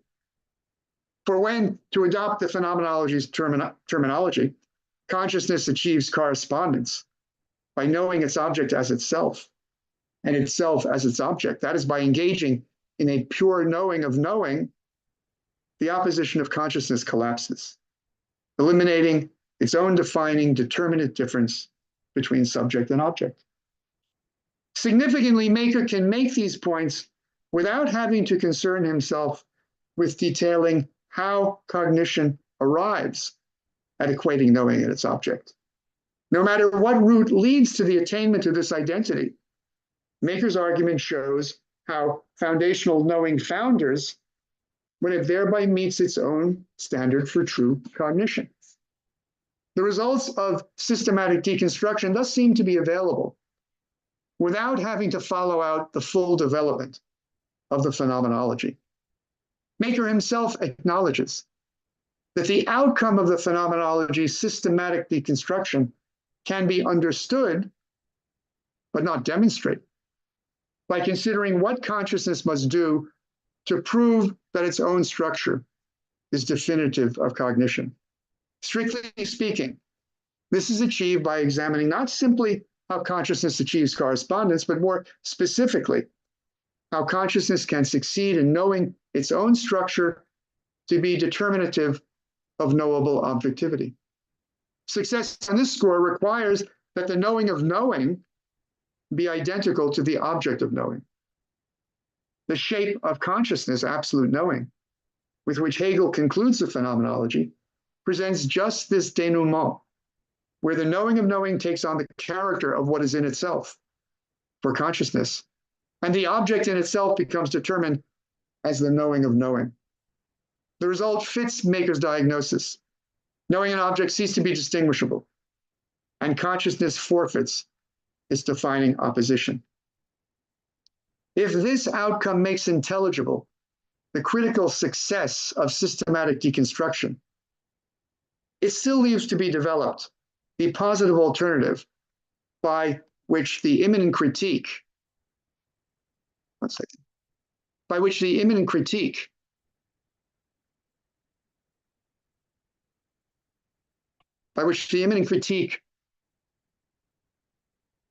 of foundationalism comprises a determinate negation. Maker meets this challenge on two principal fronts. First, by identifying the nature of the systematic logic with which philosophy without foundations begins. And secondly, by indicating the limits of the philosophy of reality to which autonomous reason can proceed. In both cases, Maker's analyses focus upon the initial moves of each of these respective branches of systematic philosophy, raising the question of whether such fragmentary treatment can bridge the gap between logic and real philosophy, let alone sustain the legitimation of modernity with which Maker culminates his argument. The frugal scope of Maker's positive treatment of philosophy with foundations is determined in the first instance by his strict adherence to considering solely what emerges as the determinate negation of the systematic deconstruction of the foundationalism. What is the positive outcome of the forfeiture of hegemony by heteronymous reason? Maker's answer is, to begin with, understandably programmatic.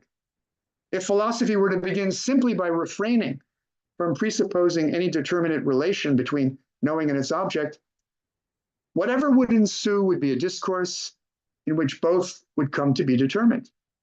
Any such discourse would achieve self-grounding in the minimal sense of importing nothing determinate from outside itself.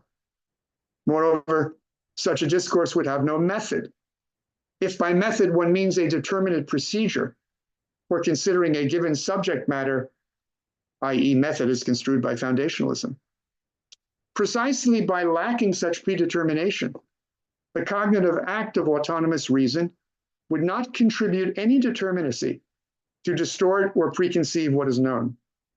Moreover, since the distinction between knowing an object is not at hand, the insoluble problem of achieving correspondence between cognition and a determinate subject matter cannot arise. Accordingly, autonomous reason does not comprise of thinking about the real, reinstating metaphysical ontology, nor develop the categories by which the real must be thought in the manner of a transcendental logic. In either case, systematic philosophy would revert to consciousness's structure of cognition, for which even the indeterminate is held as fixed in its indeterminacy, as an object distinct from the awareness that thinks it, as already contrastable with the determinate. By contrast, the logic of autonomous reason develops indeterminacy as determined only in and through itself. Maker offers only a brief sketch of how this actually occurs, tracing the move from being to nothing to becoming. His account, however, is couched in terms that seem to make appeal to a knowing that strikes different attitudes to the contents it cognizes. Maker begins by construing being as what lies at hand when indeterminateness is thought, as determinate in its indeterminacy. Then, he claims, because the subjective act of focusing on being as indeterminate invests it with no determinacy, being is equivalent to utterly indeterminateness, i.e. nothing. Maker then maintains that thinking indeterminateness as indeterminate is the thinking of a contrast between the minimally determinate and the indeterminate, which, given the absence of anything predetermined, is the thinking of a vanishing contrast. What makes the thinking of being nothing becoming appear to be something standing in a determinate relation to their determinacy is Maker's initial characterization of being as indeterminateness, thought as determinate in its indeterminateness, a characterization that refers to the determinate at a point where such reference can be questioned. The questionability of these details need not impugn the general project of systematic logic, nor the account of real philosophy to which Maker proceeds. This account is largely prefigured by the determinate negation of foundational epistemology, since a foundation-free philosophy of reality cannot retreat to any conception of the real that reinstates the opposition of consciousness. The problem of conceiving reality without foundations is framed by precisely what logic does not do. To the degree that logic comprises a self-consideration of thought that assumes neither the difference or identity of thought and reality, it cannot be employed as an absolute method for describing every subject matter. Instead, logic can pave the way for a systematic conception of reality by drawing the limits of its own sphere of pure thought. To think reality without appeal to assurances about the given, autonomous reason must demarcate what is other to itself by first constituting its limit as pure thought, by achieving logical totality. And then, on that basis, think the idea of a sphere of determinacy that is not determined by thought alone. In other words, a foundation-free concept of the real can be arrived at by a self-contrasting or self-externalizing of thought. Accordingly, the distinguishing mark of such non-logical real determinacies will be that they lack the internality or immanent interconnection of logical categories, and instead possess an independence or externality, e.g. space. This notion of the real does not result from an application of logical categories to any givens, nor from an assumption of a correspondence between thought and reality. Instead, the concept of reality here emerges from a self-transformation that pure thought undergoes in completing its self-determination and delineating its own borders.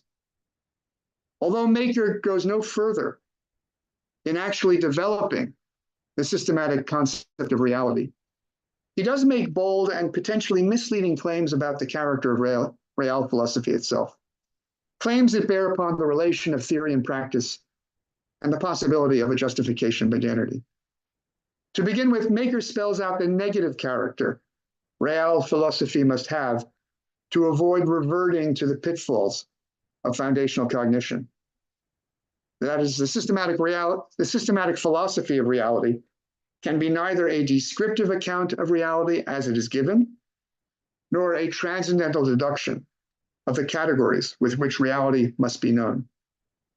Real philosophy is therefore radically non-metaphysical. Since systematic philosophy does not describe a given world in any of the ways that philosophy has traditionally understood this task, Maker can acknowledge that autonomous reason's successful self-grounding comes at the expense of forsaking the traditional belief that philosophy can say anything a priori about the given. Moreover, Maker can consistently maintain that all practical judgments that depend upon assessing what is to be done in given historical circumstances go beyond the purvey of systematic philosophy.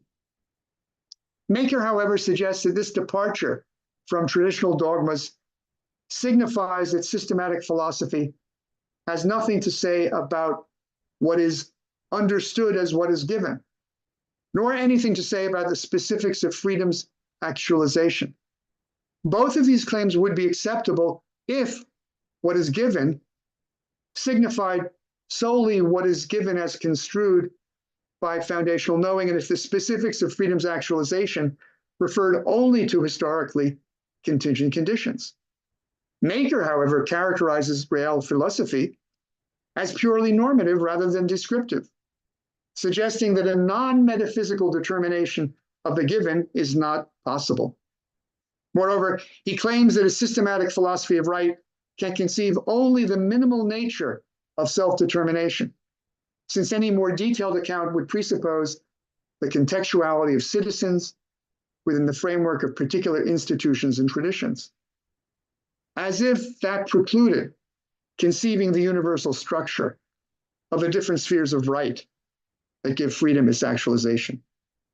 These intimations, however, may ultimately be matters of emphasis. For Maker acknowledges that systematic philosophy does not deny the reality of anything given external to reason. It only bars ascribing evidential primacy to any such givens in conceiving the rational structure of reality. With this caveat in mind, Maker can address the justification of modernity without transgressing the limits of systematic thought. Indeed, modernity can be justified by appeal to nothing other than the self-grounding discourse of autonomous reason. For, as Maker observes, what distinguishes modernity from all other forms of civilization are claims to autonomy that can only be legitimated by showing how the autonomy of thought and action escape the pitfalls of foundationalism in theory and practice. Far from undermining modern notions of freedom and rationality, the breakdown of the foundationalist strategies of natural right theory and critical philosophy only vindicate the centrality of self-determination that renders modernity free of foundations. Nothing other than philosophy without foundations can justify a world of freedom, for only by overcoming the hegemony of heteronymous reason and its bondage to the given can a genuinely critical revolutionary philosophy arise with the autonomy enabling it to comprehend modernity's foundation-free embrace of self-determination. Through the power, clarity, and panache of its interwoven arguments, philosophy without foundations established Maker as a key voice in the most important debates of contemporary philosophy. Whether the disciples of Davidson, Rorty, and Derrida, and the legions of postmodernism will confront Maker's challenge still remains to be seen. For those who have not abandoned the philosophical quest, Maker's work offers the abiding summons to move beyond the critical and programmatic arguments that philosophy without foundation so forcefully outlines, and provide a developed positive theory that few since Hegel have dared to deliver. Thanks. Thank you very much, Richard. Okay. Yeah, that was very inspiring, very systematic presentation. So let's begin. We have some time for question and answers, so we'll just end whenever we're finished.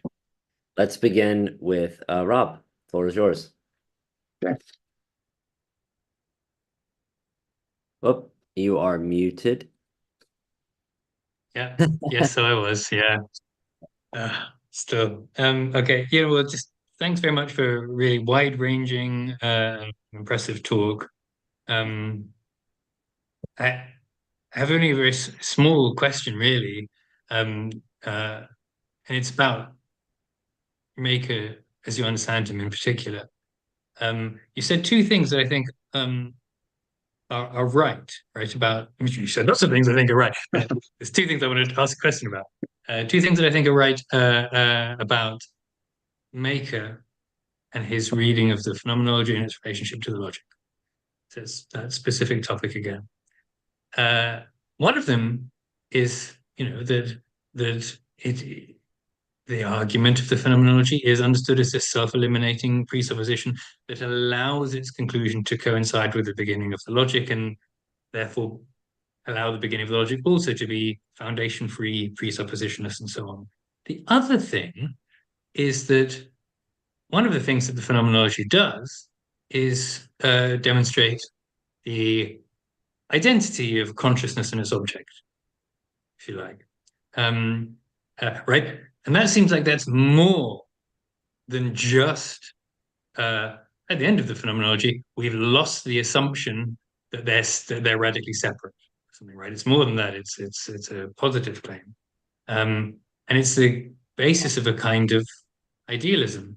And if that's in place at the beginning of the logic, then I suppose that comes with certain consequences, right? For example, it means that whatever, although at the beginning of the logic you don't know what autonomous reason is going to show itself to be, you can sort of know in advance that it's giving you an account, whatever it shows itself to be, it's giving you an account of reality at some basic level, or that it guarantees the possibility of a priori knowledge of the real in some way.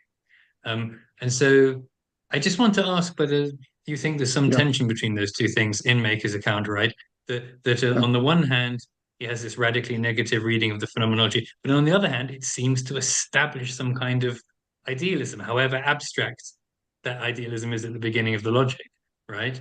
But it just seems like, however abstract that idealism is, it's not the same as no assumptions or nothing at all. So is there a tension in Maker's reading there? I think that Maker would agree with what I think Hegel expressly indicates in the introduction to the phenomenology, is that none of the shapes of consciousness that are presented, including absolute knowing, present us with claims that are systematic. In other words, we are not receiving any truths about anything that comes up, including consciousness and whether consciousness is an identity or not an identity with this object.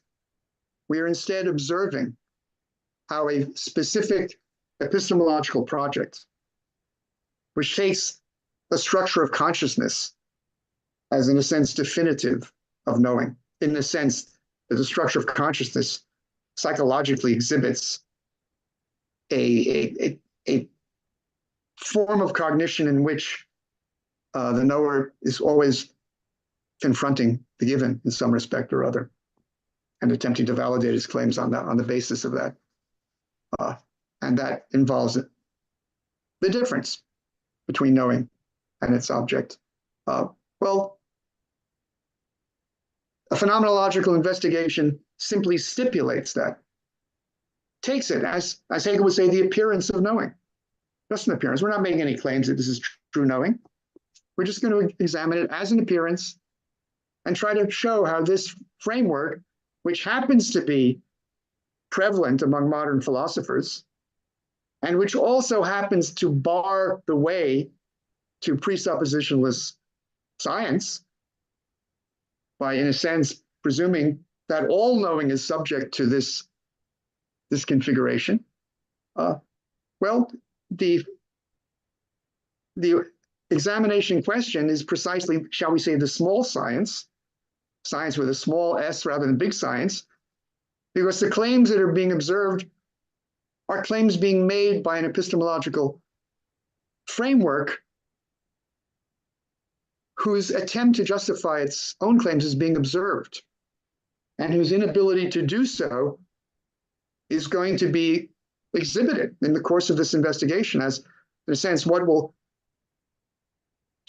end the process that is under investigation, that will eliminate the possibility of new inversions of consciousness. And the only way that can occur is something that Maker feels we can indicate without having to go through the actual development, by just thinking about what would be required for the movement to come to an end, for consciousness attempt to justify itself, to, in a sense, achieve what it's aiming at, but at the same time, to eliminate its framework at the same time. The difference is that, as Hegel himself would say in the introduction, the phenomenological investigation has a scientific character in that we're going to start simply with a stipulation of this framework in its most minimal way, an immediate knowing of the being of what it confronts, which is the minimal specification that can be given to this. And then we're just going to follow out how, from that starting point, this epistemological position goes through all its possible forms as based upon its own structure, at least as something we stipulate and we're going to observe what happens. And on its own terms is going to end up undercutting itself. And in that way, the endpoint will not be telling us that thought and being are identical. It's not going to give us identity philosophy or an idealism according to which, knowing is determinative of what is. Rather, it's going to, in a sense, eliminate the opposition of consciousness as a cage for knowing, eliminate the assumption that knowing confronts something given, something already determinate, that knowing and what it is knowing are different. And what, in a sense, that can provide the concept of science in the sense that the concept of science is nothing other than the removal of what bars the way. It's simply this purely negative concept that we're eliminating the distinction. And that's the starting point of logic, why it can be called the science of logic. A knowing of knowing. What is the concept of science? The concept of logic. It's really completely empty. And so it's not improper to say that, we start with the absence of any difference between knowing and its object. That's nothing other than what's indeterminate. Okay, thanks. That's interesting. If there's going to be any concept of what this development from indeterminacy will be, that awaits us when it somehow achieves closure. So I think in that way, what Maker is suggesting does not involve any claims about the nature of consciousness, any claims about the relation of thought and being, any kind of a commitment to idealism as opposed to anything else. It rather leaves us with a refraining from making claims about either knowing or the object of knowing. Yeah. And that's what we're left with. Sorry, I went on quite a while, I guess. Okay, it's okay. We have 3 questions. So let's start with Robert or Rana, depending on who's asking. Yeah, so unmute yourself and then go for it.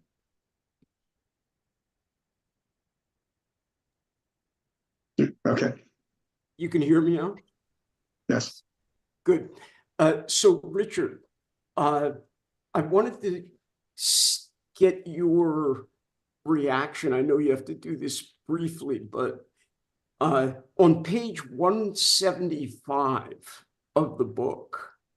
Yeah, I have it here. Second paragraph. Okay. So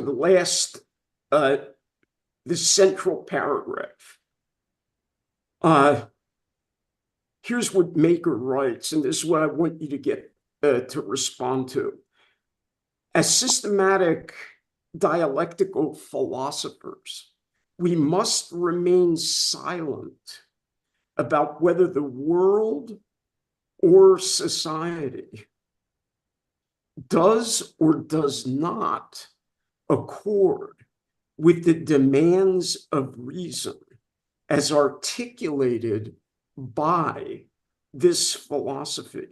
Or if we choose to address these questions, and if we choose to claim that the world already does, or that it should accord with reason, we must be careful to offer these judgments as opinions, as unavoidably involving empirical claims that are subject to challenge by non-philosophers and which are subject to challenge in a different way than the claims of systematic philosophy are.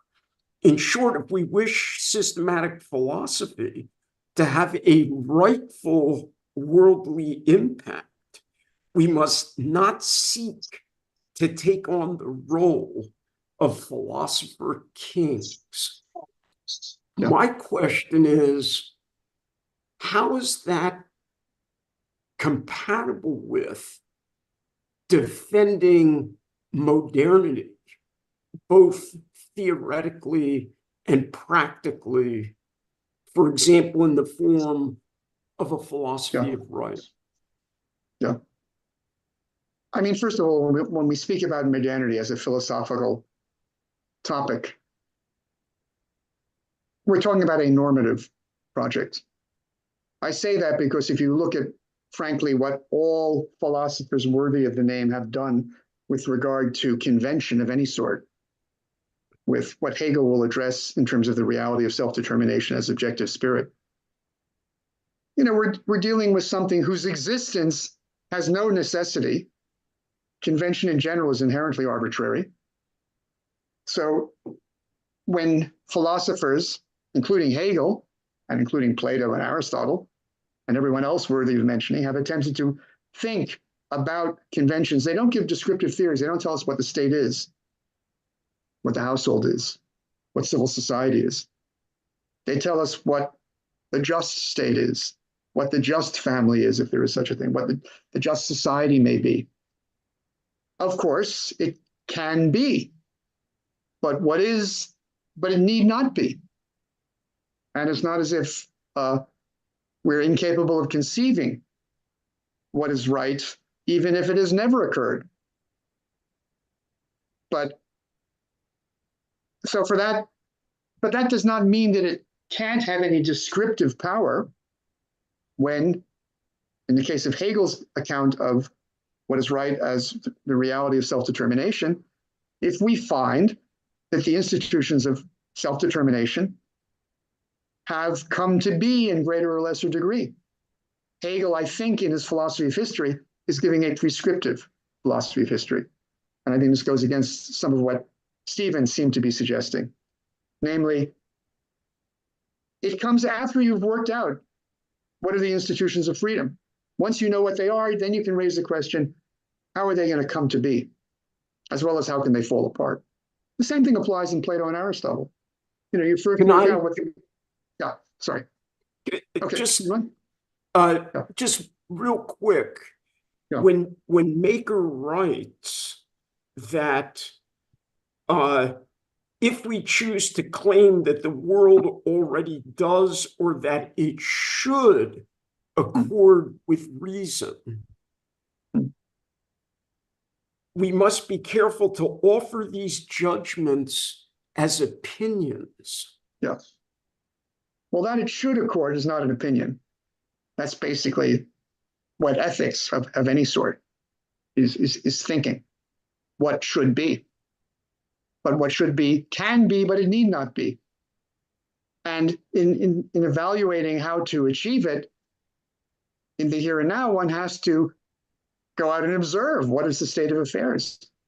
And that involves empirical judgments that are inherently corrigible. They can't have a certainty of the theory that thinks or conceives what they should be. So we, as, shall we say, philosophically grounded critics of the given, who may want to see what role we can play in making things accord as possible with what is right, we bring to bear the philosophical conceptions, which are going to conceive what must necessarily be the case for what is normative to be. But our judgments about what the state of affairs is and what's going to be the best way of arriving at it are empirical judgments that are clearly devoid of certainty. So that in Hegel's philosophy of history, as I understand it, we can, once we know what the institutions of freedom are, we can sort of think about what must occur for them to come to be. And if we want to discuss the recorded history, and we make the empirical judgment, which I think Hegel indicates is an empirical judgment, that I observe that today, after the French Revolution and Napoleonic Wars, that the institutions of freedom are now on the agenda. They're beginning to come into being. The Industrial Revolution is underway, French Revolution, American Revolution, et cetera, et cetera. The Reformation is providing a religious culture that is compatible with secular freedoms and the like.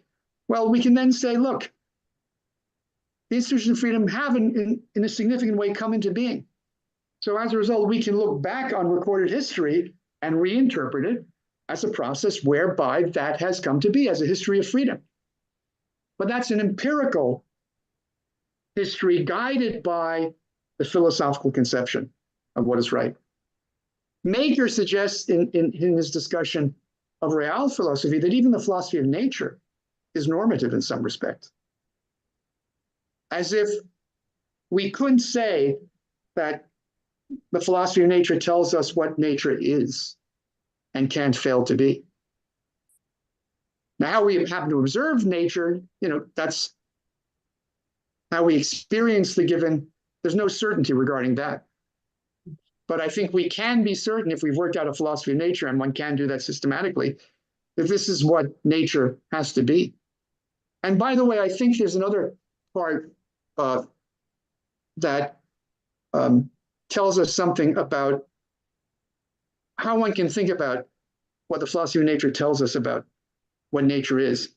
In a sense, it does tell us about what are the possibilities of the being of nature, which doesn't mean that everywhere in nature we're going to find life, for example, or a planetary system that allows for a biosphere, let alone one that has established rational agents. But in a sense, if we're engaged in this kind of theorizing, in a sense, we know that the very theorizing in question requires that indeed nature has come to, in a sense, bring into being what could be considered the totality of what nature can do, which is to say the most fulsome development of animal life to the point of rational animals.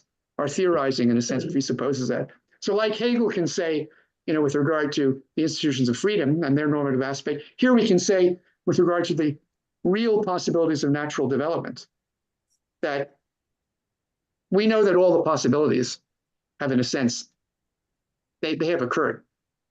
We know what the fundamental options are, thanks to the philosophy of nature. But of course, the philosophy of nature presupposes that nature has been able to contain a development, an evolutionary development and so forth, where there are animals who are able to know what nature is. And we may be them.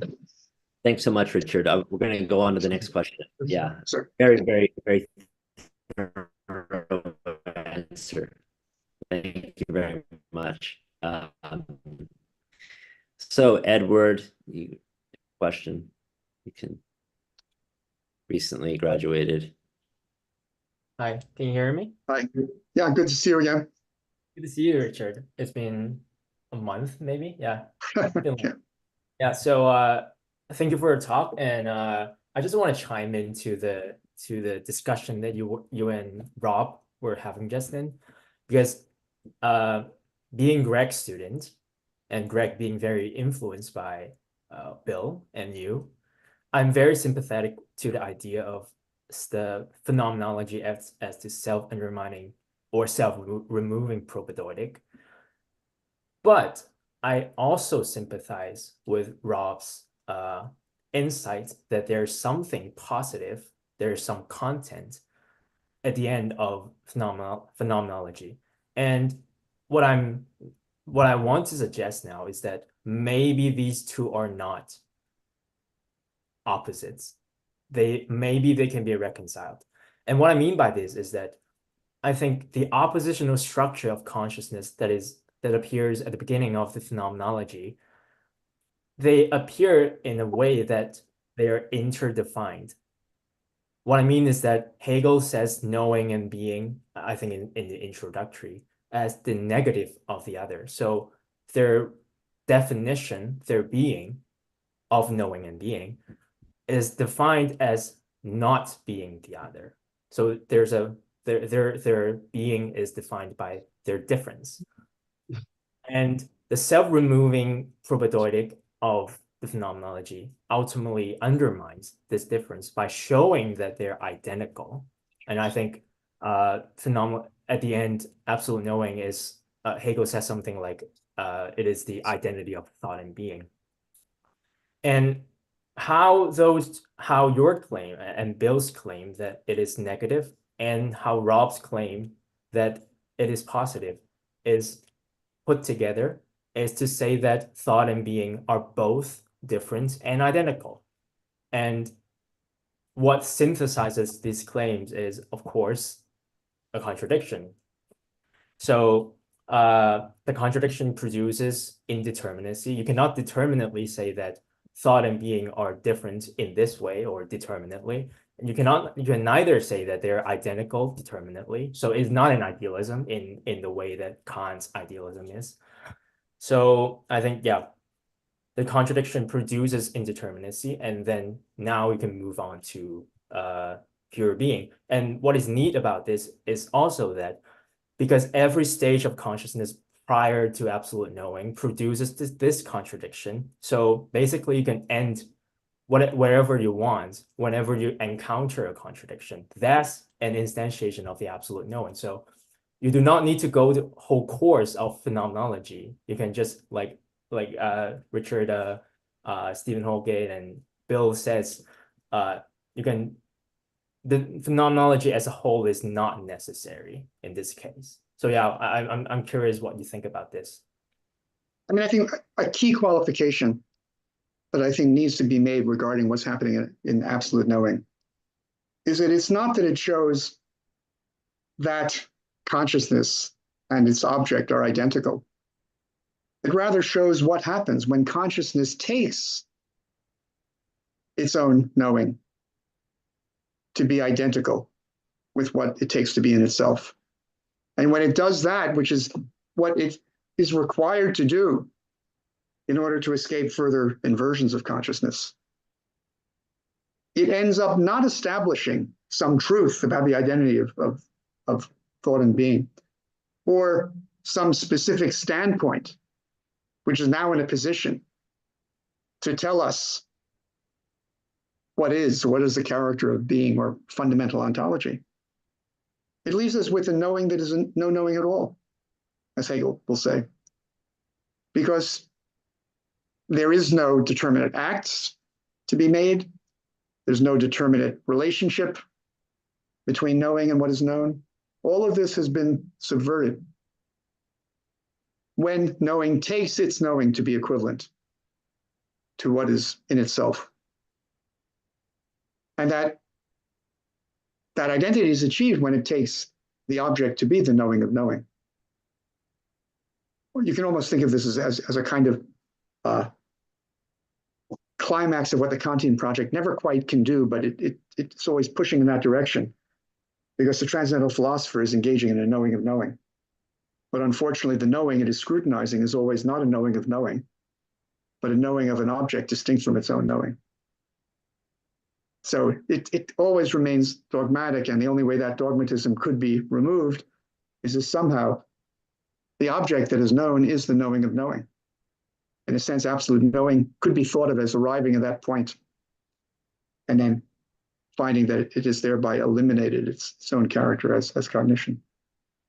So in that way, I think there's nothing determinate that is positive, either in terms of a determination of what knowing is or a determination of the object of knowing.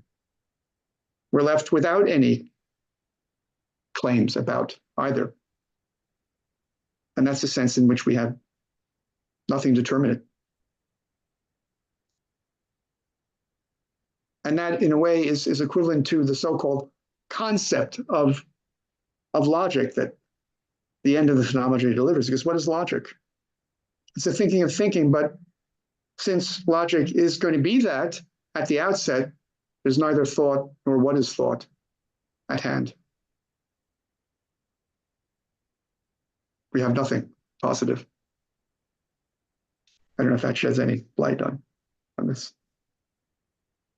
Thank you. Okay, sure.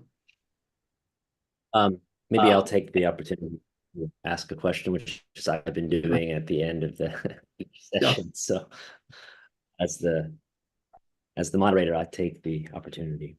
So thanks so much, Richard. It was good to also get a summary of Bill's book and to get an overview of the whole thing and all the arguments. I wanted to ask a question about the apparent return of these contents in the phenomenology in the encyclopedia.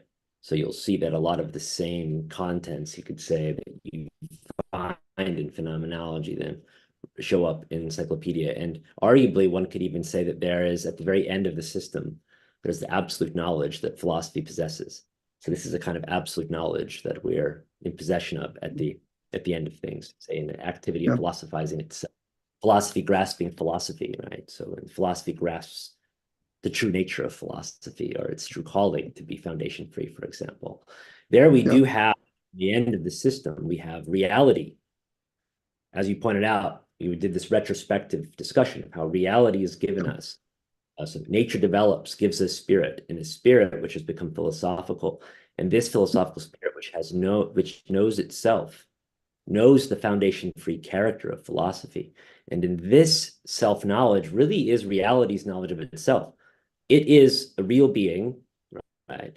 That is knowing the character of philosophy. This is, I would put this is something like reality's knowledge of itself. It would be one-sided, I think, and problematic to make this, to discuss this philosophical self-knowledge, in which the knower and known, in fact, have, in a way, become one, as merely ideal or merely real or something like this.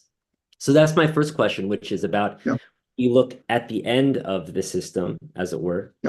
We have a kind of absolute knowing, which now is scientific, in which the collapse of knowing and its object has in fact occurred. But it's scientific, and it's arguably reality's knowledge of itself. And this would not be any kind of substantial. Well, that is not present in logic. Yes, right? it's not. Logic it doesn't, even the totality of logic, which is going to provide us with. I'm not talking about logic. The idea of science. Okay. You mean philosophy is a real phenomenon. Yeah, exactly. I'm talking about that the whole system as a whole, in its result, requires us understanding that the whole system is a kind of self-knowledge of reality. Reality does grasp itself. And I think if you don't have that position, it's hard to understand how in fact we can understand this kind of the result of the system, right? When we're on the end of things. So that's my first question. I don't know. It's more of a comment where we have another question. Maybe you want to go ahead and respond to this first. I mean, it operates on many levels. In other words, even if philosophical psychology, or let me put it this way, even if the philosophy of nature is not something that is going to tell us about how we can have true knowledge in general, our conception of nature has to be such that it allows room for beings who can know what nature is in truth, and likewise philosophical psychology has to be able to conceive of actual embodied knowers such that they are capable of knowing truly. And likewise, if we then consider the cultural reality of philosophy, which is a cultural reality, right? It's different from just talking about how does an individual think a systematic argument, for example. We're talking about something that has is embodied in the world, is related to traditions and so forth and so on. It's reflecting on its own history, blah, blah, blah. You know, this is, again, has to be also considered in such a way that it can develop such that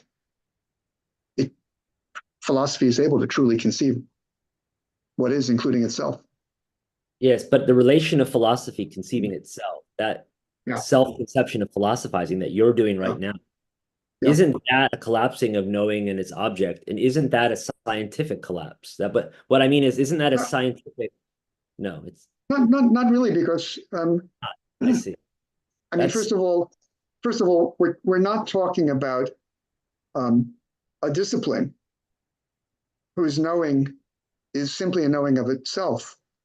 Here we're talking about a part of the philosophy of reality, which contains that element, which incorporates all sorts of features such as nature, the psychology of a rational animal, history, and so forth and so on, the nature of language and the like, all of which are enabling conditions that are going to be part of the actual reality of philosophy.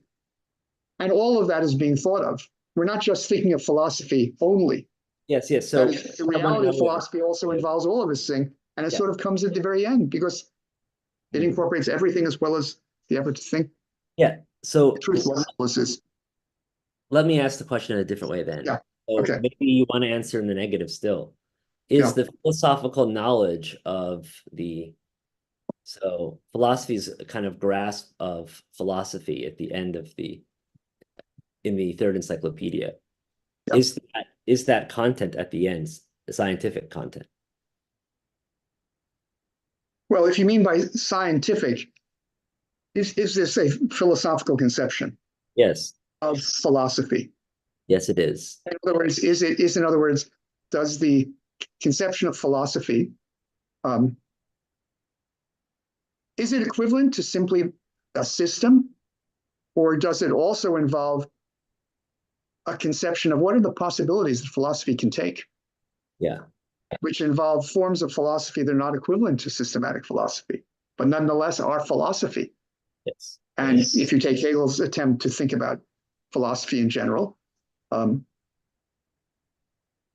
it's possible to think about the forms that philosophical development has to have to arrive at, or at least one can take that as a question, in a similar way in which one thinks about what has to occur for the institutions of freedom to come into being. Yeah, okay. And that may involve a certain kind of negative. In other words, we have to overcome, generally speaking, foundational philosophy.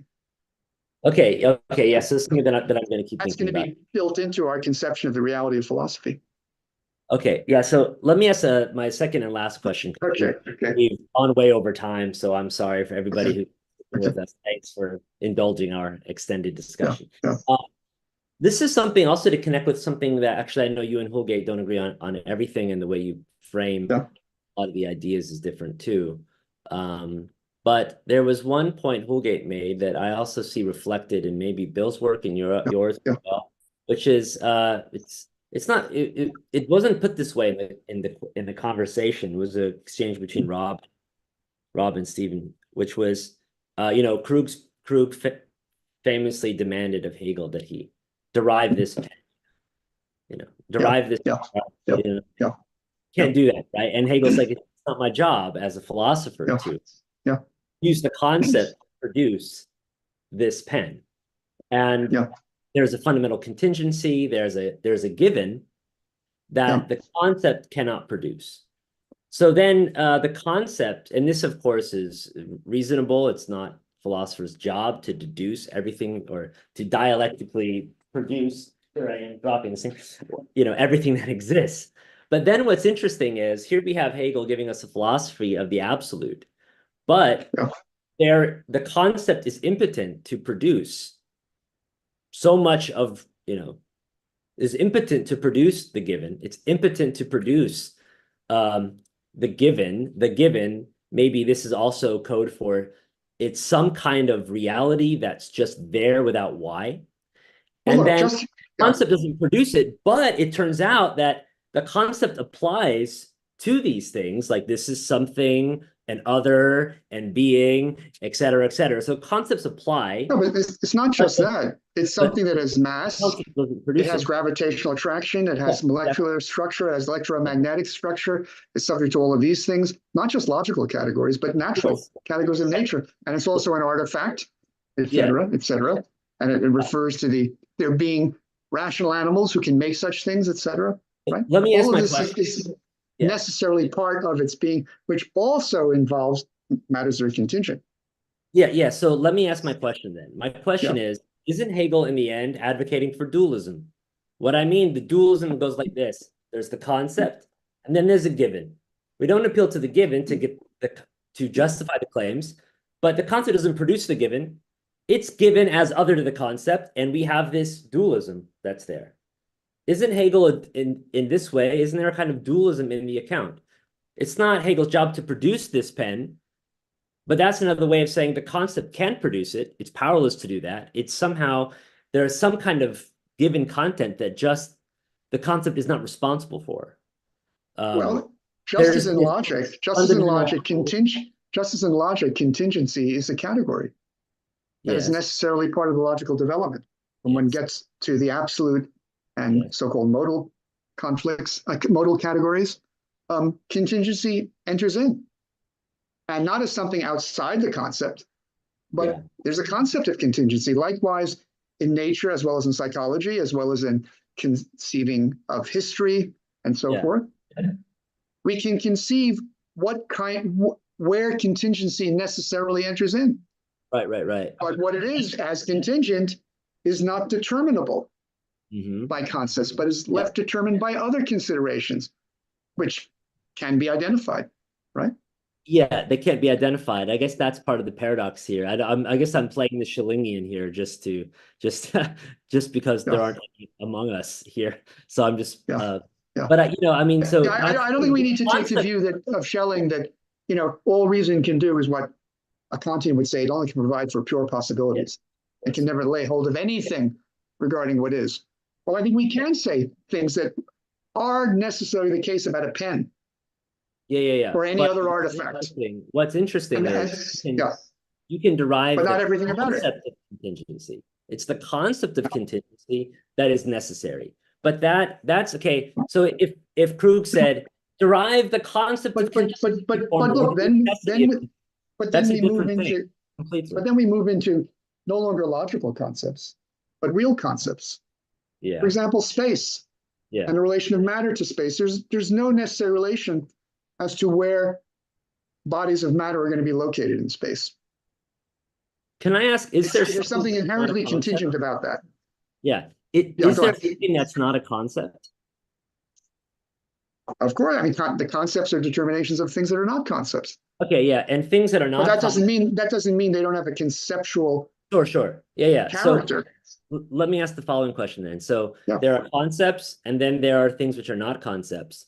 Things which are not concepts have conceptual character, but we don't actually kind of dialectically produce what is not a concept out of a concept. Like, we wouldn't say that, do we? Like, does Hegel think he's actually through logic actually telling us why what is not a concept exists? Concepts, we can conceive concepts and conceive how concepts are pregnant with content and develop themselves. We can also conceive how what is non-logical itself is going to have an immanent character to it. And we can conceive that. And that's not a matter of just concepts determining something. We have something that contains concepts, contains more than, contains logical determinacy, but more than that. Something irreducible to that. Yeah. And it is that which is what is, shall we say, a totality in its own right. Yeah, for it sure. Has its own process and the like. And it's not opaque to reason. So just my final, okay, so given what you said, do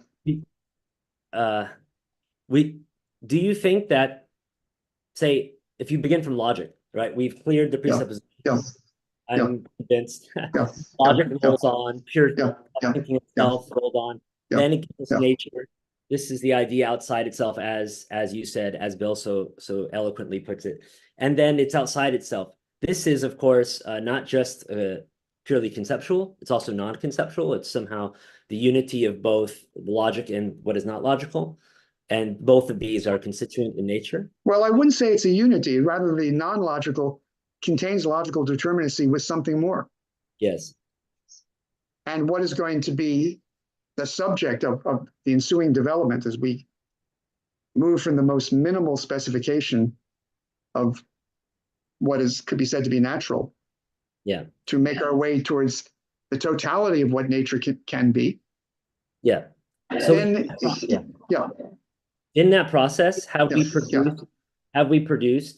given account of why there are, say, singularities that are not concepts? That's what I'm interested in this account. Well, look, it's not just singularities. I mean, they're all of the determinations of real philosophy are not just concepts. Yes. Nor are they just ideas. Yes. Okay. So we are producing. We can have an idea of it. We can have a concept of it. But it's a concept of something that's not a concept. We're not dealing with logical concepts any longer. We're dealing with concepts of nature or concepts of mind, spirit, etc. Right? Okay. I will I will cease and desist here, but I thought we Okay. would end Okay. with actually some All back and forth. Thank you Okay. so much, Richard, for Okay. your talk, and thank you everybody Okay. for your questions and discussions. Yeah, thank you everybody who stayed the whole time, and those of you who stayed part of the time, thank you as well for coming. But I know for some of you it's late, so people are looking a little. I would just want to say one thing that I'll just say to the audience. If any of you are interested in doing it, you might consider putting up a posting of Bill Maker on Wikipedia and see if you can come up with his CV that might include an account of all of his writings. I think that would be useful to have out there. Thanks for attending. Okay, yeah, thanks everybody.